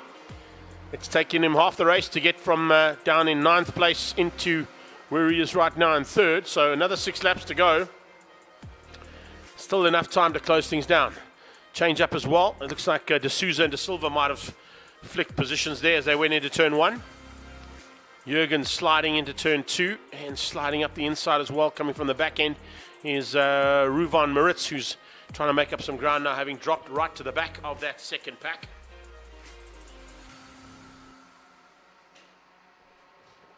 Not always easy to do when you're in a fight as hard as these guys are. One little mistake and you drop out of that train and you end up at the back, and it makes your life so difficult to recover. Another 50 coming out of Brodie Dowling. Jurgens has also gone into the 50s now, so 2 karts into the 5-0 laps. So you could see a couple more. Yeah, there we go. I was about to say, Boshoff and De Souza looked like they were on it, and there's now 4 karts lapping in the 52nd bracket. Everybody else in the 51s. No one on the same pace as Brodie Dowling, though. 50.671, fastest on track is Brodie Dowling, ahead of Declan Jurgens. He's in the 50.95, one's not 50.883 from Max Boshoff and a 50.902 from De Souza. Those are the 4 karts that currently stand at the front end of the pack and are the first 4 karts in contention for the win here in race 2 of Minimax.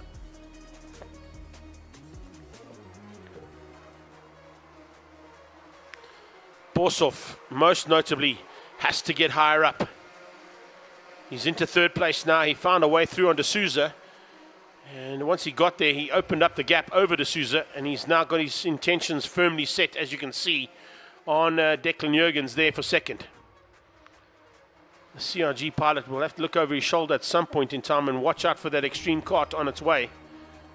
You can see how hard he's working to get there. But Dowling is just doing it all right, isn't he? 50.731 on the last lap. And as we get into this, what is it now? The 8 laps of 12. So we're into the final third of this race.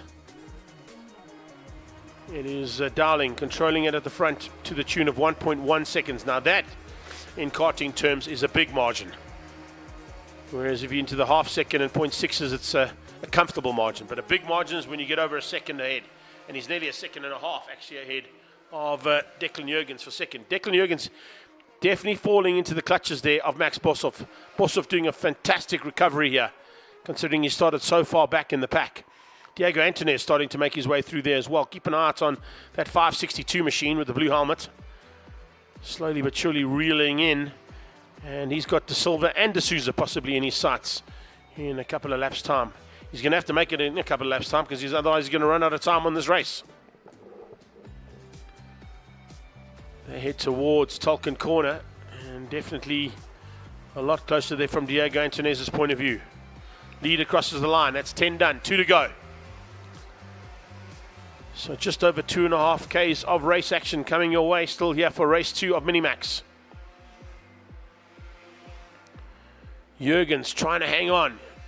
He's just put in a personal best of a 50.863, so he goes quickest of his own personal lap times, but not the fastest of the race itself.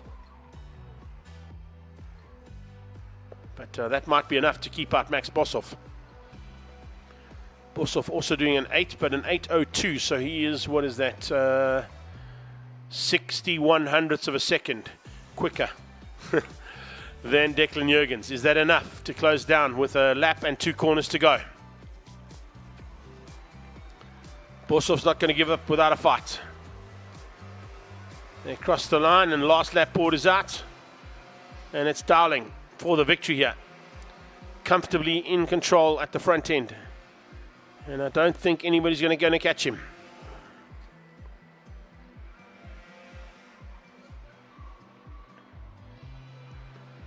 He really has had a great run here. Gauteng base driver at his, what would possibly be either his home circuit or one of the tracks that he loves to practice at, because there's a couple up here that he's now got an option of practicing at. One is here in V-Town, one of course at Swartkops, and now even one just outside of Gauteng, on the border of Gauteng and Mpumalanga at Red Star. There's also a new kart track that's been built there. So coming to the line for the victory. A lovely turnaround here. Goes from second in race number 1 to first in race number 2, and changes his lap to the top step of the podium. Declan Jurgens hangs on for second place. Great job there from him. He also goes one better from third to second. And your biggest loser there is Max Boshoff, who goes from first down to third in race 2. Problems here in the closing stages. 2 karts coming together there. 596 by the looks of things is one of them. That's Rafael da Silva. And you can see the Burrell Art machine stuck in the tyre barrier. I'm not quite sure who you came together with there. But definitely 2 karts involved in that one. And it might be Antunes. It's Diego Antunes who's the second kart who was involved in that late race incident coming into the final corner. Possibly a touch between the 2 karts, and they've ended off sliding through the grass and into the tyre barrier. So Da Silva goes back to his kart. That's broken. Definitely Antunes there. You can see the yellow and blue helmet there of Diego as he came into shot there. So big loss there for the 2 of them. They dropped right down to 20th and 20 and 21st place. So Boshoff in third, as I was saying. D'Souza will now finish up in the 4 spot. So that's 4 positions better than what he did in the first one. Takiso comes through for the 5 spot. So wrapping things up, and a much better run there from Takiso's point of view as well. He'll stay consistently in the 5th spot and beating out our poleman, Ruvan Maritz, who eventually went all the way down into 6th. So some work to do there, I think, in the 3rd and final heat coming from Maritz's camp. They've got to try and find something special to give him possibly a little bit more of the maneuverability that he requires to get to the front end, because 6th place is better than where he finished up in the first one, but not quite in contention for the front end. So Antunes and Da Silva, of course, having a big one. We'll keep an eye out if they're able to get those cars sorted out and hopefully get them back on track in time for race number 3.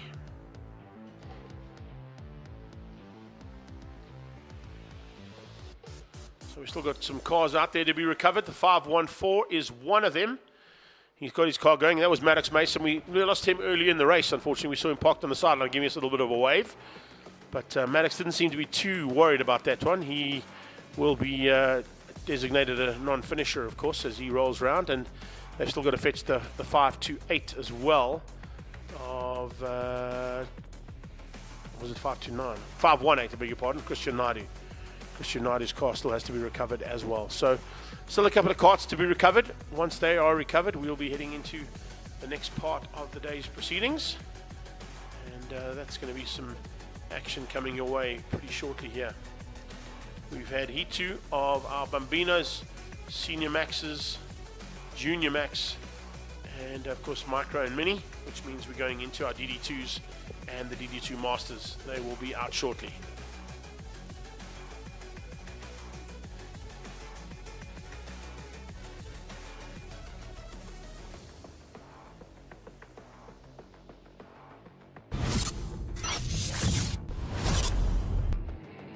On the Rotax 125 Max and 125 Max DD2, the timing of the exhaust valve, whether open or closed, is electronically controlled and triggered by the RPM of the engine. The exact timing point of the exhaust valve, open or closed, improves the performance characteristics from low to mid-range. Furthermore, owners will appreciate the possibility of adapting to their individual driving preferences, as the system incorporates 2 different RPM settings for the exhaust valve. Depending on the engine RPM, the magnet valve is activated by the ECU.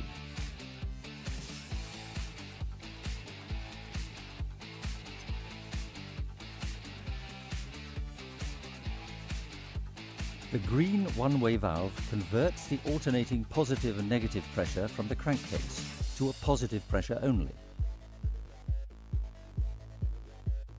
The positive pressure holds the exhaust valve against the exhaust valve spring in the open position. At 2000 RPM, the ECU activates the magnet valve. The positive pressure of the crankcase is interrupted.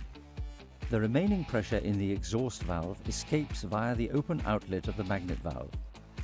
The exhaust valve spring forces the exhaust valve into the closed position. At the selected exhaust valve opening RPM, the ECU deactivates the magnet valve. The positive pressure of the crankcase pushes the exhaust valve against the pressure spring into the open position. As soon as the engine RPM drops below the selected exhaust valve opening RPM, the ECU activates the magnet valve. The positive pressure of the crankcase is interrupted. The remaining pressure in the exhaust valve escapes via the open outlet of the magnet valve. The exhaust valve spring forces the exhaust valve into the closed position.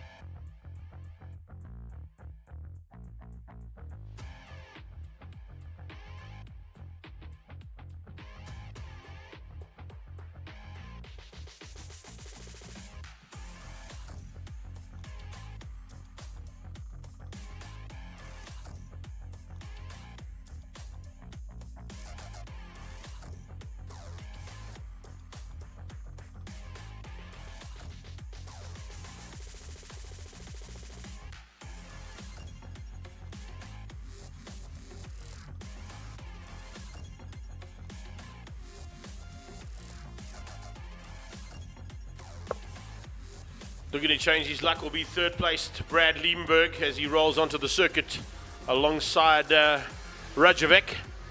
We're in for another entertaining edition of DD2s. That's always entertaining when you've got some of the finest karters in the world on circuit about to go and fight it out. And Sebastian Boyd and Jason Coetzee were, of course, the top end of the field at the end of race number one, with Coetzee taking the victory ahead of Boydie. But two former teammates out of the RKT stable at one point in their careers will now be looking to see if they can reverse each other's luck, maybe change their own as we get into the second heat of DD2s. They start on the front row with Boydie ahead of Kutsia, Liebenberg and Rajovic the second row. A slightly higher up position for Annual April, starting alongside Matty Wadley. And then Srin Naidu, Ethan Steer and Tony Orby will take up the rear gunner role as they come through now and come under starters orders for the second heat of 3. And we've still got about 9 more heats of racing to come your way, which will include another heat, of course, later on, of what we're about to get under and into with DD2s. You can see the slightly more mature drivers out there in DD2 know to hold their lines through the tram lines. Oh, Brad getting force wide and spun. Did he catch it? Yes, he did. But he got sent onto the curbing out of the Peterson chicane, and he's dropped right down into, what is that, 6th or 7th place by the looks of things. So Brad Liebenberg getting an absolutely horrible start. He comes up alongside and through on probably on April Anwell to try and find a way through, but no, Anwell April hangs on and keeps him out. It was a little touch there between the two of them, and Sebastian Boyd and Jason Kutsia don't know what's happened behind them, but they are sitting in the pound seats right now. Boydie leading out and Kutsia in second. So it's a Burrell Art versus Toyota Gazoo Racing as they come through now to complete the first lap of 15. Change that up. It's now going to be Jason Kutsia leading as they come through to finish the first lap of 15. He dived through right in the closing stages of the lap and set a 48.523, or 5.28, I beg your pardon, as his opening lap for race number 2. Getting his head down, trying to get behind the steering wheel, get as much aerodynamics out of that kart as he can as they head towards turn 2. Kutsia leads out over Boyd. Rajovic is third. Anwell is in that maneuvering 4th place, just ahead of Brad Liebenberg. So I think the touch came between Rajovic and Brad, and Liebenberg just got forced slightly wide onto the curbs. It popped him up quite high out of the kart, and that's what dropped him back slightly. In fact, I think he looks like he might have dropped even further back, because I think Srin Naidu might have come through on the inside as well. So a little bit of chopping and changing in the mid-pack as they come through there. And Liebenberg, yes, drops down, and Matt Wadley joins the party. Kutsia, yeah, he's just looking so good in this Gazoo Racing machine of his. That Toyota Gazoo Racing squad have had a good day so far.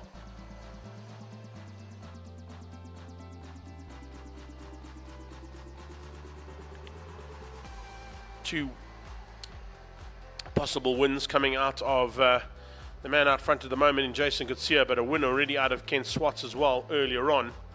It's going to make it 3 or 4 for the Toyota development team.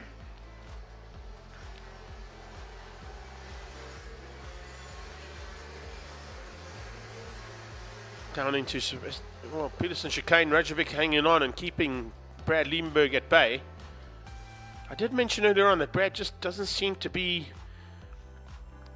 as hotly contending as what he normally does. I'm not quite sure what's going on there with the kart. I tried to find him at lunchtime. I couldn't quite get the information from Brad, but as you can see, the kart there in 4th place. He's driving well. It's not the driving style that's the problem. The kart just doesn't seem to have the oomph to stay with Rajovic, Boyd and Kutsia out front. Maybe he's just going to time it and get late race pace here, which is something that he possibly would have looked at. He's got back ahead of Annual April and Wadley behind that. Keeps Srin Naidu, Ethan Steer and Tony Orby at bay. Now remember, I mentioned earlier on in the day, if you didn't hear the first commentary for this first heat of this class, it was literally a Cape Town lockout of the first 5 positions after the first round in Killarney a couple of weeks ago. And they're looking to do more of the same here and locking out at least the first 2 positions for now and try and hang on to that. Rajovic and Liebenberg are going to try and spoil the day there for the 2 Cape Town based drivers. But right now it is certainly advantage the Western Province drivers, because they are 1 and 2 on track and maintaining that at the moment. Rajovic looking to close things down, and I think, in fact, is there a change up there? No, not quite. But Liebenberg is definitely a lot closer to Rajovic. I thought he might have got through, but Rajovic has hung on. It's now down to your 2/10 of a second there between Rajovic and Liebenberg. Liebenberg might have a go here into turn 2 if he's close enough. Is he going to be? Yes, there we go. Has a look. And the Volkswagen Driving Academy man just dives on the inside. And there you go. Squeezes through. So he gets up one position there. So nice bit of driving there from Brad Liebenberg up into third place. Can he now try and find a way to catch Sebastian Boyd, who's just a little way up the road from him? 1.4 seconds between Coetzee and Boyd. It's about 1.2 seconds down to Liebenberg in third. And they've still got 2/3 of this race to complete. So there's still a lot of time there for Brad Liebenberg to make up that ground and possibly still close in, catch and pass the Burrell Art man in second. And the brakes, they come down towards turn 2. Rajovic now starting to be closed in by Anwil. Anwil is a lot closer. And might want to get into the mix there for a top 4 as opposed to a top 5 finish. Double right for Brad as he heads towards Tolkien. Looking at the lap times, we had a 46.5, which was the fastest lap of the race so far from Jason Coetzee on the last effort he going across the line. Has he gone quicker this time? No. Yes, he does. Sure. Right on cue, Jason. Thanks for that, buddy. 46.462. So the 7.7 going absolutely brilliantly at the moment. Hasn't put a wheel wrong here today. Sebastian Boyd is trying to close him down, but there's no answer there from Boydie in that Burrell Art chassis, as he's 1.6 seconds back. But he's now opened up a little bit more of a margin. It's slightly bigger over third place Brad Liebenberg. It was 1.4, it's gone to about 1.8, 1.9 seconds there between him and Brad Liebenberg for third. Third is Liebenberg. Fourth, Rajovic and Anwil. And Anwil is definitely closing in. Anwil April definitely on a charge here to close that gap down between himself and Dusan Rajovic. I don't know if that's going to be able to be done though, because it's one thing catching a man in front of you, another thing catching and passing them. You usually expend quite a bit of your tyre life. It's not a hard wearing circuit, this particular track in the country, but of course after the first heat of pretty hectic racing, those mojos eventually have to start feeling the effects. And now with a bit of cloud cover coming in as well, what's going to happen is the track temperature will drop slightly. The tires are up to race temperature by now, no doubt about it, but what will happen with the cooler track conditions might make it a bit more difficult to get the power down and to use the advantage that these Mojo tires give you. It shouldn't be an issue there for the man out front though. He is just absolutely in charge and no worries at all so far for Jason Coetzee. 46.409 into a 46.440, so consistent 46.4s coming out of Coetzee. 46.5 and a 46.6 out of Sebastian Boyd, so slightly slower from Boydie. With that said, 46.4, 46.2 out of Brad. Brad is definitely quicker of the second and third place karts on track. And has he got enough time? Oh, body language into Peterson chicane tells me he has. They've got 5 to go, and Brad Liebenberg has just turned the wick up ever so slightly. You can see how comfortable he is in the kart. I mean, he looks over there, looking pretty comfortable, doesn't tuck his head in behind the wheel, realizes that he's maybe got that little bit extra pace that could catch his former teammate in the Burrell stable, that's for sure, in Sebastian Boyd. But they've been pretty much arch rivals for a long time, have Boyd, Coetzee and Liebenberg. Liebenberg having a couple more titles under his belt than the two drivers ahead of him, and that's where the experience might have to come into play today. Brad's going to need to use that experience to close the gap down and then to find a way past. Coetzee goes even quicker, 46.389. Unbelievable lap times coming out of Jason Coetzee. Just keeps ticking them off, one after the other. Just giving second and third place no chance whatsoever. But what it is doing is allowing him to get away to the tune of 2.5 seconds. What it also is doing, Well, it's not really doing it itself, but what we are seeing is Boyd being closed by Liebenberg. It's down to about 1.2 seconds now between the two of them. At one stage it was up to 1.9. Rajovic also being closed down now by April.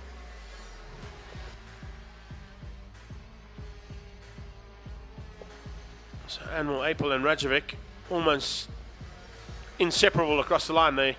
Their names light up at exactly the same time as they cross the line. That's how close they are. You're watching the top three coming out of that super quick straight into turn 2.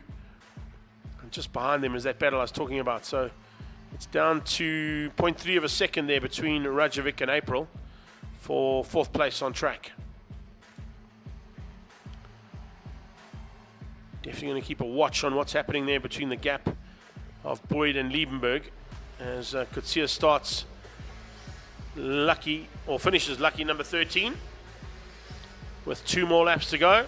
Got to keep it all together now for 2.4 kilometers.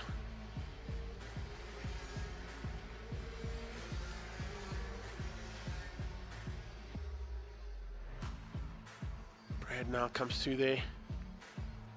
And what I can see with Brad Liebenberg, of course, is also just what his body language has changed up. It's not as cool, calm and collected and relaxed as it was earlier on. He's now certainly looking a little bit more racy as he realizes there's a chance now of catching Sebastian.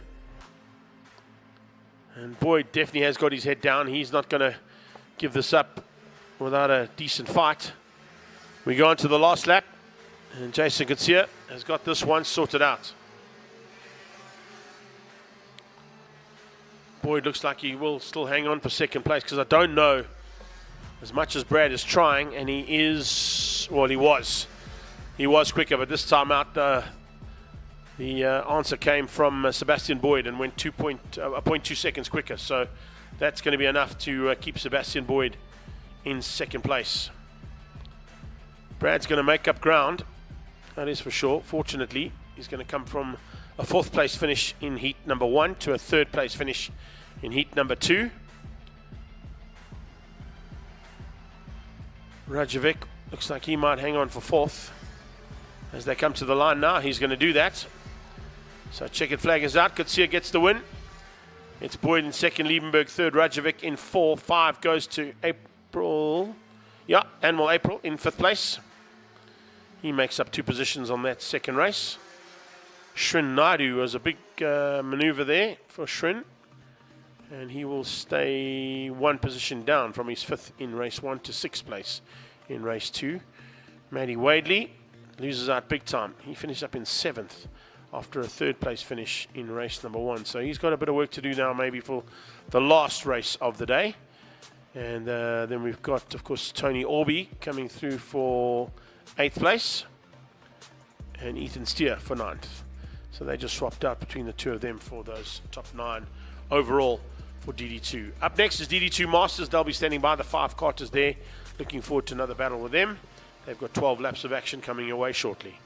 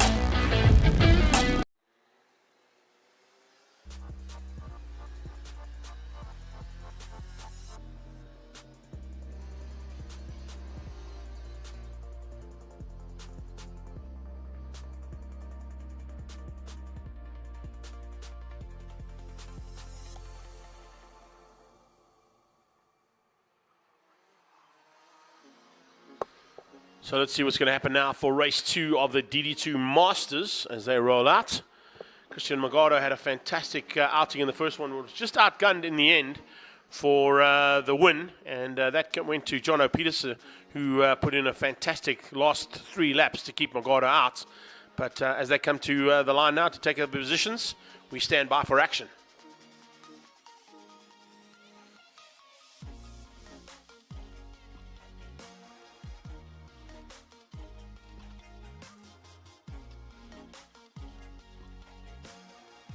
Here we go, to the line now. Magado on pole, Peterson alongside him. Let's see if Magado can get the whole shot and hang in there. Watch out for Orby as well, and also for the return of Justin Rogers, who ended up on the sideline. It is a fantastic start from Jono Peterson, who goes round the outside into Peterson chicane and takes the lead from Magado. But Cristiano will probably be thinking to himself, okay, last time I sat behind Jono the whole race, and I tried to get him at the end and didn't quite work out. Good start there from Jimmy Orby as he slots up into the 3 spot in the 111 cart. And then watch out, as I said, for the return there of Justin Rogers, who's got ahead of our Mozambican friend, Christian Boucher, who's there, sitting there in the 5 spot on track. So it's kind of going to be a two-way battle, I think. If Jimmy Orby could just stay with him, which I'm not quite sure he's going to be able to do, he might be able to make it a 3-way battle for the lead. But Jono and Cristiano definitely about to go at it again, as they did in race number 1. They complete the first lap of 12, and it's pretty much the same way they finished up 1, 2, and 3, or 1, 2, and 3 again. Justin Rogers, I think, is going to be a man to watch out for, though, because remember, right in the closing stages of race 1, he ended up on the sideline with some kind of an issue on his kart, and looks like they've got that sorted out now for race 2. So that's how it's going to go for this part of the proceedings. We've still got another heat of these guys to come. They'll finish up our day's racing, of course, in the last part of the day. But a fantastic start nonetheless, once again, from Peterson.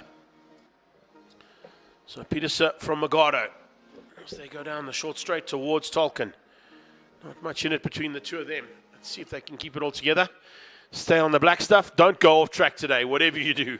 No one wants to have a crash off track today, particularly on the inside of the circuit, because there is so much standing water here, and it's basically the entire area of this country that's under massive amounts of water. They had to open the Vol Dam gates, the 10th sluice gate the other day as well, because of the amount of rain we've had here. So you certainly want to stay on the black stuff today, and that's what they're attempting to do. But I think Cristiano Magado would love to return the favor here, and they're certainly not going to settle for second this time out. Does he go early and maybe catch Jono out? That's what you might be thinking. Maybe he can set the pace and let Jono follow him, and let Jono have to try and make that last-ditch effort to get past. But right now he seems to be quite comfortable to stay behind Jono Peterson and head towards another lap being completed now. It's 3 of 12, first quarter of the race completed.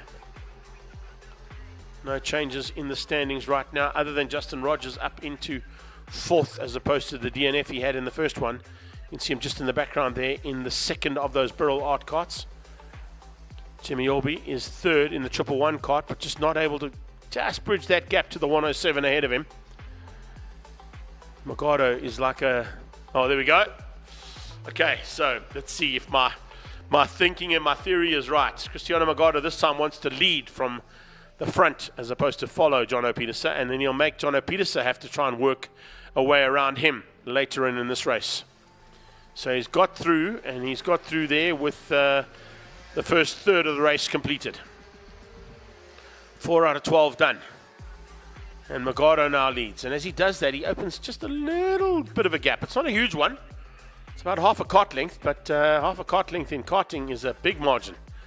So we'll wait and see if Jono answers. He does. He comes straight back underneath the rear end of that kart and follows Magado through the triple left.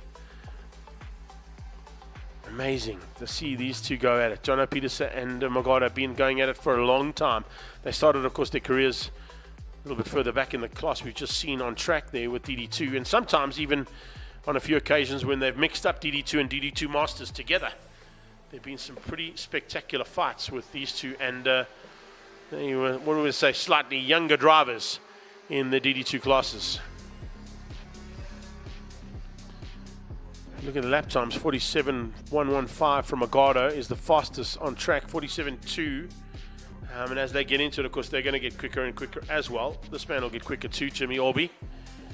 Great to see him out there in a kart again and just loving life on in a race car. A man, of course, who spent a couple of seasons with his brother and dad fighting in what was then the West Bank Modified Saloons, and then became West Bank V8 Supercars.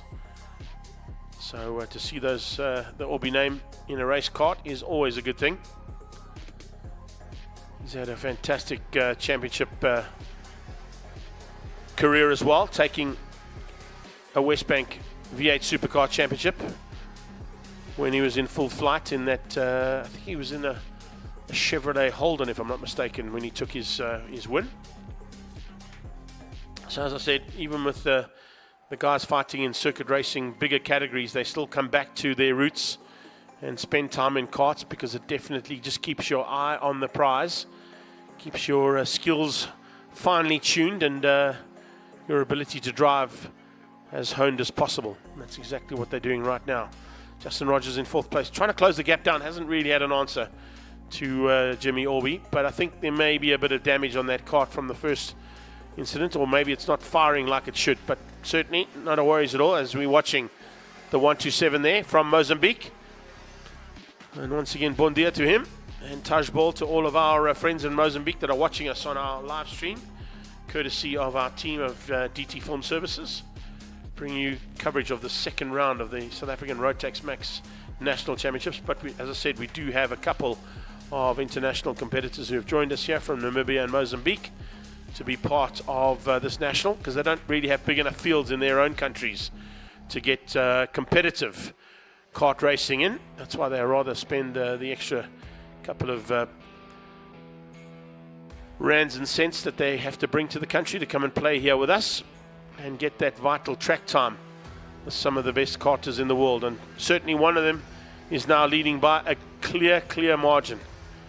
1.1 seconds ahead is Cristiano Magado now, and he just continues to maintain that gap over Jono Pieterse. So he's timed it a little earlier than expected, as we're now into the second third of the race, and completed that now and into the final third.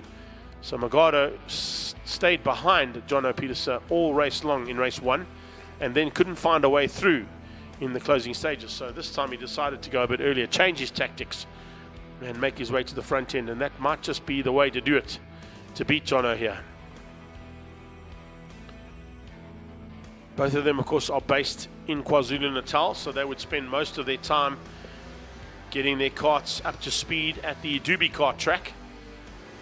But they both have had a lot of time around this track as well in their careers, so not strange territory to either of the karters out front, or to 3rd place Jimmy Orby.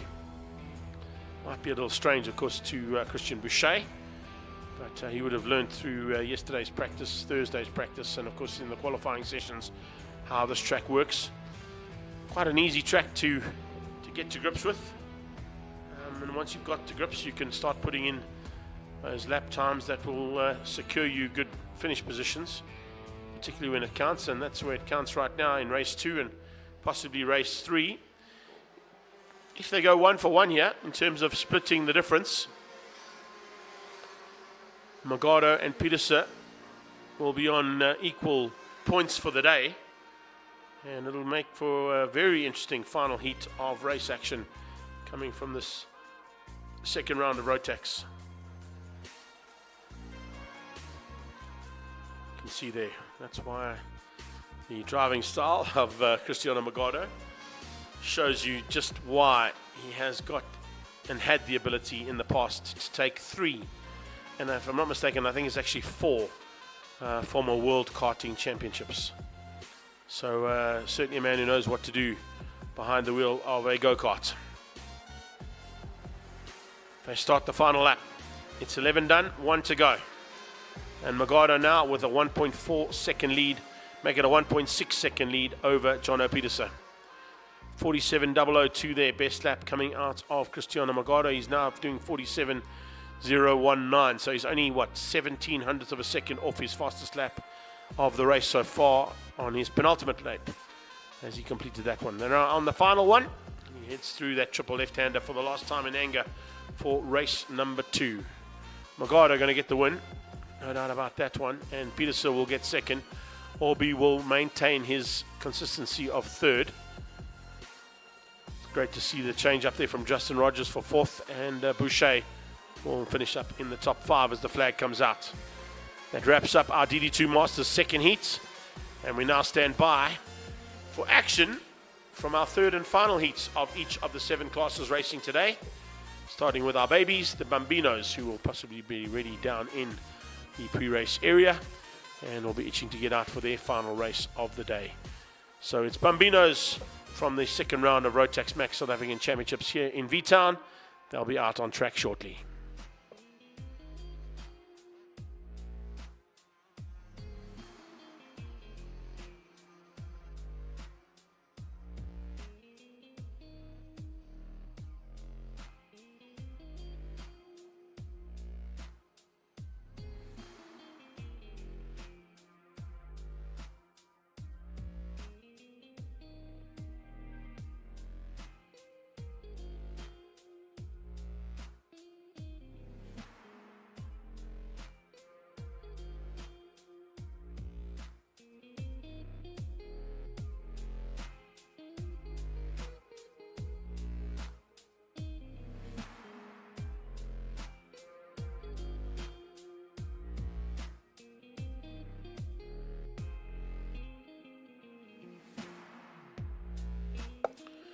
Two wins out of the 46 kart of Alonso de Oliveira. 2 second places out of Sebastian Shuttleworth. And here we go again for the third and final time with the Bambino category. Man, right at the back of the pack, they're taking a bit of strain on the start. Will they give that as an official start? I don't think they will. Well, it looks like that. No, they have. They've given the start. As they head down there, I don't see yellow flags into turn 1. So we are underway, and it's a change up for the whole shot, because it looks like it might be that 58 kart of Sebastian Shuttleworth who gets the whole shot and outguns for the first time the 46 kart. Or are they all just slowing up there? No, I don't see any yellow flags waving, so I think we're under race conditions. So Alonso de Oliveira getting a poor start there. Maybe he thought there was a bit of a false start, which is why he backed out slightly. But what it's done, it's given an opportunity here for a couple of the other drivers to get to the front end of the field, including our 58 man who leads out there. Watch out as well for Govender, Divaj Govender, and now right on his tail, Sean Arder, looking to try and come through there as well. You can see just how evenly matched these karts are. Makes for difficult overtaking opportunities because they are so evenly matched, and of course they all weigh the same. So it just makes it such close racing because it's so evenly matched. It's up to the skills of the drivers now to make their way through, and watch out for the skills of 46 coming into the Peterson chicane and moving up into third place. So de Oliveira makes his way up into that 3 spot, and he's going to look to try and change his luck up there ever so slightly if he can, because he didn't quite get the start he wanted, and he definitely wants to go 1 for 1 in every single one of these heats. It's are we on lap 1 of 8? My timing monitor seems to have just frozen slightly here, so I'm just going to refresh it, but certainly out front is Shuttleworth. Shuttleworth leads. There we go. We've got him now onto the official lap 1. De Oliveira sitting at the moment in second place. He's made his way around on Govender. Then it's Sean Arder and Tiani Malabi. Kolomisa there into the 5 ahead of Makubele and Malevi Makubele and Steiner. So Tyler Steiner just behind that in, dropping down slightly. So here we go. Coming to complete lap number 1 according to the timing monitor, but this is about lap 3 according to me. So we'll wait and see as the lead changes up into the hands of de Oliveira as they cross the line. Yes, they do. It was Shuttleworth that was leading across the line. 15 kart of Makubele on the sideline, so they've yellow flags into turn 1. No overtaking until they get a green flag. So that will give an opportunity here for 46 to stay out front. Yes, he does. Alonso de Oliveira stays in the front end of the field ahead of Sebastian Shuttleworth. Shuttleworth trying to come on the inside into turn 4 and 5. Very tricky to do that because it's a triple left-hander there. You've got to set it up before that and get ahead. Didn't quite work out there for him, but he was definitely having a look. Maybe trying something different there to ensure that he can at least have a chance of beating de Oliveira today, who has not been bettered. So Alonso de Oliveira definitely the man on track to beat in the Bambino category today in V-Town. But Shuttleworth is a lot closer, and he's hounding the back end of De Oliveira. So he's not going to give this one up without a big fight.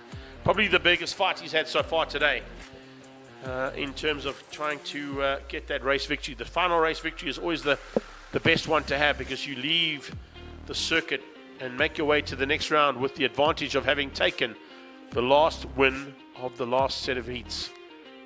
And that always is a great bit of confidence builder to have in your arsenal heading to the next round.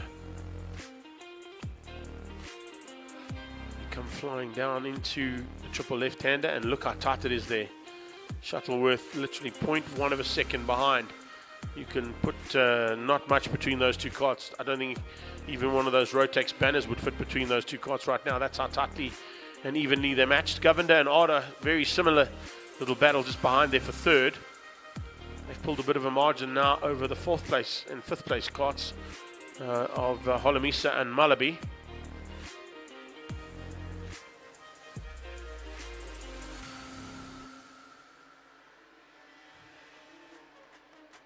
I think it might be time to go. Yeah, oof, yeah, I thought we were going to have a look. Arda definitely looking for a way through there on that 12 kart. So could possibly see a change up there for third in the background. 1 and 2 stay the same as they come down towards turn 2. Here we go. Arda on the inside. Is he good enough on the brakes? He certainly is. Might run a bit wide. That might give a chance for the 12 kart to come back at him. Yeah, Divaj carried the corner speed through there. It was the late braking and running wide that cost Sean Arda a little bit of the positioning there. He'll learn from it, and hopefully the next time not make the same mistake. Going to try and keep it tight on the exit point of turn 2. Otherwise that door opens up, and Governor was able to capitalize on that open door pretty easily. What it's done is also it's just thrown out the rhythm slightly there coming out of Sean's driving. He's going to have to try and get back into that rhythm as we watch our leaders coming across the line again. Halfway stage is now completed, and we're into the second half big time with 5 of 8 done. Arda this time into Peterson chicane. Oh, that's a good move. That's a great little move there from Sean to get through on Divaj. Divaj saw him coming, had to give him some room. And there you go. Third place changes into the hands of Sean Arda. Can he keep it together now down the super quick straight as they come onto the brakes? There we go. Divaj comes back at him and just carries the corner speed, shows him the line. That's the line you want to use coming out there to carry as much corner speed in these little bit, well, I wouldn't say they're slow, but they're certainly a little slower than most of the other karts out there. But if you learn to carry the corner speed with these karts, you can definitely use it to your advantage, and that's exactly what Divaj Govender was doing there. Carrying corner speed all the way through turn 2, and he's now pulled a small margin through 4, 5 and 6. Through Tolkien, second last turn. We've got 2 to go for the leaders. 2 to go for these two as well as they come now to cross the line and complete this lap. Arda carrying the corner speed out of the final corner. And if he does that in 2 laps time, he might just squeeze the third place away. So if he allows Divaj to come through, he knows he's got what it takes to come out of that final turn and head across the line and still stay in front. Here comes a dive on the inside for a possible change up for third place. Yeah, once again, we see out of the final turn, Arda into Peterson chicane takes the lead of this battle, which is for third place on track. But heading out of that into the triple left-hander, we see Divaj Govender able to carry the corner speed and return the favor. Top 2 heading to start the final lap. Lots of pressure being applied here by the 5-8 of Shuttleworth. Sebastian Shuttleworth wants to get this final victory. You can see how hard he's tried all day long, but just hasn't been able to put it together in the closing stages. Now with a lap to go, can he find a way to do exactly what he needs to do here and hang on for this win? He comes up alongside the 46 kart, but you can see De Oliveira's got that kart placed to perfection. There's no way through. Just knows exactly where to place that kart on track to not allow the second place driver a chance to squeeze past. Does it again through the triple left-hander. Further back, we're watching as they come through there. Makubele coming along for the ride, possibly for a finish in the top 5. This victory is going to secure an overall victory here for, of course, Alonso de Oliveira. Now, I don't think Shuttleworth's going to have an answer. He's got one more chance to try. It's down towards the final corner. He pulls out. Here we go. But no answer. He's tried. He knows it. You can just see from that gesticulation from his hands, he did everything he could. There's just no way past there for Sebastian Shuttleworth. And he settles for second place behind Alonso de Oliveira, who goes for the perfect score. A race win in each of the classes races today. 1, 2, and 3 heats. First place, Alonso de Oliveira. Divaj Govender hangs on for third. Nice finish there for him. So he goes 3, 4, and 3. And he finishes up ahead there of Makubele, who came through out of nowhere. So nice.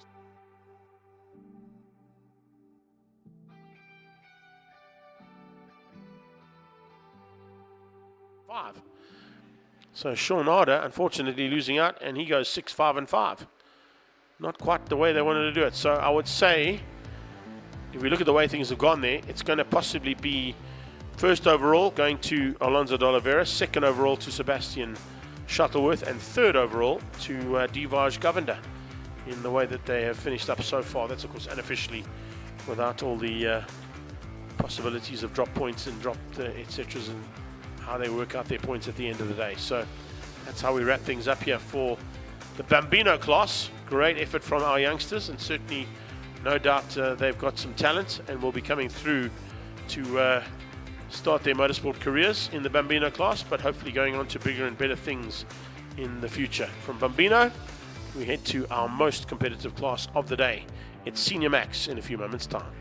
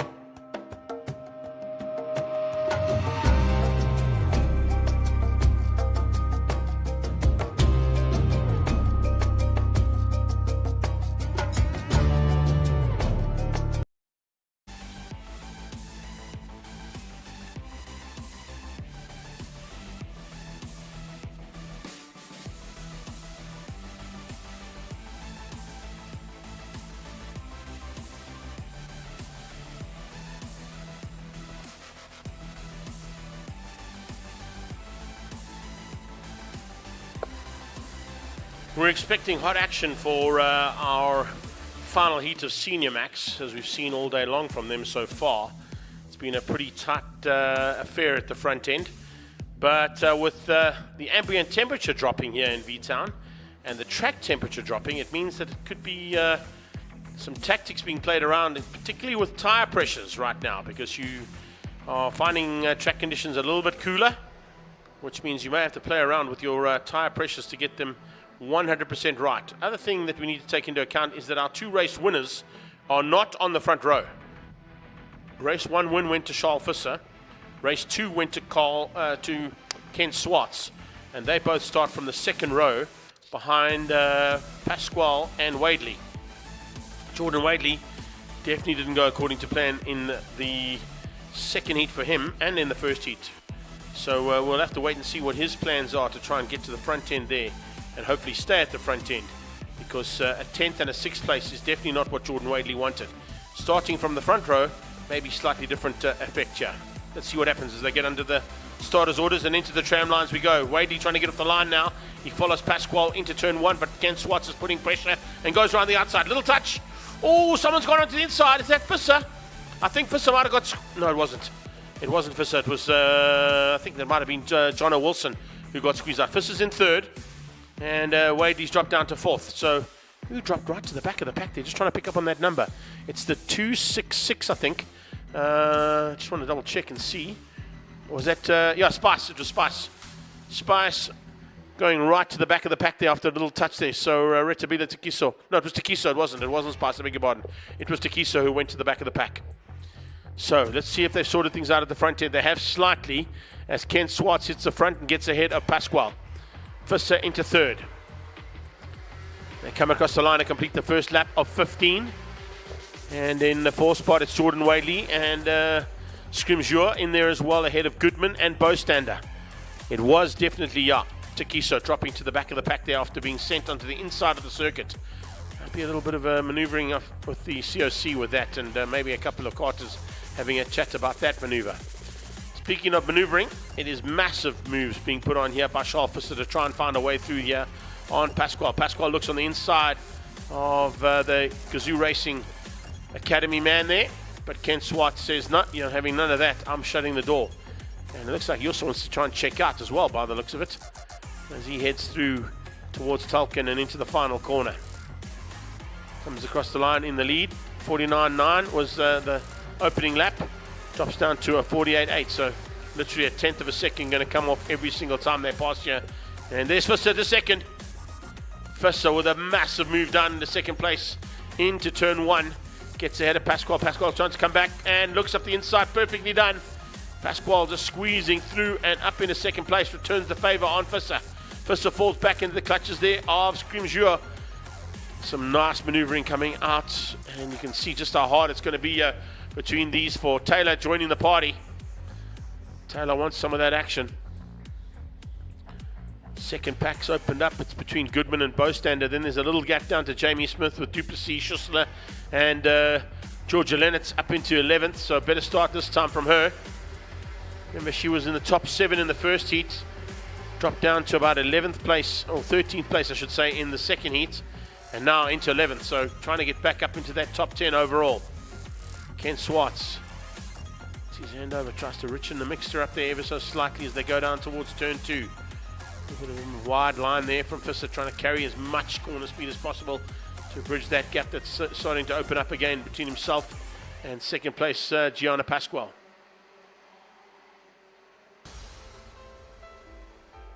Great little fights, absolutely brilliant stuff here between some of the best contenders we've had all day here on the V-Town circuit. Swartz has seen his fellow Gazoo Racing stablemate Jason Kutsia take 2 victories. He'd love to make 2 for himself. He's not going to get all 3 because Visser took the first one. But definitely a chance here for 2 out of 3 for Ken Swartz. Pasquale would love 1 and spoil the day and at least have the top 3 in all 3 races sharing that top step of the podium. It's going to make it for a bit of mathematician work there for our timekeepers and scorers to see who gets the overall victory for the day.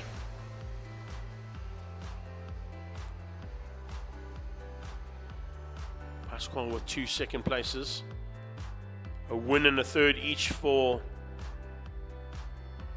the men that are first and third at the moment in Ken Swartz and Charles Visser.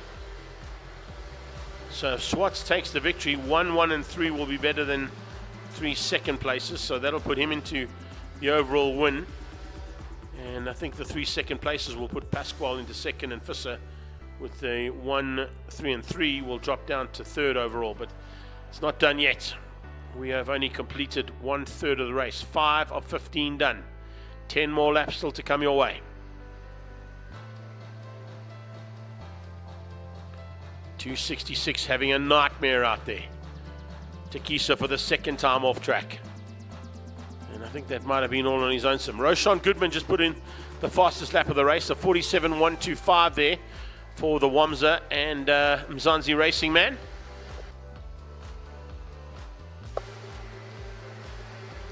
I know he spends a lot of time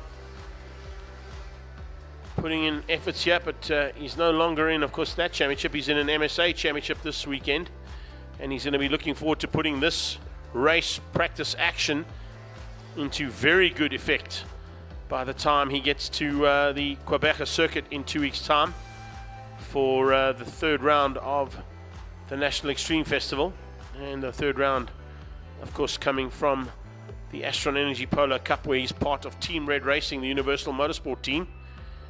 And I think this karting is definitely keeping him in finely tuned mode for Polo Cup race action. Coming to the halfway stage by the time they get to turn 3. That will bring this race to 7.5 laps of the 15.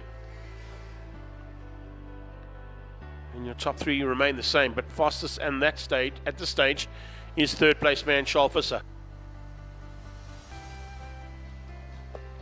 46.877 from Visser as he now starts to up the wick slightly and realizes that halfway stage he now needs to start making some maneuvers to get through and past Pasquale and Ken Swartz.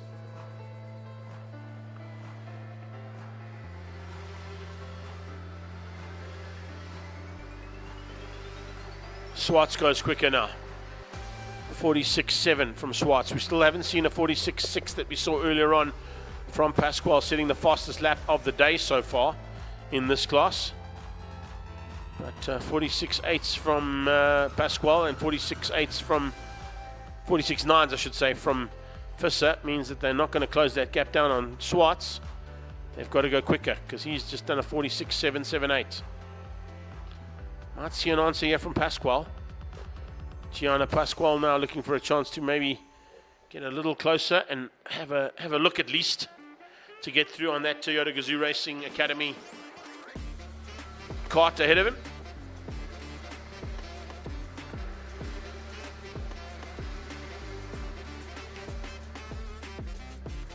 Here we go. A look over the shoulder. Visser tucks in behind the steering wheel, trying to get aerodynamics out of that kart.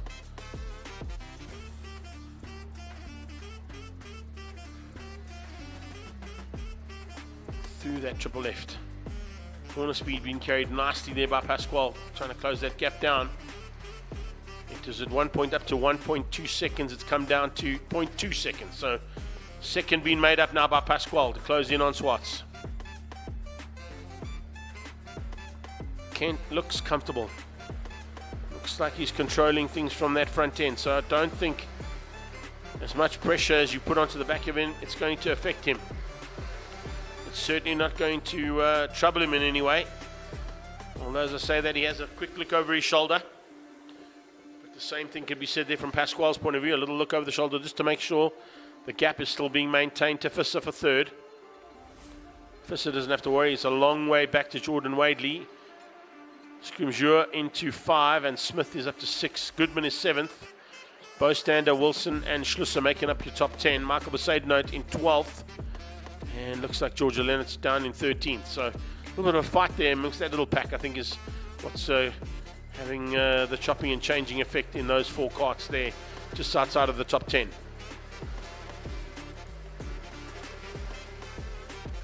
Two-thirds race distance completed. 1/3 of the race to go. 5 laps in total for the final race of round 2 of this championship for Senior Max.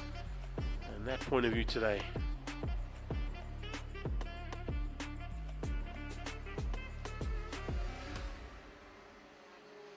Goodman is having a good run here in the closing stages. He's made up a little bit of ground onto the back end of Jamie Smith. Can he find a way through to maybe squeeze through to that top 6? As I said, the way Ken Swartz is driving right now, despite faster laps being put in by Pasquale, is just remarkable. Ken Swartz, 46.8, 46.8, 47 dead. So Visser is definitely going to settle for third. He's got no answer to these 2 karts in front of him. And the third for Visser, or 2/3 and a first, still should give him a relatively good chance of possibly still lead. I think he may be leading the championship by that point differential that he's going to score today. Might be pushed a little bit by Pasquale. And maybe a little bit by Ken Swartz. But if you take into account that Jordan Moodley, Michael Besaidnout and Roshan Goodman were his closest rivals in Cape Town, I think there's a chance that Charles Visser might leave V-Town with the lead of this championship.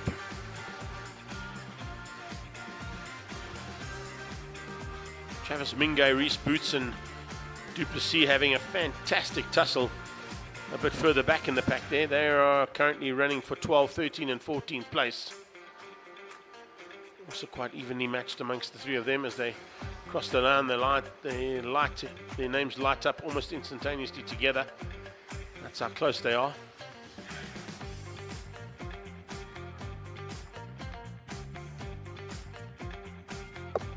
Wadley further back behind Visser. And Scrimgeour there coming through as well for the top 5. We're on to the final lap. And it's literally 1.2 Ks that Ken Swartz has got to try and hang on. Are we going to see a move here? Certainly close enough. I think Pasquale is going to try and set it up for the last corner. Hope it doesn't all go haywire, because that's normally a risk that could possibly happen. As I say that though, wow, how's that corner speed from Kent through that triple left? Just didn't back off at all. Kept it buried, went wide, ran wide, knowing he's got a little bit of room to play. And that's going to be enough to hang on to this lead and take the final victory. 2 out of 3 wins going to go to Ken Swartz today. Brilliant effort there from him. And he finishes up ahead now of a hard-charging Gianni Pasquale, who will take 3 second places. Visser will come 1, 3, and 3. So not a bad effort there from him. It's Jordan Wadley with a turnaround of note. So well done to Geordie, coming through for the 4th spot. He went from 10th to 6th to 4th. And then we go to Taylor Scrimgeour, who will come through for 5th place. Behind that, that's 2 4ths and a 5th there. Jamie Smith finishing up in 6th place. In heat number 3, he beats Bostander and Wilson to the line. So 7th place there for Bostander, 8th place for Wilson. And looking further back there, Roshan Goodman in 9th. And Rudy Schlusser comes through for 10th place. So your top 10 there are wrapped up. So I would say at this point in time, we'll be looking at Ken Swartz taking the overall victory ahead of Gianna Pasquale. And then it'll be Charles Visser for 3rd. But Visser's 1, 3, and 3 may be enough for him to take the lead of the championship headed to the next round.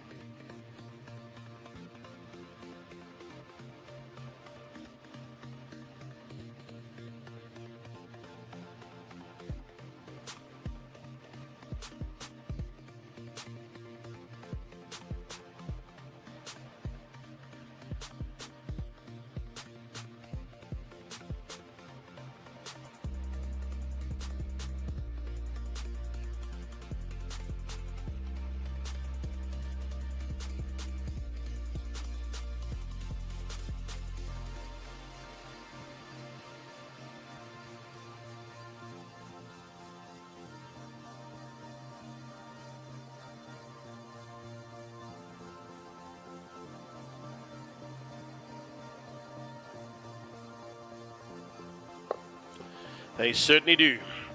It is Micromax on track again, and for all the Irish supporters out there, it's Omani who's the man to beat.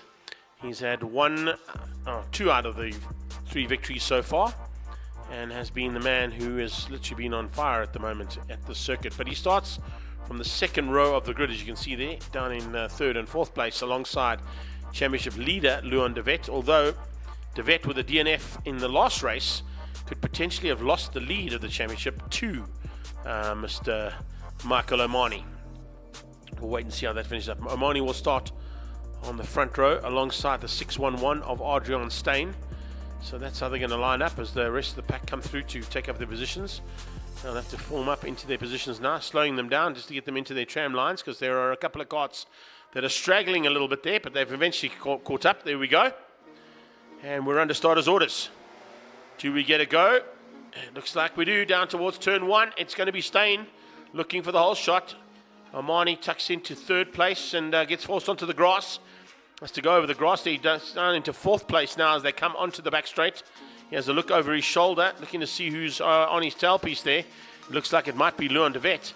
But a nice start there nonetheless, other than Omani having to go onto the grass. So the luck of the Irish hopefully going to stay with him here for 3 out of 3. That's what he's hoping to get, if he can get it all sorted out within the next 12 laps. Out front, Adrian Steyn not holding anything back. He's using the advantage of being on the front row, and it looks like it's to very good advantage, because he's hanging on to probably about a 1.5 lead over the rest of the pack there. They all had to try and take evasive action as a couple of carts came together through Peterson chicane, but needless to say, if that's the case, well, we play on. What happens behind me is not important. It's what happens around me that I've got to worry about, and right now there's no one around Adrian Steyn, with almost a 2nd lead up the road, ahead of Luan de Wet, who's up to 2nd, Dutoy is into 3rd, and Omani is into 4th place, under a bit of pressure there from Roddy Harris.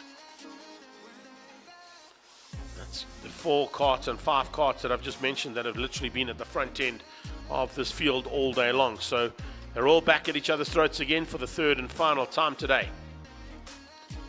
Looks like they are closing down on Adrian de Wet, though. Luan de Wet doing exactly what he needs to do. Get to the front, get the win in the bag, and try and get the championship lead back again. He's got a 2nd place and a DNF. So a win is the only option for him to try and stay at the front end, or at least within a couple of points of the championship lead, if Omani takes the championship lead with 2 wins today so far. Omani down in 4th behind Luke Dutoy, trying to find a way past. There's a cart stuck on the inside there. Looks like that might be Aston Verheul. It is. Aston Verheul unfortunately parked on the inside as we see a change up for the lead. The 27 cart goes through there and moves up. I say 27 because they're all number 600, of course, so we'll just stick with their 2nd and 3rd numbers. So 627 moves to the lead, and Adrian Steyn drops to 2nd place into the clutches of Luke Dutoy and Michael Omani. Roddy Harris, Jake Steyn and Ronald Fenter, they were a little bit higher up in the first heat. They're now fighting for 4, 5, 6. That's where they were at the battle is starting to. Although, as I say, that Roddy Harris is right behind Michael Omani, so he's not given up just yet. Those 3 carts need to try and work together. Luke needs to sort of get them together and work with him to bridge the gap to 1st and 2nd. Make it a 5-way fight. But as long as Adrian Steyn maintains the pressure onto the back end there of Luan de Wet, it might just help them all out. De Wet, though, is getting his head down and trying to get away. Michael Omani realizes that, and he's putting the pressure onto Luke Dutoy to try and force a mistake out of him, or at least to get him a little bit of a hurry on. He's got to get moving, otherwise there's going to be some trouble in the closing stages here for Omani. He won't get that 3rd and very sought after final victory of the day. It's not done yet. First 3rd of the race completed, 4 of 12. So they've still got a couple more race laps to go, 8 of them in total, as they get back onto that super quick straightaway. Omani trying to get late on the brakes, looking for a way through there on Luke Dutoy. If Luke Dutoy's learnt anything from his dad, he's definitely going to know how to brake late. There's not a lot of people that can outbrake Jonathan Dutoy in a race car, so if John has taught him well, Vicky, I'm sure, will be looking for a chance there to take that skill and put it into very good use now. He's going to have to. And so will Omani, because look at the pressure that's coming from Roddy Harris. Roddy Harris is all over the back of Michael Omani and putting massive amounts of pressure onto the green cart ahead of him. It looks like Leon de Wet is trying to find a way to check out here. 0.288, so less than 0.3 of a second up the road. Has a look over the shoulder, looks straight into the eyes of Steyn. Steyn has not given up. With that, I can tell you, Luc du Toit hasn't either. And it looks like he is trying to get a little bit of assistance from the two carts behind him to ensure that they at least can have a chance of fighting fairly. 5 carts at it at the same time, but with that 5-cart battle, looks like Van Staden went off the track there. So at the back of the pack there, somebody with a bit of an issue that's dropped down. It might be Jake Steyn actually, who went off slightly, but we'll get confirmation of that as they cross the line now. We'll see who's dropped out of it. Looks like it was Van Staden. So yeah, the 618 who's dropped right to the back of the pack down into 10th place. So continuing fight here between de Wet and Steyn. And then it's a 3-way fight for third, with Luc du Toit keeping that third spot his at this stage. Michael Omani realizing he's running out of lap times and running out of laps importantly here as well. Omani has to get through on du Toit if he wants to close the gap down on those other two and give him a shot of the perfect day's racing. 3 wins out of 3 starts. He's got 2 out of 3 so far. I think, though, even with the 4th place, he may still have a chance of the overall win. Because remember, Leon de Wet had a DNF.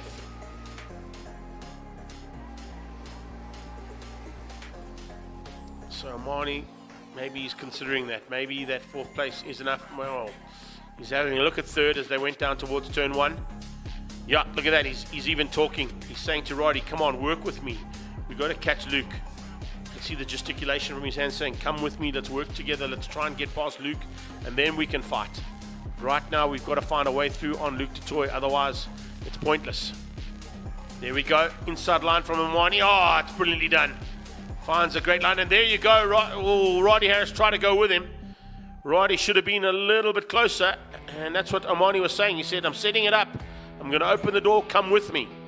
Didn't quite work out. So Omani's up to 3rd place. Luke Hill. Here we go. Roddy Harris into the final turn. So Roddy Harris moves into 4th ahead now of Luc du Toit, down to 5. So within the space of half a lap there, du Toit went from 3rd to 5th. Omani, you can see, is now fired up. He's pulling away from Roddy Harris. He didn't wait for him. He opened up the door and he didn't take it on the first opportunity. He took it on the second one. But certainly now Omani looking to try and get to the top 2 just up the road from him. It's about 1.7 seconds he's got to make up in the space of about 4 laps. Look at the lap times. Omani doing 52 deads as his fastest, but he's just done a 52.6. We've got a 51.9 and a 51.9 from the top 2. So now with some clear air, can Omani get down into those high 51s? That's what he's got to try and do. And hope that Adrian Steyn can get onto the back end of Leon de Wet and hassle him enough to slow him down, make him go defensive. That'll play right into the hands of Michael Omani, who has a little look over his shoulder just to make sure. Another look there coming from Roddy Harris. Just also securing that 4th place and making sure there's no attempt from Luke to attack him down into turn 2.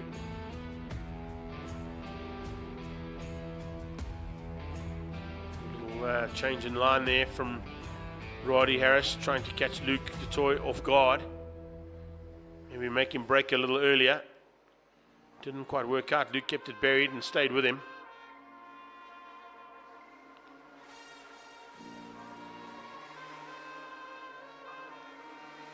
De Wet continues to lead. Omani in 3rd.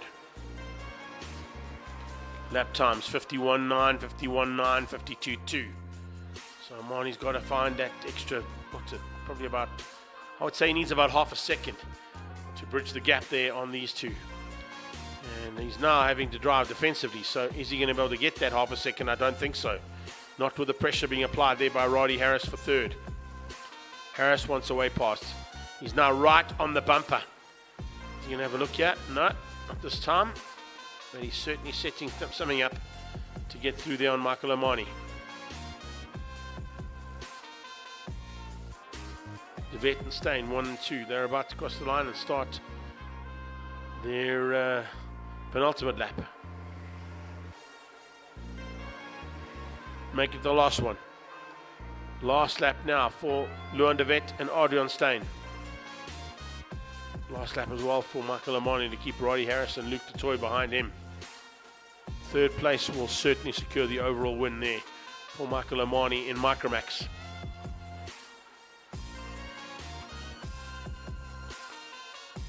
They come through, you can see there's still not any inch being given, and definitely no let up coming from Roddy Harris. Roddy definitely looking for a chance now. He sets it up coming out of the triple left-hander. Will he carry good corner speed towards Tolkien? And out of Tolkien, he's got to get the drive. That's the most important thing. He's a couple of, it's like a couple of centimeters behind. It's not enough. It's not enough. Michael Omani's going to hang on. The winner's going to go to Luan Devet. He comes across the line to take the victory. Steyn gets second and Omani gets third.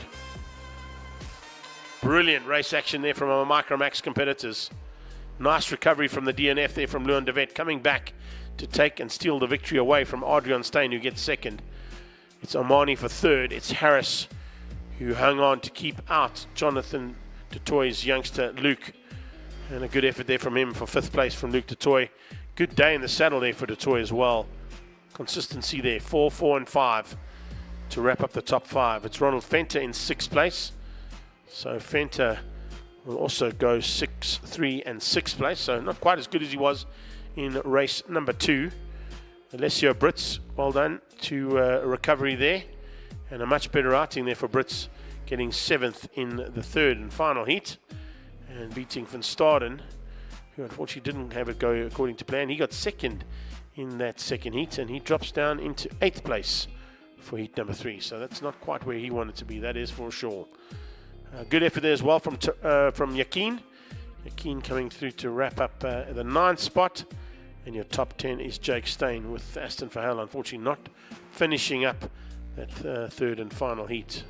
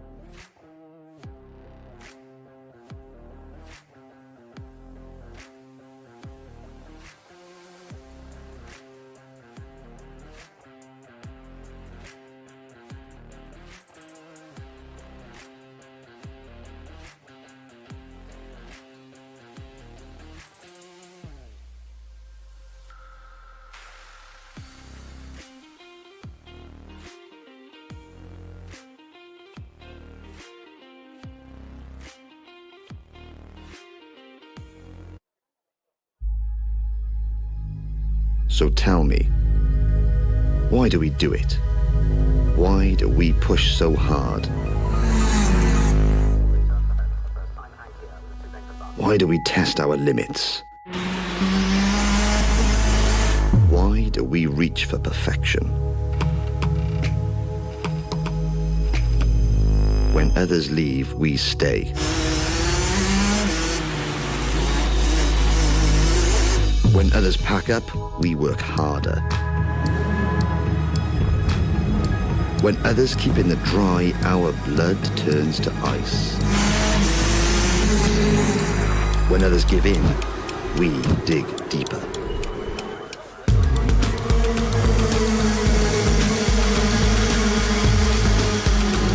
Every rev, every corner, every apex, every pass, every risk, every position, every tenth, every hundredth, every thousandth, every goal we set, every challenge we face, every fear we overcome. Because we won't settle for second. Because we live and breathe it. Because we seek the strength deep inside us.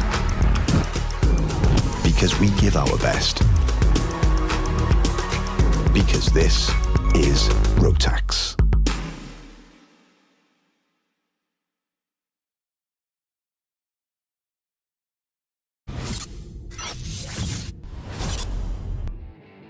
On the Rotax 125 Max and 125 Max DD2, the timing of the exhaust valve, whether opened or closed, is electronically controlled and triggered by the RPM of the engine.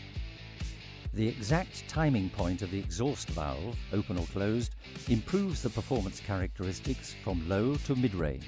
Furthermore, owners will appreciate the possibility of adapting to their individual driving preferences, as the system incorporates two different RPM settings for the exhaust valve. Depending on the engine RPM, the magnet valve is activated by the ECU. To the final race of Junior Max. And Junior Max now in some serious trouble with 3 karts out. Well, there were 2 karts out, those 2 that are parked there. One of them is certainly Emma Rose Dowling. She's in the ambulance on her way back to the medical center.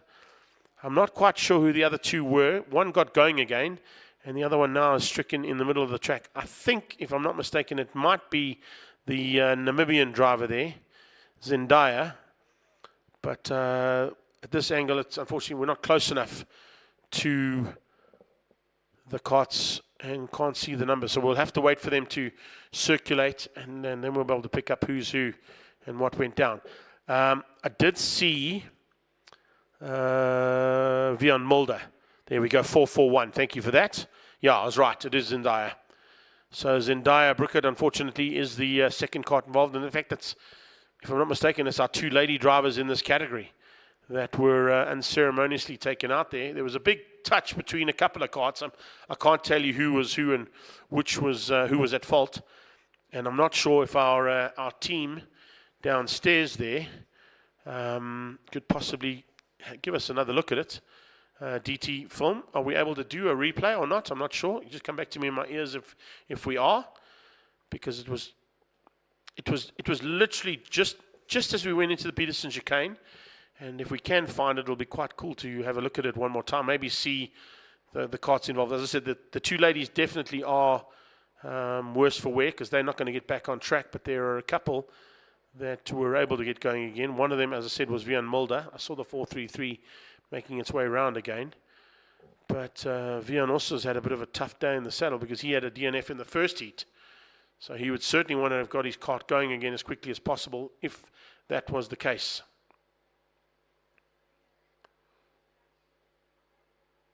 A couple of guys just checking left, right, and you can see just making sure there might not be any damage to their karts. Every one of the karters are out of their cars at the moment. I'll wait for starters' orders again once we've got it going, and once we've got the track cleared.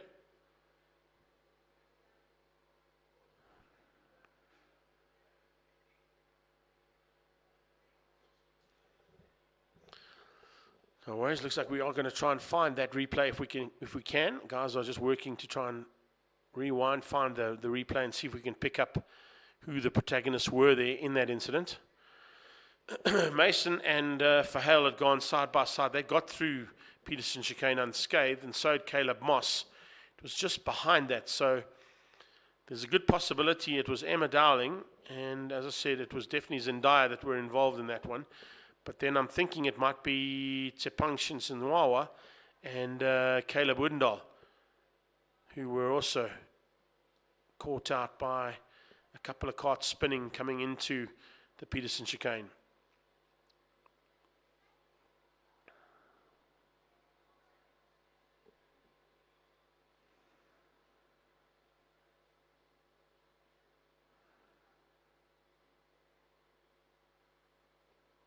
Right, so drivers being asked to get back into their cars.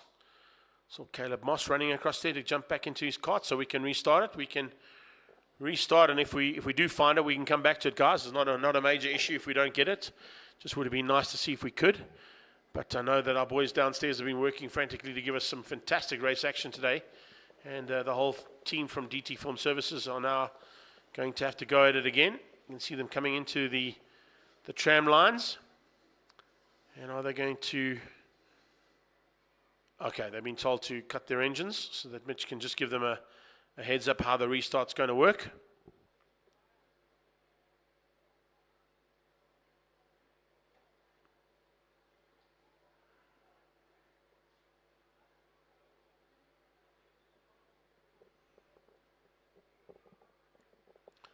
I can literally hear him out the window, what he's saying to these youngsters, just to make sure that they get it all right this time, and hopefully no more incidents into that tricky little first corner of the chicane.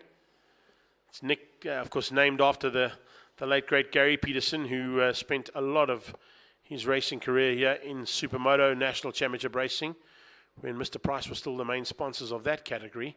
And there were some absolutely spectacular battles in the Supermoto racing here in V-Town. Looks like they're just going to reshuffle the grid, I think, back to, looks like original grid positions. That's Mateo and Fahale. Yeah, it is back to original grid because Caleb Moss and Sebastian make up the first four, which were the first four, of course, in the original grid positions there because they were all CRG carts. Now we'll see if there's anybody missing. That is... trying to work out who that might be. That's Shinsenwawa, so he's there. It's the 5th place cart that's missing. So that's Emma. No worries at all, no worries at all. Not a problem. Just getting news in my ears that they haven't found the replay. It's not a problem at all. So just picking up box 5 is Emma Dowling. So that confirms my original decision that Emma was one of the drivers involved in that incident. 6th place is there. That's Shinsenwawa. Behind that would be Caleb Woodendal and Sebastian Himon. Then you've got Matt Shuttleworth.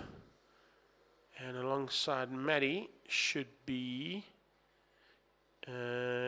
Keenan Duplessis. Keenan's there. Then we go to Spicy. Riachile is there as well. So it looked like the spin on Emma Dowling caught the back of the pack out, not necessarily the mid-pack, because everybody else seems to be taking up their positions. And as I said, the only other person I saw involved there was Zendaya.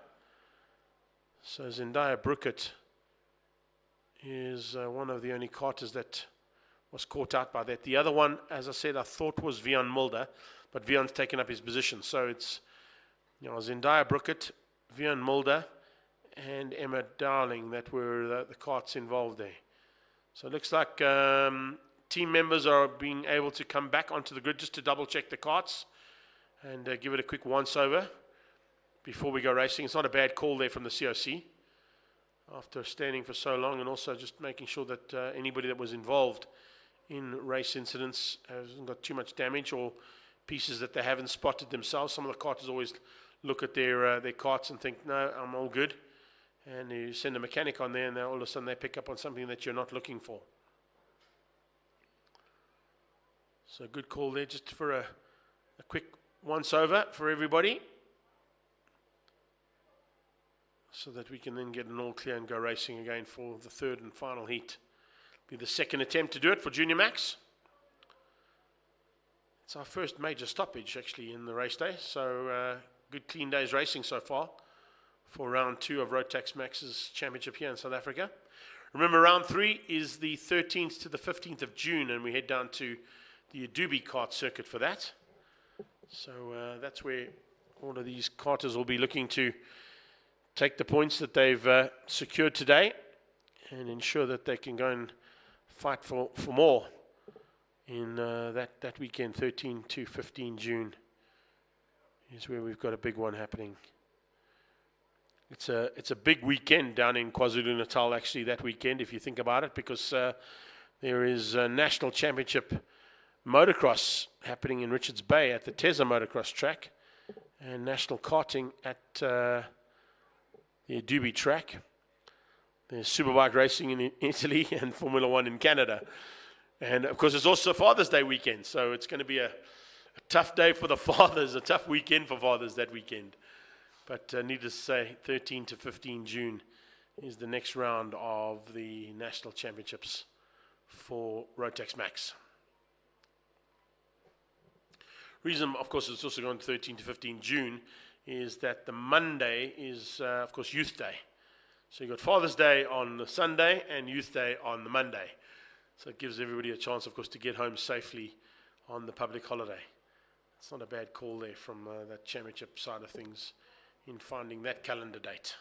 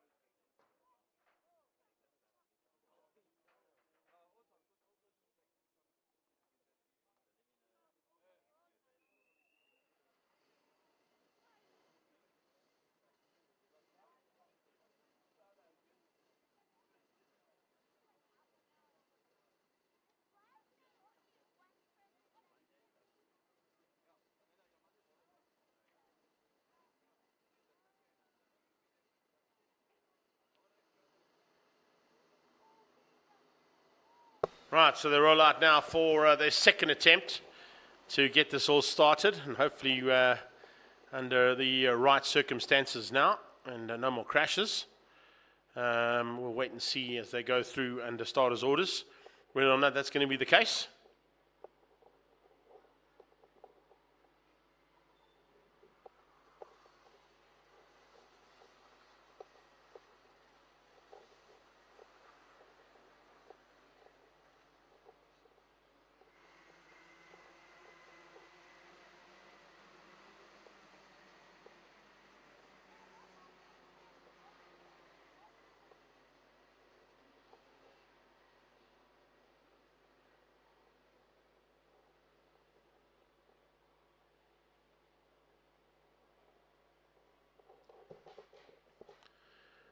They now form up in their tramline positions. Hopefully going to be good to go for the third and final heat of Junior Max. Man has taken 2 wins out of 2 so far. Starts from pole and will lead them down into Peterson chicane. Caleb Moss is on his tail, tucking in behind that. Looks like it's Christian Verhel who'll slot into the 3rd place. So Verhel goes to 3rd as Mateo leads out, heading towards the back straight for the first time. Onto that super quick straight. Still CRG 1, 2, 3, and 4. Good move on the inside there coming from Shinswana. Looking for a way to Pang, trying to get up there as quickly as possible, putting the Toyota Gazoo Racing machine up in amongst those CRG chassis. So a nice move there from Tepang. He goes up into the 4 spot. And right now it's all about the action at the front end, because we want to try and get things sorted out. Everybody got through Peterson chicane this time unscathed. So they come on to completing lap 1 of 15. And it is Mateo Mason, Moss, Verhel, Shinswana, Blichnout, Oudendal. As they go across the line there for your first 5 karts, in 6 karts in total. 5 of them fighting hard as they've opened up a little bit of a margin now. And here comes Shinswana onto the inside, making a move on Christian Verhel and up to 3rd. Verhel drops down 1 place. No, he doesn't. He just manages to hang in there. And with that in the background, someone going wide. It might have been Oudendal or Human. Sebastian Human or Oudendal having to go wide onto the grass as there was a bit of touching of wheels as they came out of the second corner, heading into that triple left. This is amazing stuff. This is awesome race action as we've seen all day long from Junior Max. Tepang Shinswana finding something special here in the 3rd and final heat, and it looks like he wants to follow suit on what his fellow Toyota Gazoo Racing Driving Academy pilots have done earlier on in the day. We've seen Jason Gutsia with 2 victories, we've seen Ken Swartz with 2 victories, and now we're looking for Tepang Shinswana looking for his first as he goes inside of Moss. Oh, brilliantly done. Nice move on the inside there to get through on Caleb Moss. Moss with no answer and falls down into now the 3 spot. Shinswana looking now to close things down on the leader, Mateo Mason. Mason at this point in time wants 3 wins out of 3 starts. That is his goal for the day. He wants to finish up with the perfect score.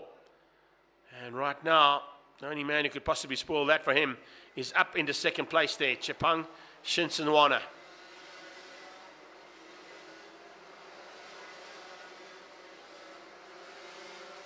Go through Peterson chicane up in towards turn 1. Now onto that super quick straight they go. Little look over the shoulder. Mateo realizes that's no longer Caleb Moss he's looking at. It's definitely a slightly different driver and a little bit lower slung driver as well. So the smaller driver in the mid-pack there, the meat in the sandwich between the 2 CRGs out front. But it's not stopping the progress coming from that Toyota Gazoo Racing Academy man. Moss under a bit of pressure to try and stay with him. Moss wants to try and help out his stablemate, I'm sure.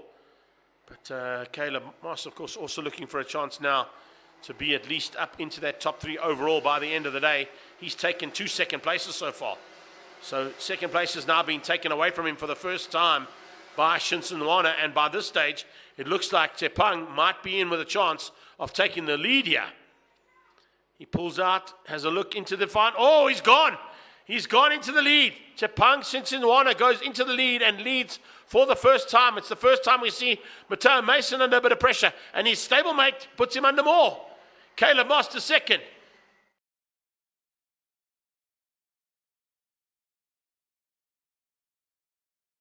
day. So lots of changing there. Shinsenwana just opened up the door. Caleb Moss said, I'm going to go with you, and went, stuck it through, and up to second place, exactly where he's been all day long. But this time he was hoping it was going to be into first place as he found a way through on his stablemate. But now it's not. He's still second, and Shinsenwana leads out. Tepang on an absolute flyer right now as he hangs on to the lead of this one ahead of the three CRGs who are closing him down rapidly. They are going to work hopefully together to try and get ahead of the Gazoo Racing stableman. But could change things up here dramatically for the overall. Shinsenwana has had a fantastic day, but hasn't quite gone according to plan in the first two heats there for him. Tepang, of course, coming through there for a 5th and 6th place, and now leads out in the final race of the day. Caleb Moss, 3 second places. 2 firsts and a third may still give Mateo Mason the overall victory for the day and possibly move him into the championship lead. That was in the hands of Emma Rose Dowling, and unfortunately she's out of this last one after a crash in the first part. Change up for Moss. Moss hits the front. Oh, and there goes Mateo Mason with him as well. Shinsenwana making a mistake and opening up the door for 2 karts. You cannot afford to make any mistakes in Junior Max. They are costly. And it looks like by all of a sudden, Sebastian Blichnout has come along for the ride. So Moss now leads out for the first time. Mateo Mason comes back to second. Shinsenwana down to third into the clutches of Blichnout. Shuttleworth has lost out to Maya Mula. In fact, Shuttleworth dropping by the wayside there big time. Jack Moore's up ahead, and so is Sebastian Himan. Shuttleworth down to 9th, so something went wrong there on that last lap there for Matt Shuttleworth. He was up into the top 6 and has dropped down to 9th place now. Now we watch for Mateo Mason. Can he find some kind of answer here with half race distance completed? He's still got half a race to go.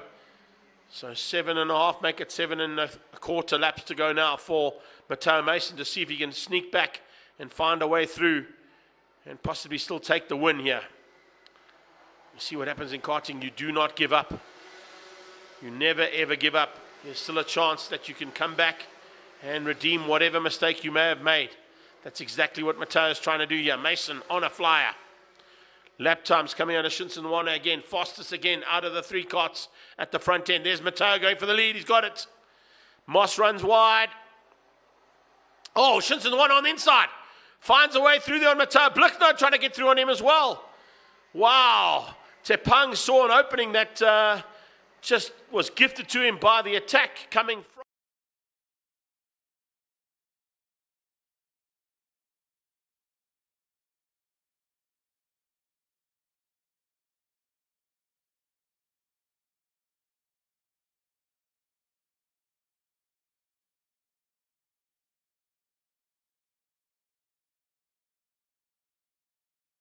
Six to go. He's got to find a way through there on Shinsenwana, who was quickest. Jack Murno goes quickest on the last pass. And he's looking to try and close things down there on Spice and on Caleb Udendal.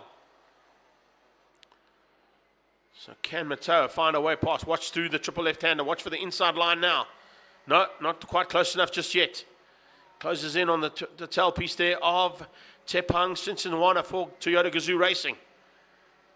He's doing the same thing, trying to close that gap down on Caleb Moss. Caleb Moss hanging on for the lead. Only just. Moss saw a couple of laps at the front end of this field. He's seen another one now. And he passes the line in the 1 spot. But behind him are 2 very hard charges. 47.3 from Moss, 47.1 from Shinsenwana, 47.1 from Mateo Mason. 0.2 of a second difference between the leader and the 2 karts behind him. And they are looking very racy right now. They are certainly looking for a chance to dive up the inside and spoil the day for whoever's in front of them. Most importantly is from Mateo Mason's point of view to try and get that 3rd and final win of the day. Come off second round with a perfect score. Not going to be easy this time out. Not with the way Moss and Shinsenwana are driving. Tepang hangs on for second as they cross the line again. We're running out of laps. We're into the final third. There are 5 to go. Caleb Woodendal with massive pressure being applied there from Spice. Riachile is right on his tail. And behind that comes Jack Moore. Here comes Shinsenwane. He has another look on the inside of Caleb Moss. There's a big move there as well coming from Jack Moore, trying to find a way through there and to get ahead of Riachile Spice. But not there. Maula hangs on for now and keeps him out. This is very difficult to follow this race because there's so many battles happening out there. Great battle for first, second and third. Exceptionally good battle for 6, 7 and 8 as well. Director doing a great job here to give us a little bit of both. Now as they come down into the right-hander, another lap completed, which means you've got one less lap to try and get ahead. And that's exactly what Matteo Mason is worried about. He's found a way through on Shinsenwane. He goes defensive into turn 2. He concentrates all his efforts on trying to get the back end of Caleb Moss and find a way back to the front of this race. Moss had a half a second lead as they crossed the line. That's probably come down to a little less than that now that Mason's got a bit of clean air. He's not going to worry about Shinsenwane. He's going to concentrate all his efforts on catching Caleb Moss. Shinsenwane is going to try and do everything he can to try and avoid that. And by doing that, apply the pressure onto the back end of the second place man there, Matteo Mason. Mason pulls out 0.3 of a second. It's 0.4, 0.3 and 1.4 between the first 4 karts on circuit. Mason behind the wheel. Tucks in, tries to get as much aerodynamics out of the kart down that super quick straight. As he comes now into the left-hander, look at this. Carrying corner speed, he wants to try and carry all the corner speed. He will not get off the throttle there at all. He'll ensure and hope that those Mojo tires will just grip as much as they can through that big triple left-hander, now through the double right.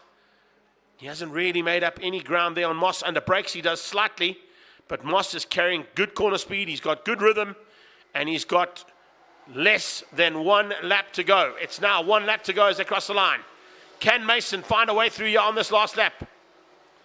Matteo Mason is close enough, but is he going to be close enough to make an overtaking maneuver and stay there? Moss looks down over his shoulder. He sees Mason coming. Mason goes high and wide. Watch for the cutback. He's going to try and get on the inside line going into the triple left-handers.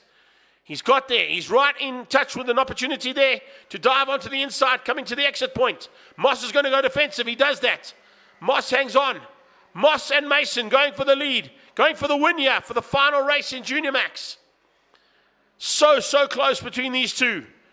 Mason's only got one more opportunity. It's down into the final corner. Is he close enough? He's not. Caleb Moss is going to win this one. Moss comes to the line. He wins out over Mason.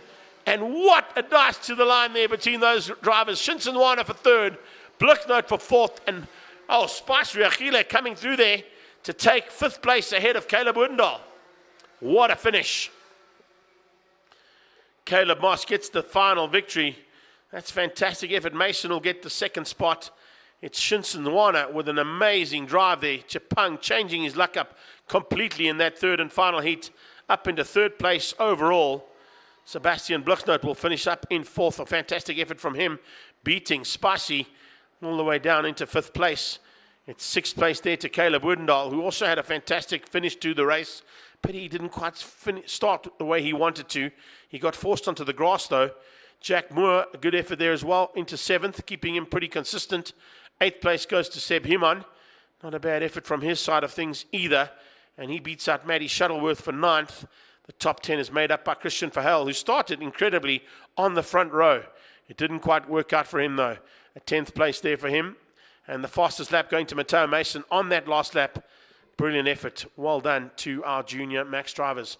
If I look at the point standings right now, Matteo Mason should still take the overall with 2 wins and a 2nd. It'll be Caleb Moss with 2 seconds and a 1st for 3rd as we go straight into our final race of Minimax.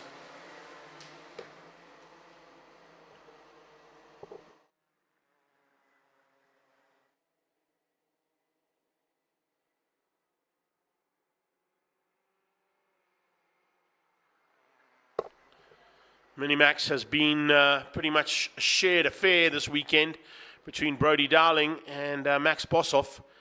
But we have had Declan Jurgens in there as well, so it's kind of 1, 2, 3 between those 3 drivers.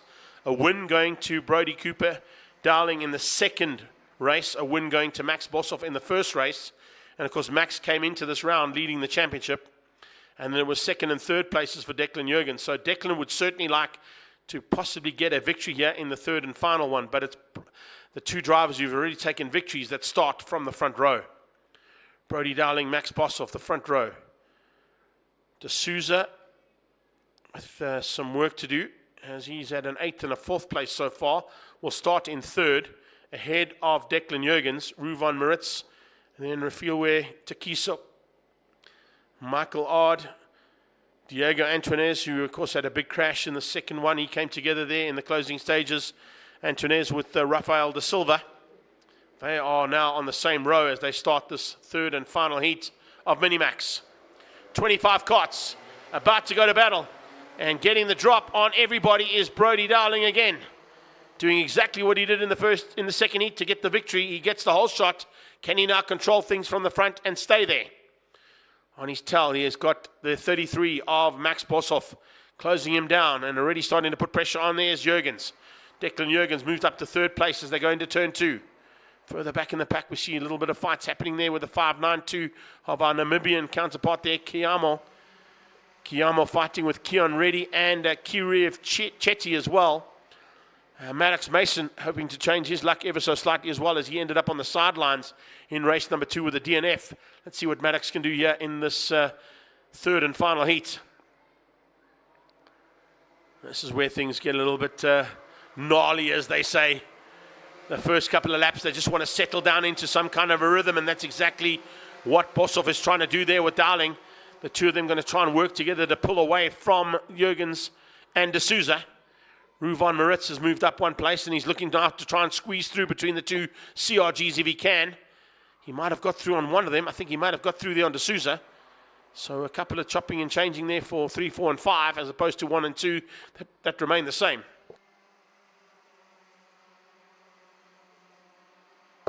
Little fan out there as they come out of the triple left. Maxi Boshoff putting massive amounts of pressure. He definitely wants to leave Vita. 598. Oh, what a pity. That's Messel Tapedi, who's parked on the sideline and has spun out, unfortunately, around the circuit there. So the RKC man, unfortunately, out of this one. Rest of the pack starting to sort themselves out there. It's a fight between D'Souza, Antunes, Maritz, and Ard, as 1 and 2 remain the same. Now, Max Boshoff has been in this position before, and he'll realize that as long as Brodie Dowling is giving him the 51 ones that he wants, he doesn't necessarily have to pass him just yet. He can hang on. They are pulling away from Jurgens and from Takiso. D'Souza's got no answer. He's dropped back 1 place. Takiso's got ahead of him. So a little bit of a loss there to Rafael D'Souza. And Diego Antunes about to join in with the possibility of moving up. He's got ahead of Ruvan Maritz, and he now wants to get over D'Souza. That's the 36 by the looks of things, is it? 536 or 526? No, that's Hunter North. Hunter North out of this one. Further back in the pack. So North and Meso, 2 carts out of the third and final heat, I should say, of this race meeting. 1 and 2 tucked in and getting away from Declan. Declan Jurgens with no answer because he's got to work on his own there, unfortunately. There are yellow flags into turn 2, so they will not be able to do any overtaking through there because there is a marshal standing on the sideline with that stricken cart. So they'll have to wait and try and find another way through. So that's why we're watching Max Boshoff get down into the 50s already, along with his counterpart at the front end, Brodie Dowling and Max Boshoff, both carts down into the 52nd bracket already, and we're only into lap number 4. The first third of this race completed, and already our top 2 into the 52nd bracket. It was a fantastic run from these 2. They really are going well. Further back, a couple of little fights as well, keeping an eye out on as they come through there. Remember, we've got some international karters enjoying their trip to South Africa from Namibia and Mozambique, getting some vital seat time and track time in amongst a competitive class like this is crucial if you want to be doing anything at the World Finals at the end of the year. or possibly even at the next Nationals on the 15th or the 13th or the 15th of June in Udubi. Right now, they're not worried about Udubi. Right now, all they're worried about is the final bit of podiums that is available. And as I say that, Brodie Dowling is starting to open up a little bit of a margin over Max Boshoff. Boshoff must have made some kind of mistake through the triple left-hander that lost him the drive. He was literally a Fender trailer on the back end of Dowling for the last 3 laps, and now it's about a kart length between them. So he's lost out some ground. He makes it up a little bit under braking into turn 2. They are trying to extract that driver and get him out of harm's way, but there's still yellow flags down into turn 2, so no overtaking yet into turn 2 until we've got that kart in a safe position.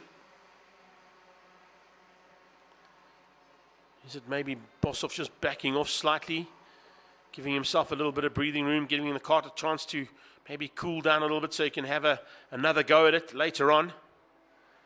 That's possibly one of the reasons he's dropped slightly away. But as I say that, Brodie Dowling at the moment is still lapping in the 50.92s. He's just done a 50.63, but fastest has come from Boshoff to answer that. 50.597 from Boshoff. Once again, closing that gap down to within a couple of meters, couple of centimeters actually. Declan Jurgens, I beg your pardon, still there in the 3 spot, ahead of D'Souza, Antoinez, and Moritz. Ard and Ronaldo Kuhn up into 8th. He's making some late maneuvers up into the top 10. He's got ahead of De Silva, and he's ahead of Christian Naidu as well. So we haven't really mentioned Ronaldo at all throughout the day. Good to see him up into single digits and possibly going a little bit higher as he looks to close down on Michael Ard now for 7th.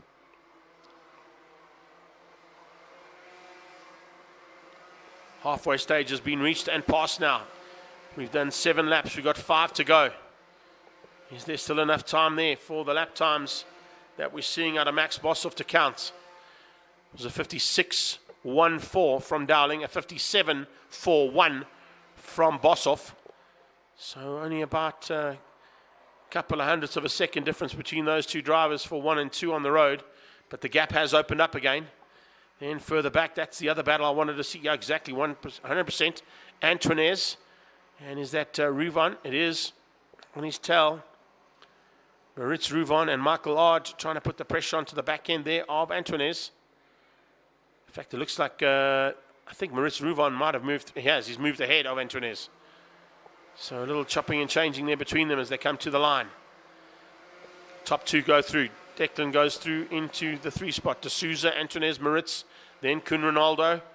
Ronaldo Kuhn into 7th. Also up ahead of Ard, so he's found a way through on Ard. It's big maneuvers happening here from Ronaldo Kuhn in the closing stages of this 3rd and final heat.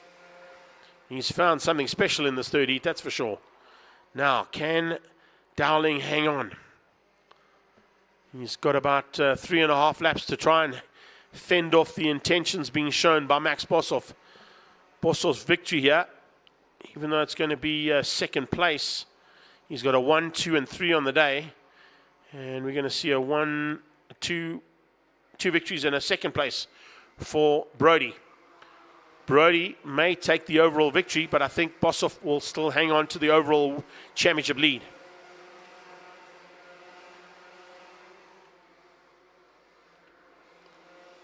They've pulled away now from Declan Jurgens. He has had no answer, unfortunately, here in this 3rd and final heat. He was close enough early on, but then just lost the tail end of that battle. It's such a crucial thing not to lose.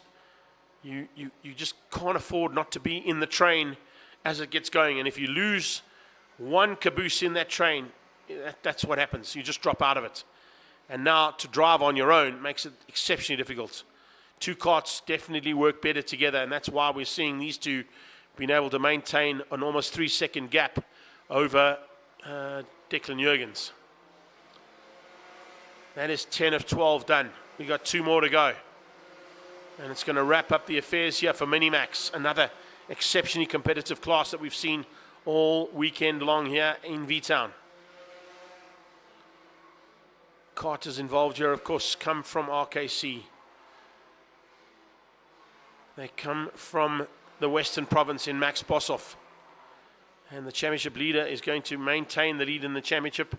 with this second place. If he stays where he is, if he gets the win, of course, that will definitely secure him the lead in the championship, but he's not there yet. He's got to find a way through there on Brody. Brody Darling hanging on for dear life right now and is about to come and start the final lap. It's 11 down, 1 to go. And it's the fight for number 1. Black and orange flag being shown. I'm not quite sure who that's for. A black and orange flag being shown, which means they're watching for some kind of an issue on a kart out there. I didn't quite get the number that Rob was holding up there, but certainly a black and orange flag being shown to one of the competitors out there. I don't think it's either of these two. They don't seem to be having any issues out there right now. Brody Darling, last lap, a 50.482 to maintain his lead over Max Boshoff. I think Boshoff is going to settle for the second spot. Darling's going to get the win here easily, and Boshoff will take second place, which will secure him second overall as well. Final look over the shoulder there for Brody, just to make sure. Checkered flag comes out, and that's it. Mini Max in the bag. Brody Darling takes the win. Max Boshoff gets second. Declan Jurgens comes through to take the 3 spot. He'll get a third, a second, and a third for the day. Rafael de Souza will come through for the 4. So a nice effort there from him, keeping him consistent. That's 2 fourth places for him. And then how's that from Ronaldo Kuhn? Didn't mention him at all in any of the other 2 races. He literally battled through the field, and we didn't even get a chance to give him a mention of his name. But all of a sudden, in the closing stages, thanks for coming. Bang, I'm in. I'll have a little look at that. Thanks very much. That's the way we like to do it. Diego Antunes survives this time and doesn't crash out, so a good effort to get him back into a 6th place overall there for Antunes. So that's 2 6s and a crash for him. It's Michael Ard will finish up just behind Maritz Ruvon, and then it's Rafael de Silva and Christian Naidu making up the top 10 in Minimax. So if my calculations are correct, we will have the overall win go to Brody Cooper. It'll be 2nd place to Max Boshoff and 3rd place to Declan Jurgens.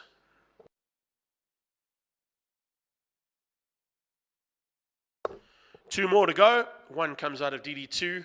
One comes out of DD2 Masters, and that'll wrap up our day. We'll be back shortly as soon as we've got our DD2s on track.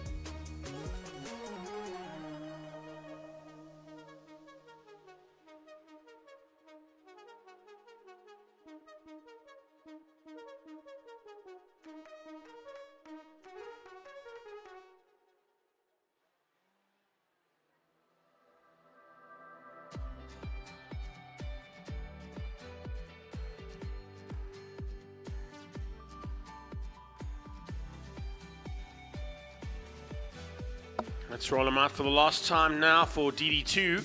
It's been a bit of a fight in the DD2s this weekend, but Jason Kutsia certainly has had the advantage in the first two heats for Toyota Gazoo Racing. He will once again start on the front row, but this time alongside him will be the Volkswagen Driving Academy driver. That's Brad Liebenberg. So kind of an OEM battle at the front end of this third and final heat. Sebastian Boyd will be behind them. It will be Dusan Rajovic who will be alongside Boydie for the second row, and will April and Srinadu will make up the third row ahead of Matty Wadley, Ethan Steer. Tony Orby will bring up the rear end of the guard in the 38 Special as we now go and get ready to go into action for another 15 laps of DD2. So Kutsia has gone 1-1 for now. Boydie's gone 2-2. Liebenberg has had a bit of a tough day in the saddle. He's gone 4-3. So let's see what he can do from the front row now as they drop the hammer down towards turn 1 into the Peterson chicane. He loses out slightly there to Sebastian Boyd, who I think has just snuck through on him. And he moves up into second place. Yes, he does. Liebenberg down to third. It's Rajovic into fourth. Oh, it's getting real. There we go. Boydie starts this race out and shows his intentions right from the word go, squeezing out Jason Kutsia into turn 2. So a big move there from Sebastian Boyd. Went from third place to second. By the time they got down to turn 2, he was into first.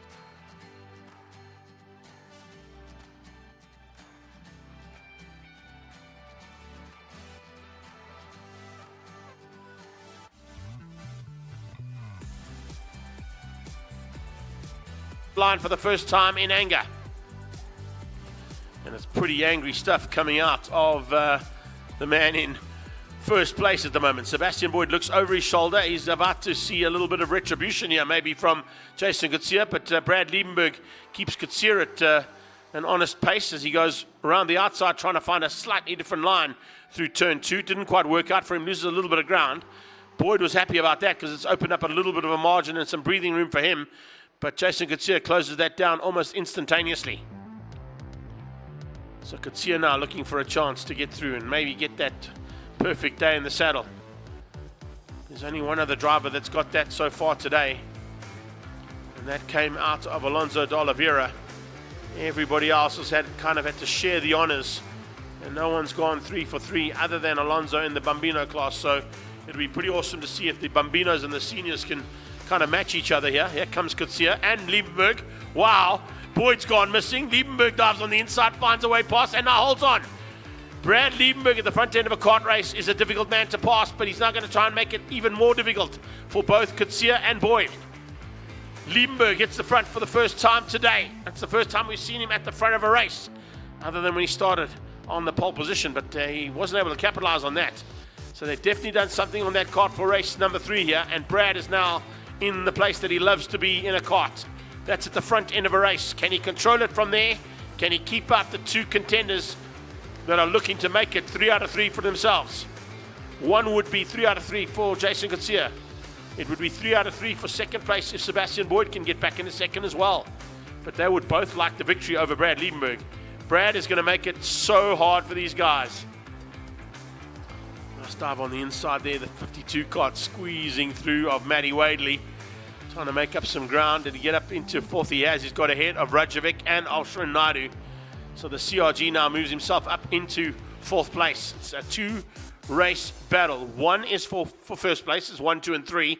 And then we've got a bit of a gap down to fourth place, which is currently in the hands of Matty Wadley, who snuck through there. And he now leads that second pack of karts as they come across the line again. 4 down. 11 laps still to go in this one. There's still a long way for, I was going to say Brad Liebenberg's trying to hang on. Brad makes a mistake. He runs wide. Oh, and look at this. It was Boydie going on the grass to try and find a way through there on Jason Kutsia. Kutsia just pushed his car right to the side of the track. Was not going to let Sebastian Boyd back onto the circuit, and Boyd ended up going 2 wheels on the grass. Those mojos are good, but they do not like to go off track. You've got to try and keep them on the black stuff, keep them clean and make them work the best they can. The ideal surface, Sebastian Boyd, is tarmac, not grass. He loses a little bit of ground there, but Coetzee hit the front again. Now, Brad Liebenberg was there for a while. Can he come back at them? We saw some promise there from Brad, but it looks like it's fallen by the wayside, unfortunately for bad Brad. Jason Coetzee now leads out. Fastest man is Boyd. He's gone 47.322. But we've got a 47.7, a 47.8, and a 48.6 from the top three. That was due to the fact that Brad got muscled out by those two for first and second. Have to try and settle back into some kind of a rhythm and see if he can close that gap down again.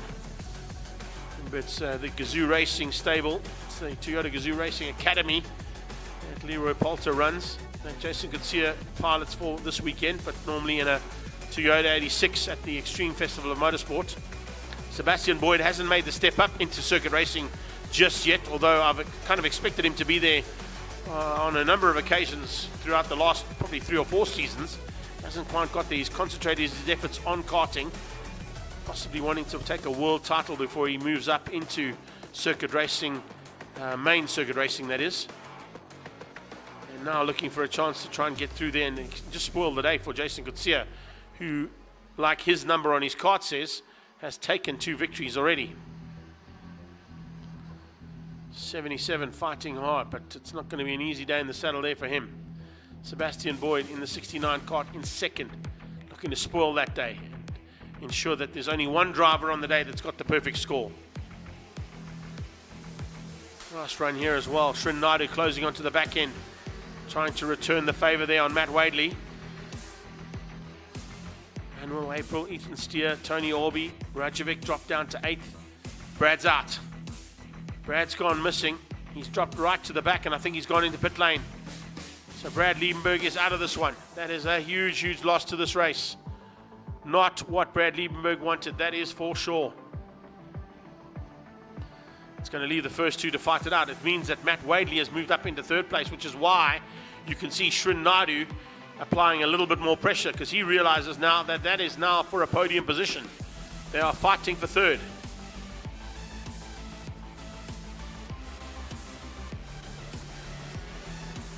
Manuel April wants to join them, and I'm sure Ethan Steer would like to be there as well.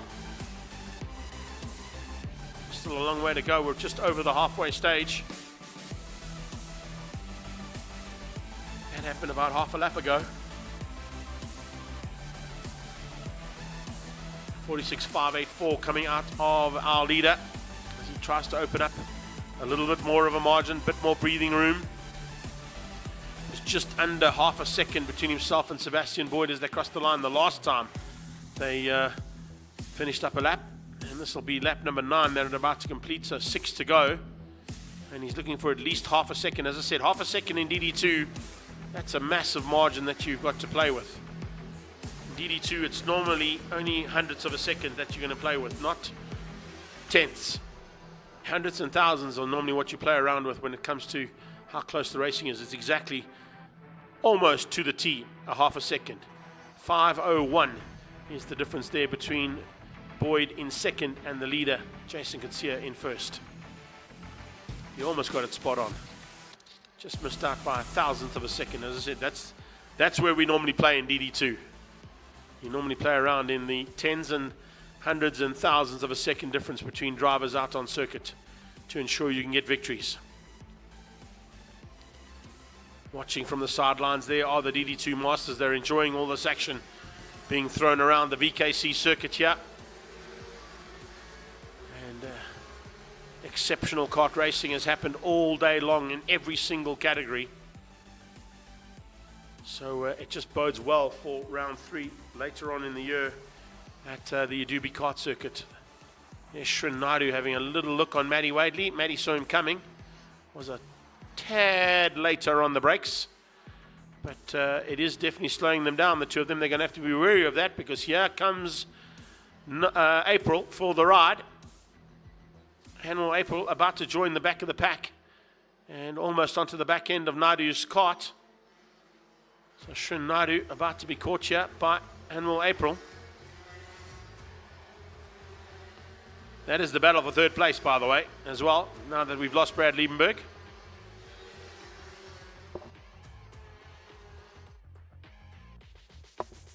It's a nice gap that Jason could see he's been able to open up there. That's exactly what he wants. It's over a second now.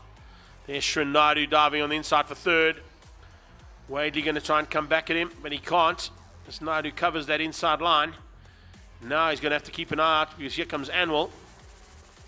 Anwar April looking for a way past. Can he find a way through as he sees a bit of a chink in the armour there that Srinadu was able to find? Let's see if Shrin's going to open up a door there, possibly for Anwar to follow through. Wadley now down to fourth. Shrin up to third.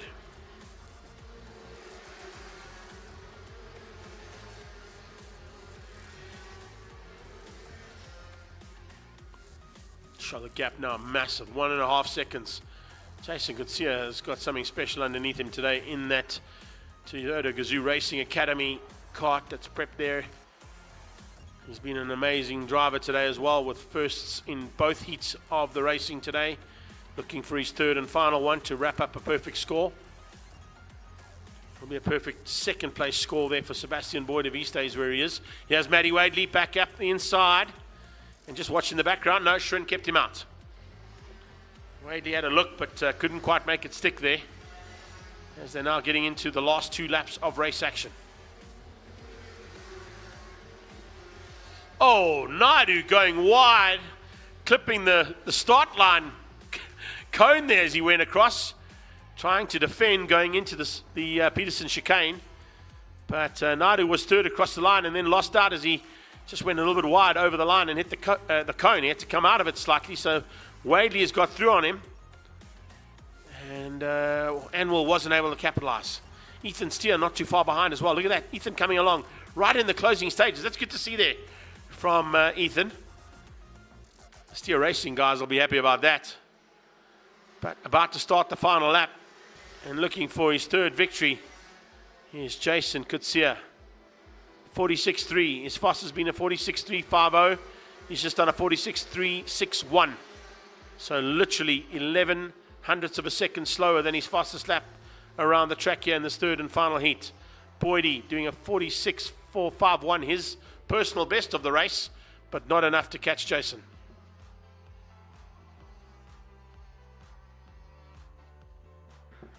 Here they come, making their way down to Tolkien Corner, the second last corner of the track. And it's going to be 3 wins out of 3 starts for Toyota Gazoo Racing Academy and Jason Kutsia. It's going to be 3 second places for Sebastian Boyd out of the Birrell Art team. And third place, incredible turnaround there from Matt Wadley. He comes back from a third in the first one. He went to 7th in the second one. And he gets a third place in the third and final heat of the day. It's Anwar April who snuck through for 4th. Yes, it was. Anwar April sneaking through there for 4th place and beating Shrin Nadu. So I'm not quite sure what happened on that last one. Shrin will come through to take... in fact, where did he go to? He's dropped down to 8th. He had a problem on that last lap. So Nadu's gone missing. It's now April Anwar gets 4th. And look at that, Ethan Steer up into the top 5. They're going to be happy down at Steer Racing for that. Rajovic, unfortunately, did not go according to plan there in that third and final heat. He finishes up down in 6th place. Tony Orby will be 7th.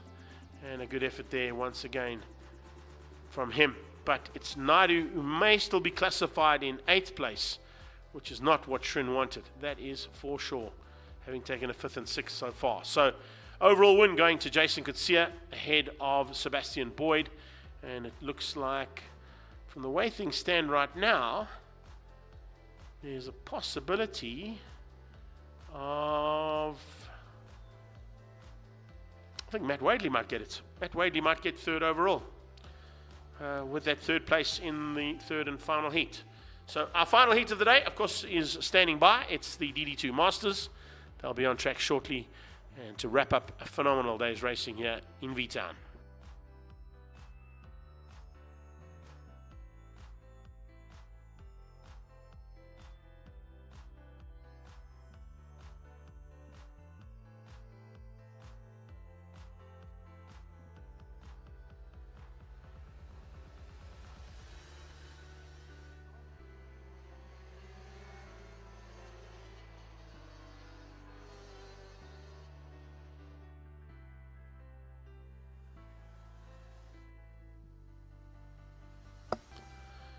So far, it's 1 for 1. Cristiano Morgado, and I beg your pardon, and Jono Pieterse are the two drivers who have taken a first and a second place respectively. So first one went to Jono, second one went to Cristiano. Even Stevens between the two of them. As we roll out now with Jimmy Orby joining Cristiano Morgado on the front row for this third and final heat.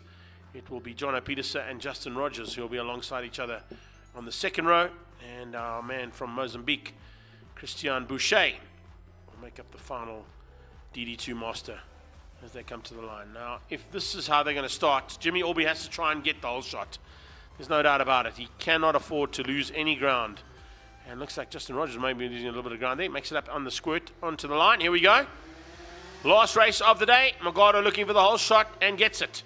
Jono Pieterse follows him through and slotting into third place, Jimmy Orby. A little choppy and changing behind there. Boucher looking for a way through there. Has he found it? No, he hasn't. Justin Rogers just kept him honest in the background. Jono Pieterse going early into turn 2. Takes the lead over Morgado. Now, what are the tactics going to be between these two drivers? Because for 12 laps, we saw Cristiano Morgado literally sit behind Jono Pieterse and then have a go in the closing stages. It didn't quite work out for him. He lost that battle in race 1.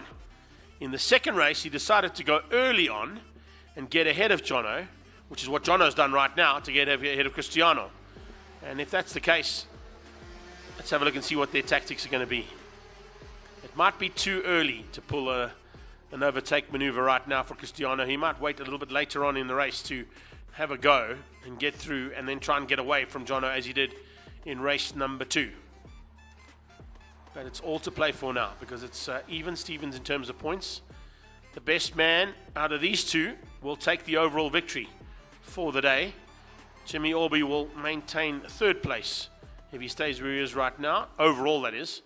But of course, if he can sneak up and maybe spoil the day there for those two, he's got a chance of possibly moving into second place overall. It all depends on what happens now between Morgado and Pieterse. Across the line they go.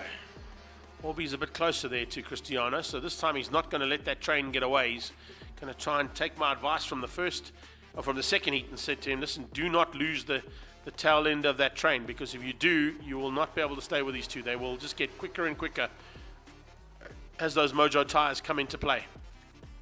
So Jimmy this time staying a lot closer to the back end of Morgado. It's Tony KART, CRG and Beryl Art 1, 2 and 3 at the moment, so nice little battle of the chassis there as well, never mind anything else. And at this point in time, incredibly, Christian Boucher, fastest on that last lap, down in 5th place, closing the gap onto the back end of Justin Rogers.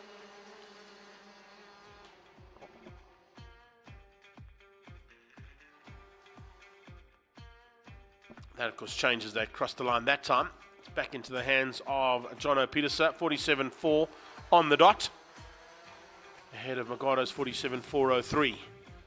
So literally 0.003 of a second between those two karts as they cross the line.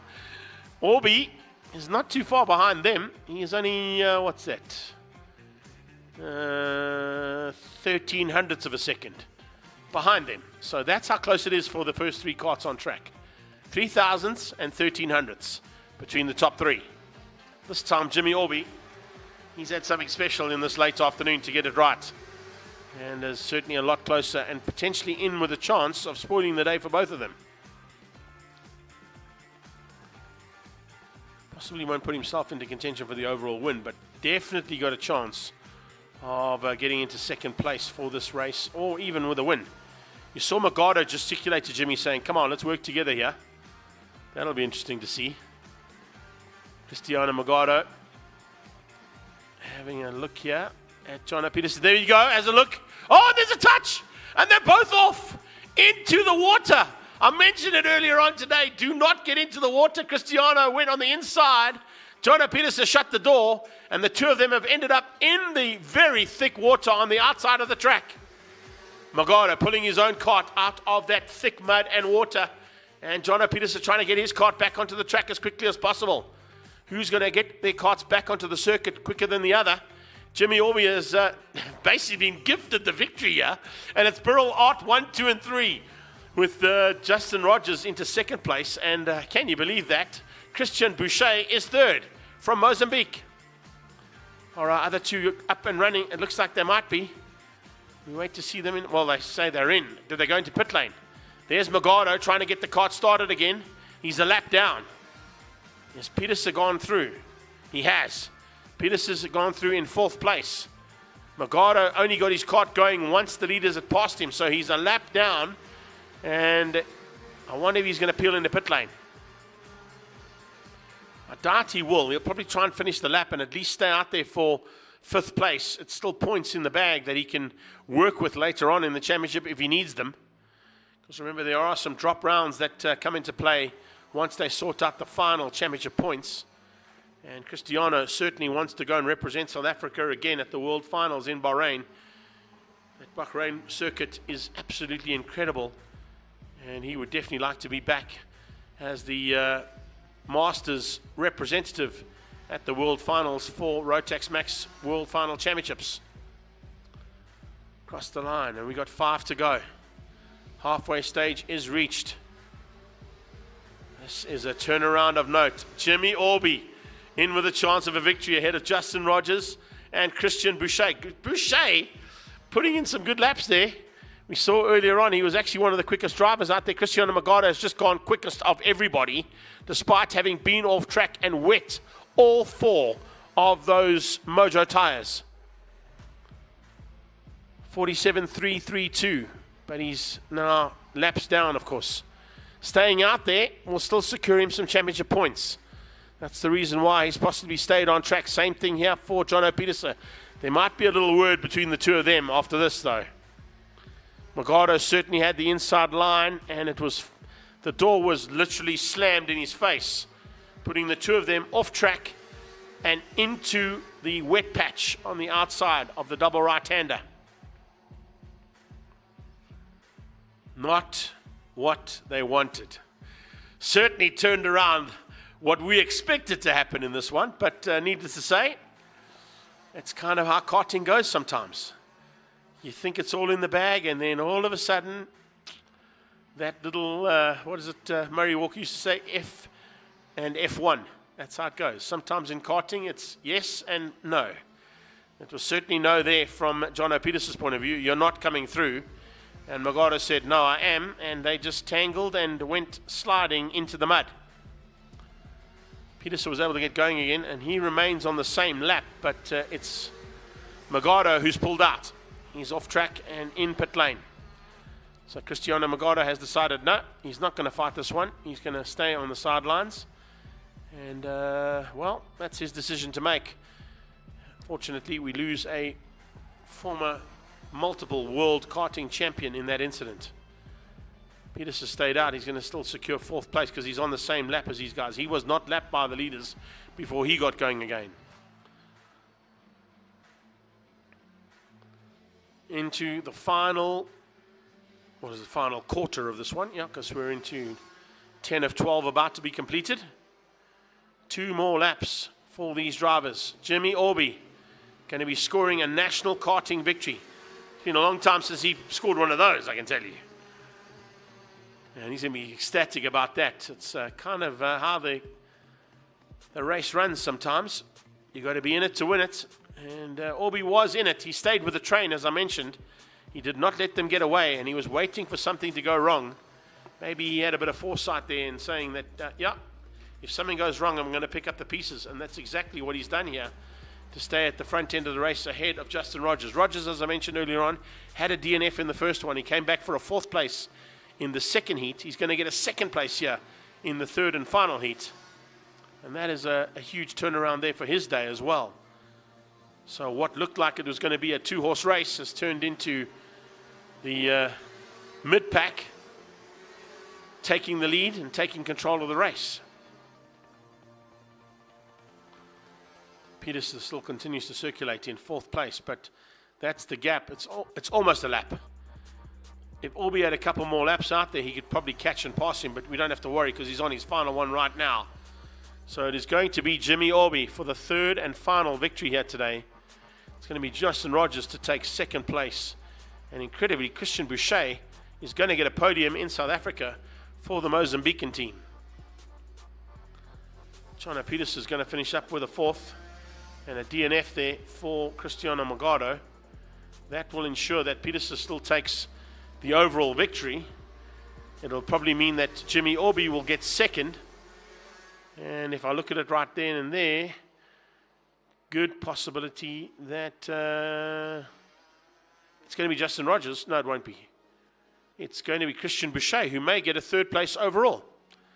How's that for a turnaround in the way things go in kart racing here in South Africa? Well, if you've been watching from all around the world, you know that these kind of things can happen in kart racing, and usually do, particularly when the pressure is on. And there was certainly a lot of pressure being put onto that man who's going to finish in fourth place, Jono Peters, as he comes to the line.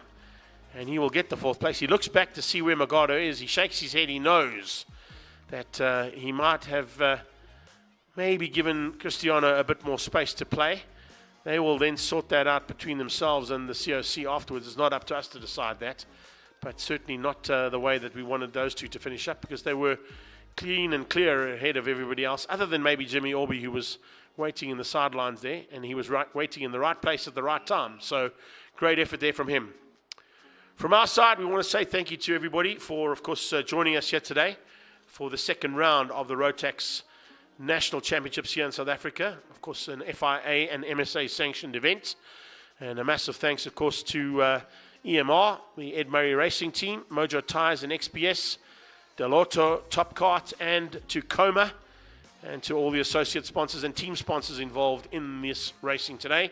7 races on the day, and some spectacular racing right from Bambinos all the way through to that drama-filled final race of DD2 Masters.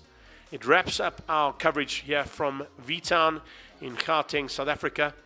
And we are looking forward to the next round on the 13th to the 15th of June down in KwaZulu-Natal here in South Africa at the Adubi Kart track.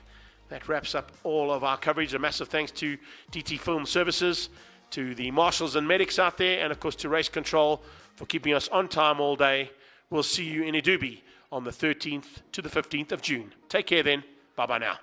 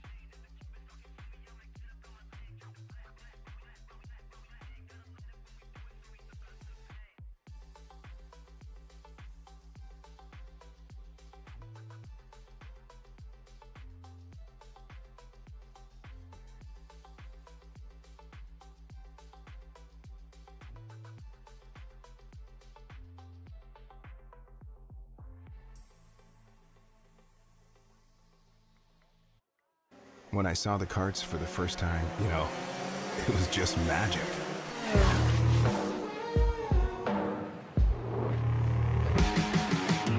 I loved my first race suit, helmet, gloves, and boots. I looked like a hero, my own superhero. And when I went on the track, I knew this was my dream. The rumble of the engines behind me, the screech of the tires around me, and I was in control of it all. I felt like the king of speed. Then I learned it would take much more to be first. But every time being second just made me strive harder for victory.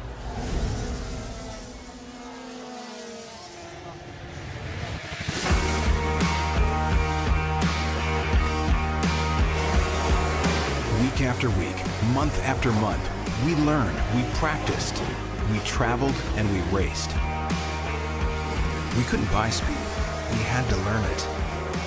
The power was always there, and it was down to us to unlock it.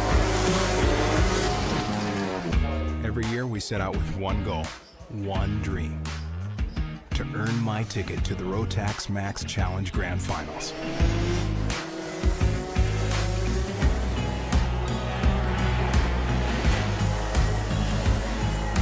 Money can't buy the feeling I got when I qualified. Money can't buy the feeling we had when we knew all those years of hard work was worth it.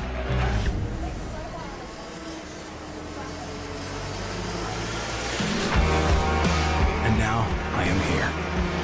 I raced my way to a ticket to the most spectacular, most colorful, most unique karting event in the world. All the sacrifices were worth it for the chance to compete with the best, to finally be among the best, and to give it all I had. To hit every apex perfectly. To be the best Rotax driver in the world. To be part of this is like a crazy dream. To get to the final, to hold your flag, to hear your anthem on the podium.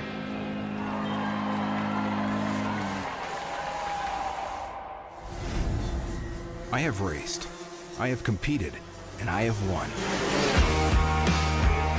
Through all these years, I made so many friends. I became a part of the Rotax family.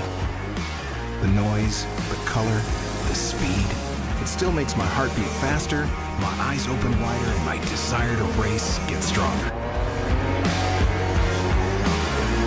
And still to this day, I feel like the king of speed.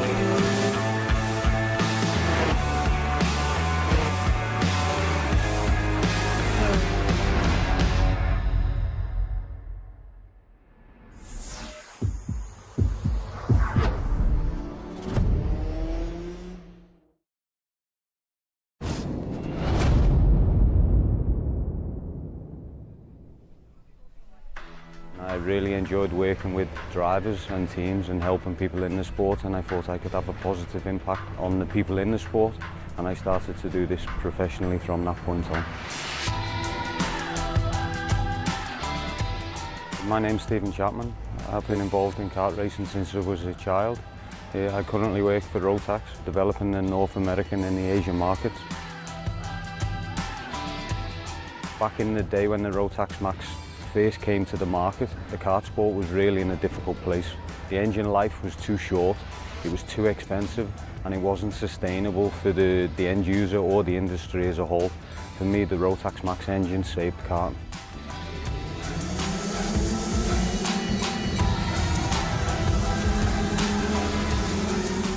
For me, the warranty that Rotax offer is really a fantastic added value to the product, and it's really brings something to the market that nobody else really offers.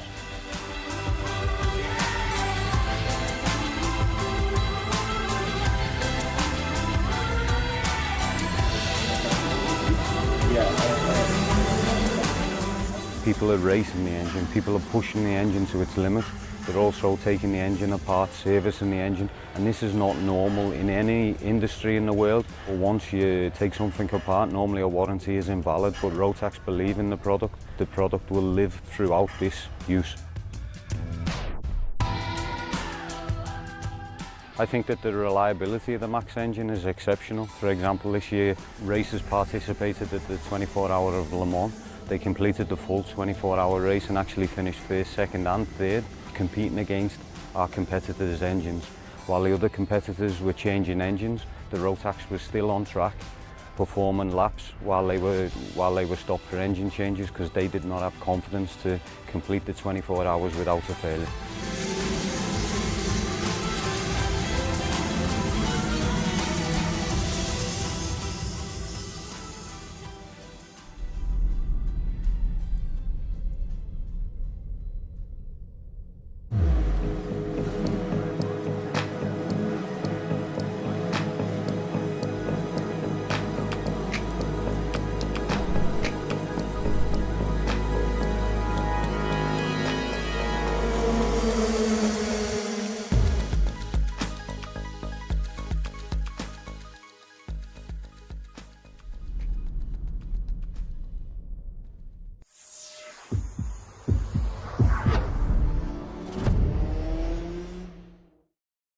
There is no feeling like winning.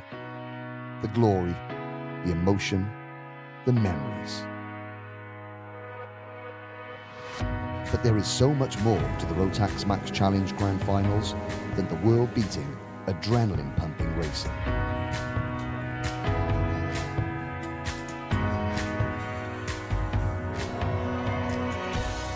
Every day, the Rotax family puts on something special.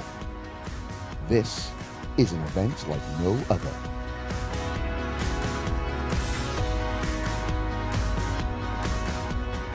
The Rotax Max Challenge Grand Finals is about making new friends and catching up with old rivals, to smile, to laugh, and to support one of the 60 competing countries. It is an annual gathering of the biggest, most colourful, most unique family in karting. It is about putting on your race suit and waving your nation's flag. This is a celebration of our sport.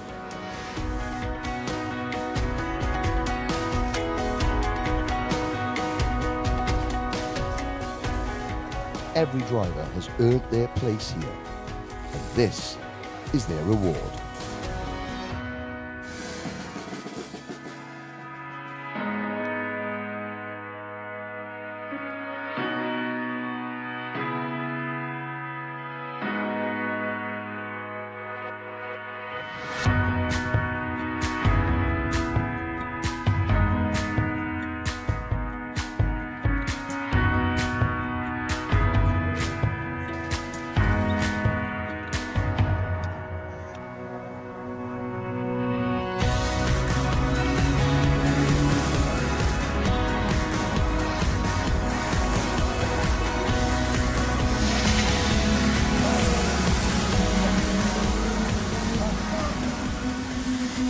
Winners go down in history, but every driver fights their own battle, pushes their own limits, and celebrates their own achievements.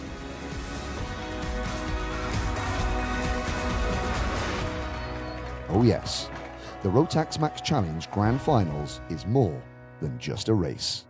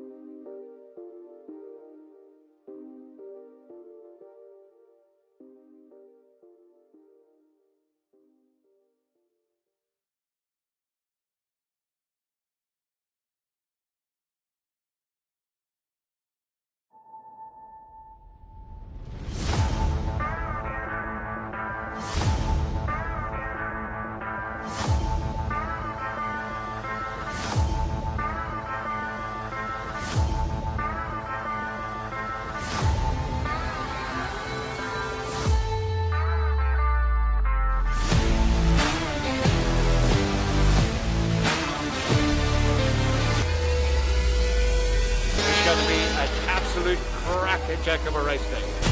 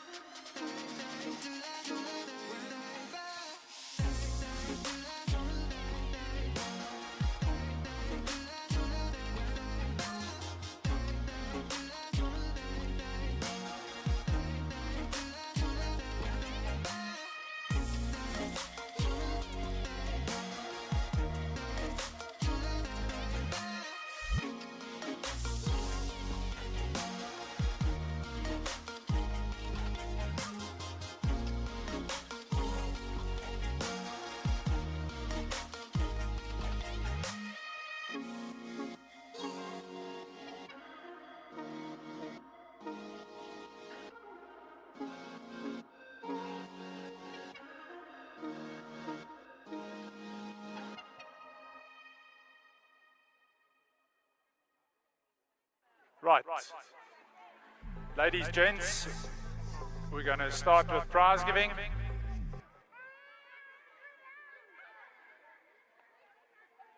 Right, guys, we're going to start with prize giving.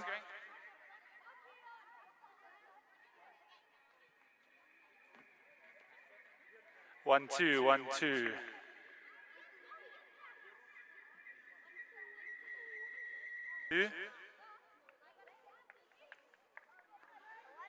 Is there something we can do about the volume?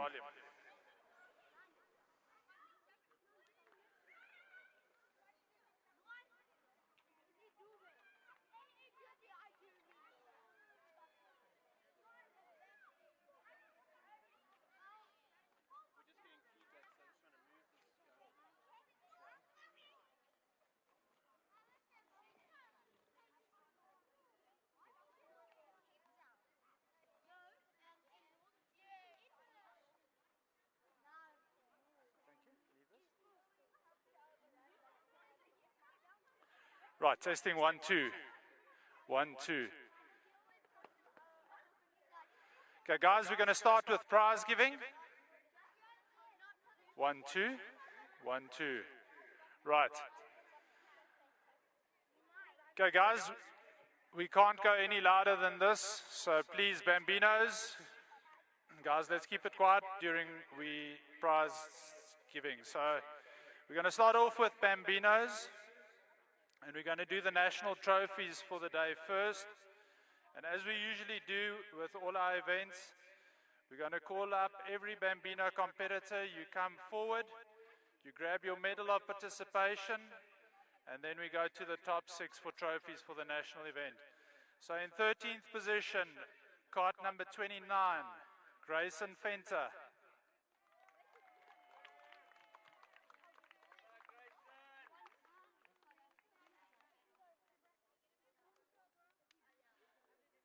In 12th position, kart number 17, Rofiwe Ndwambi.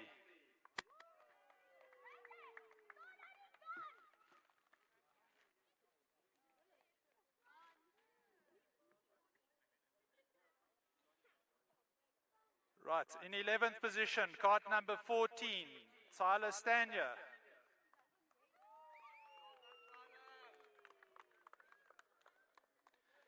In 10th position, kart number 55, Ndluvu Meletlukulu. Sorry, tongue twister.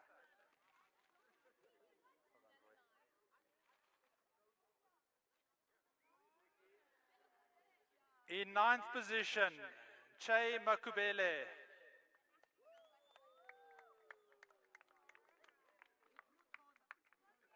Lots of good food.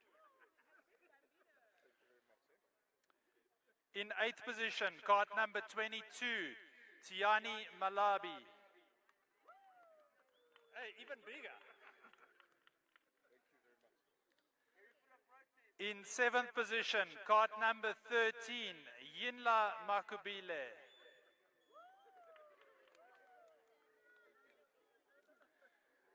Right, then in 6th position, we ask that you stay in front, kart number 72, Yeru Malabi.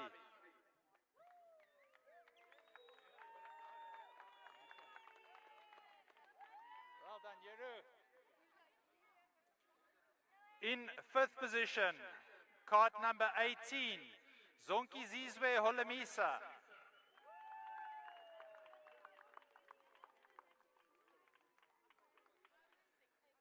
In 4th position, kart number 50, Sean Arder.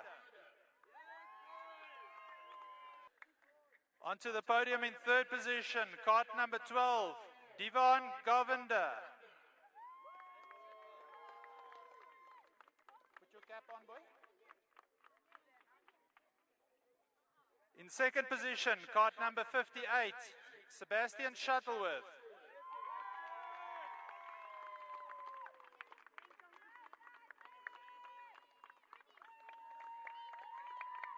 And the winner for the day, kart number 46, Alonso de Oliveira.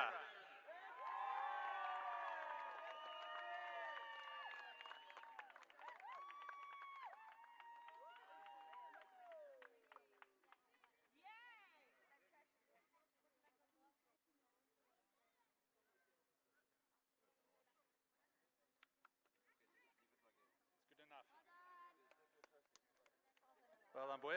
Oh. Watch your eyes, watch your eyes, watch your eyes. Right. Abel, you maybe help with this trophy.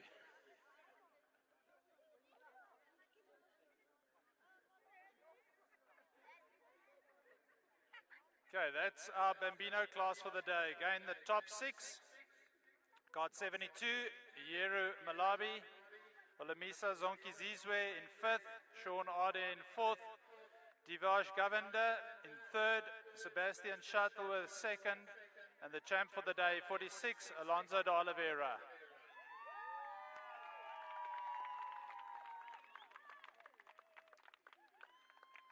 Right, well done, guys. One more?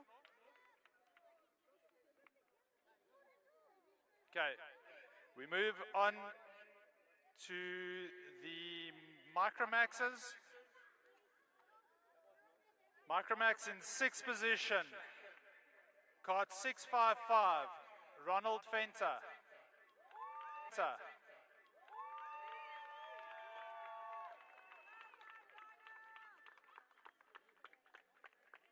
In 5th position, 623, Roddy Harris.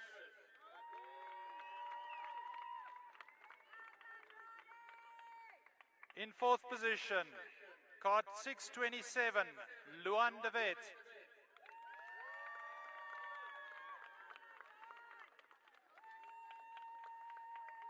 In 3rd position, KART 688, Luc de Toy.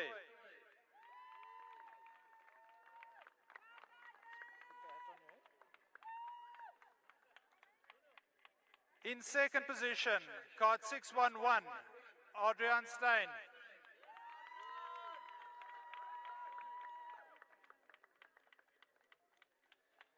And the winner for the day, KART number 689, Michael O'Mahony.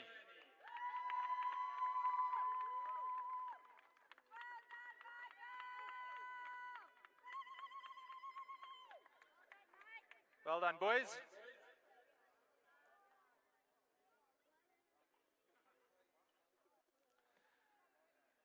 Again, as Michael makes his way to the top tier, the top 6 again. In 6th position, Ronald Fenter, Roddy Harris in 5th, Luan de Vet in 4th, Luc de Toy 3rd, Adrian Stein 2nd, and our winner for the day, Michael O'Mahony.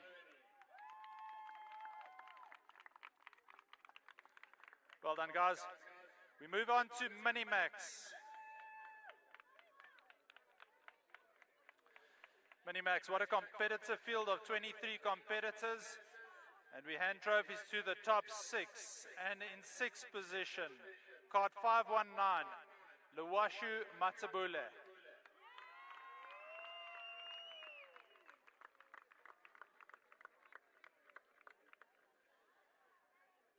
In 5th position, KART 550, Michael Arder.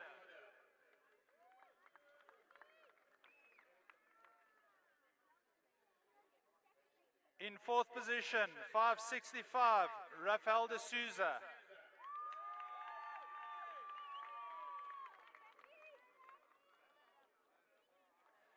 Onto the podium in 3rd position, KART 563, Declan Jurgens.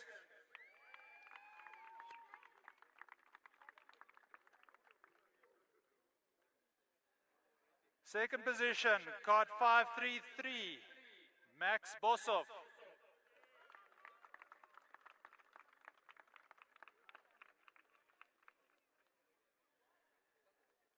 And our winner for the day, KART 522, Brody Cooper Darling.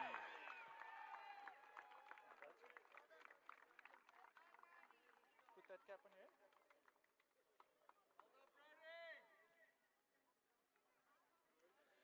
Right, as Brody makes his way to the top tier, in 6th position, Luwashu Matabula. In 5th, Michael Arder. In 4th, Rafael de Souza. Declan Jurgens in 3rd. Max Bosov 2nd. And the winner for the day, Brody Cooper Darling. Well done, boys. Good racing throughout the weekend.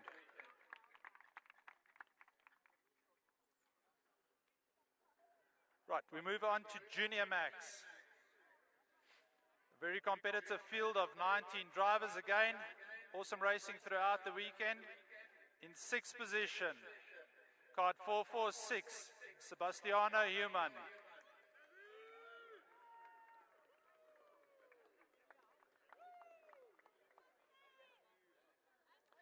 In 5th position, 479, Riachile.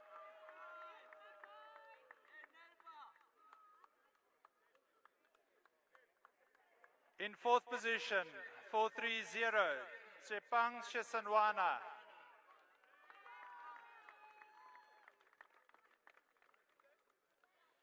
Third position onto the podium, 425, Sebastian Blichnout.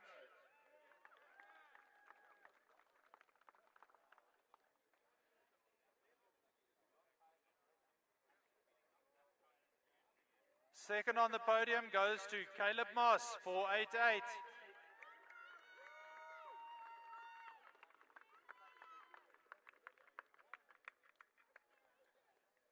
And our winner for the day, KART number 428, Matteo Mason.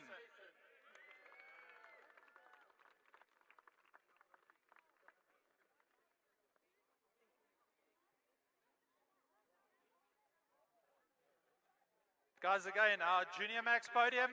In 6th position, Sebastiano Human, Riachile Mayulula in 5th, Tsepang Shesanwana 4th, Sebastian Blichnout 3rd, Caleb Moss 2nd, and Matteo Mason, our Junior Max winner for this national at VKC. Well done, guys. Then we move on to Senior Max, another very competitive class of 21 competitors on the day. We're awarding top 6, and in 6th position, KART number 248, Jordan Wadley.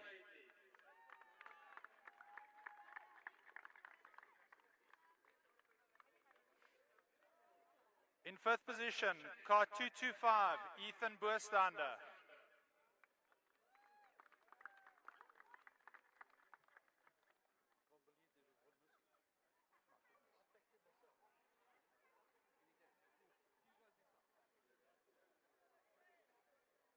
In 4th position, in 3rd position, onto the podium, KART 258, Ken Swartz. 2nd position, and the winner for the day, the rose amongst the thorns, 317, Gianna. As Gianna makes her way to the top tier, again the top 6. 248, Jordan Wadley in 6th position. 5th position, Ethan Boerstander. Taylor Schriminger, the win for the day. Well, guys, don't run off. We're going to do the regional prize giving after this. So DD2 will be up next. And in 6th position, KART number 21, Shrin Naidu.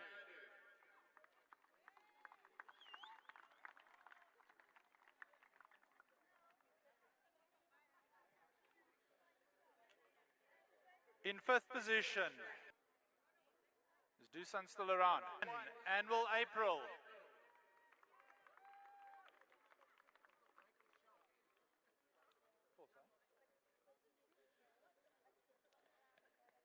In 3rd position, KART 52, Matthew Wadley.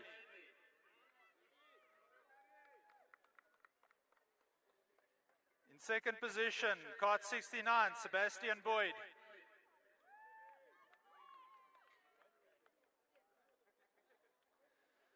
And the winner, unfortunately, having to catch a plane already, KART 77, Jason Kutsia.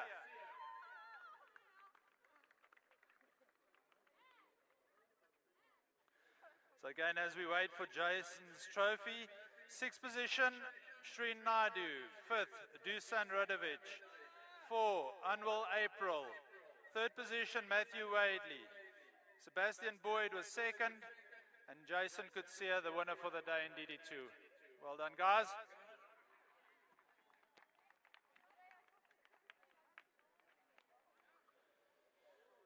Then we move on to DD2 Masters. And in third position, kart number 107, Cristiano Morgado.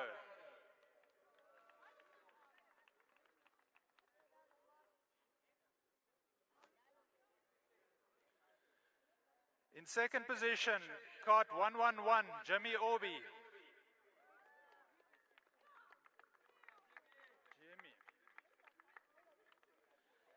And the winner for the day, kart 169, Jono Pedersen.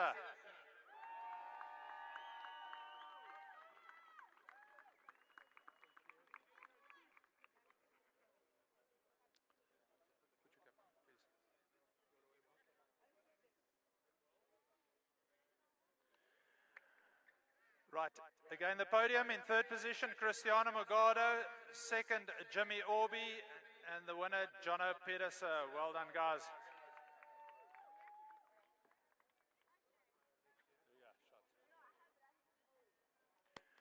Right, guys, then we move on to the regional. This is obviously for that rained out event we had 2 weeks ago.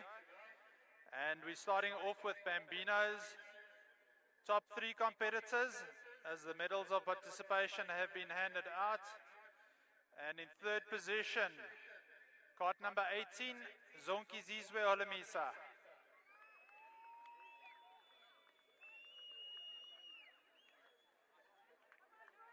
Second position, kart number 58, Sebastian Shuttleworth.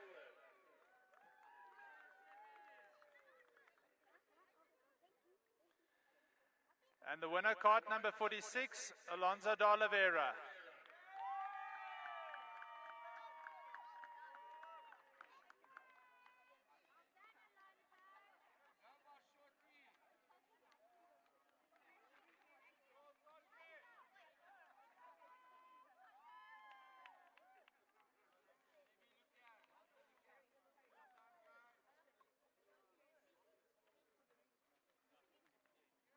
Right, guys, we move on to Micromax. In third position, kart 655, Ronald Fenter.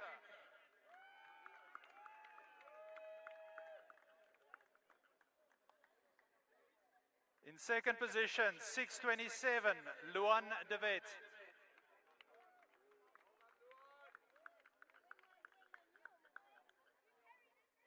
And the winner for the day, 611, Adrian Stein.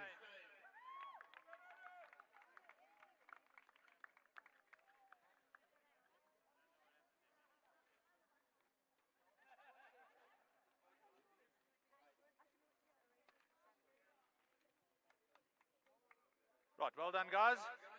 We move on to Minimax. Minimax in third position, 565, Rafael de Souza.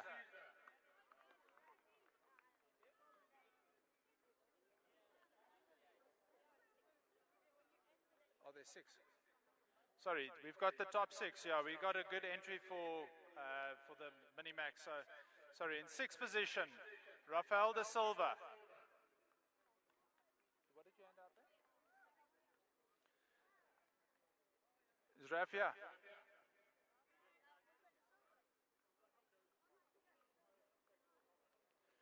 In fifth position, Ruvan Maritz.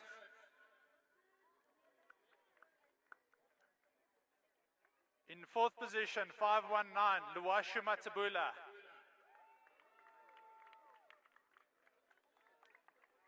In third position then, Rafael de Souza. Second position, Declan Jurgens. And the winner for the regional event, 522, Brody Cooper Darling.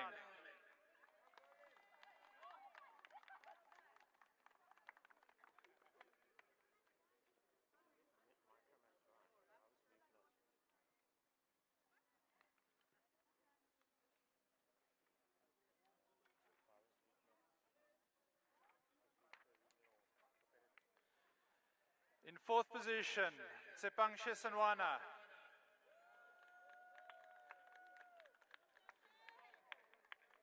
In third position, Sebastian Blachnout.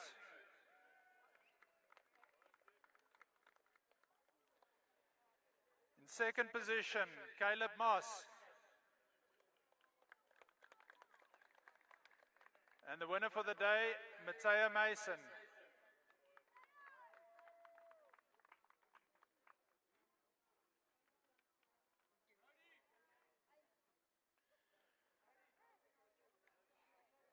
Well done, Junior Maxes. We move on to Senior Max. Top 6 competitors, so well supported regional class. In 6th position, KART 2, 9-6, and that's Jono Wilson.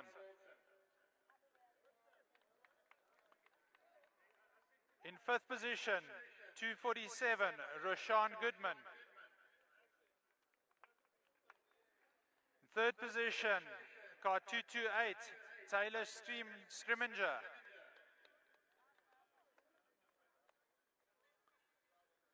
In 2nd position, 258, Kent Swartz.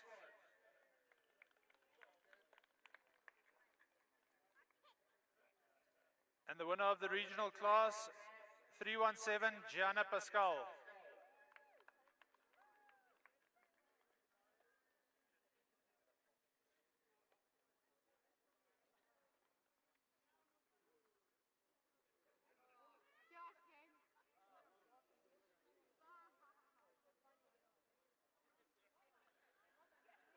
Right, well done, guys.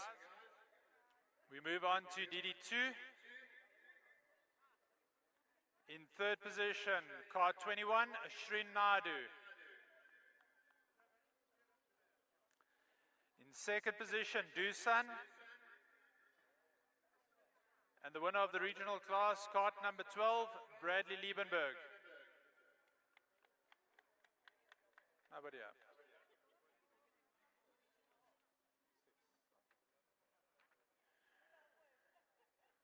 Right, the last is the DD2 Masters, and the winner for the Masters class, Justin Rogers. Right. Thank you, guys. Just before we pack up and leave, just a big shout out to Patsy, Dewald, and Kim from VKC. They did an awesome job to get this event going after the rain we had on Thursday. And prior to this event, I think everybody can give them a round of applause. I think they really were bent over.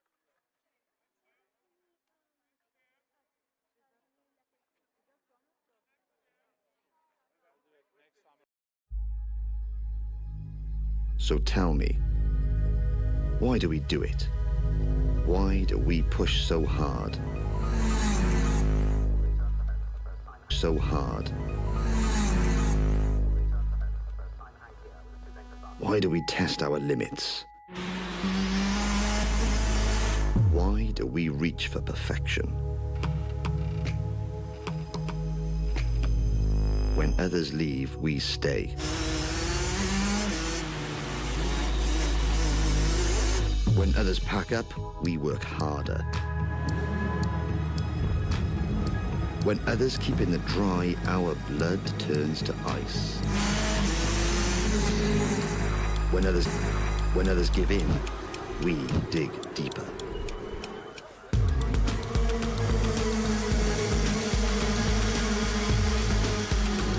Every rev, every corner, every apex, every pass, every risk, every position, every 10th, every 100th, every 1000th, every goal we set, every challenge we face, every fear we overcome. Because we won't settle for second. Because we live and breathe it. Because we seek the strength deep inside us. Because we give our best. Because this is Rotax.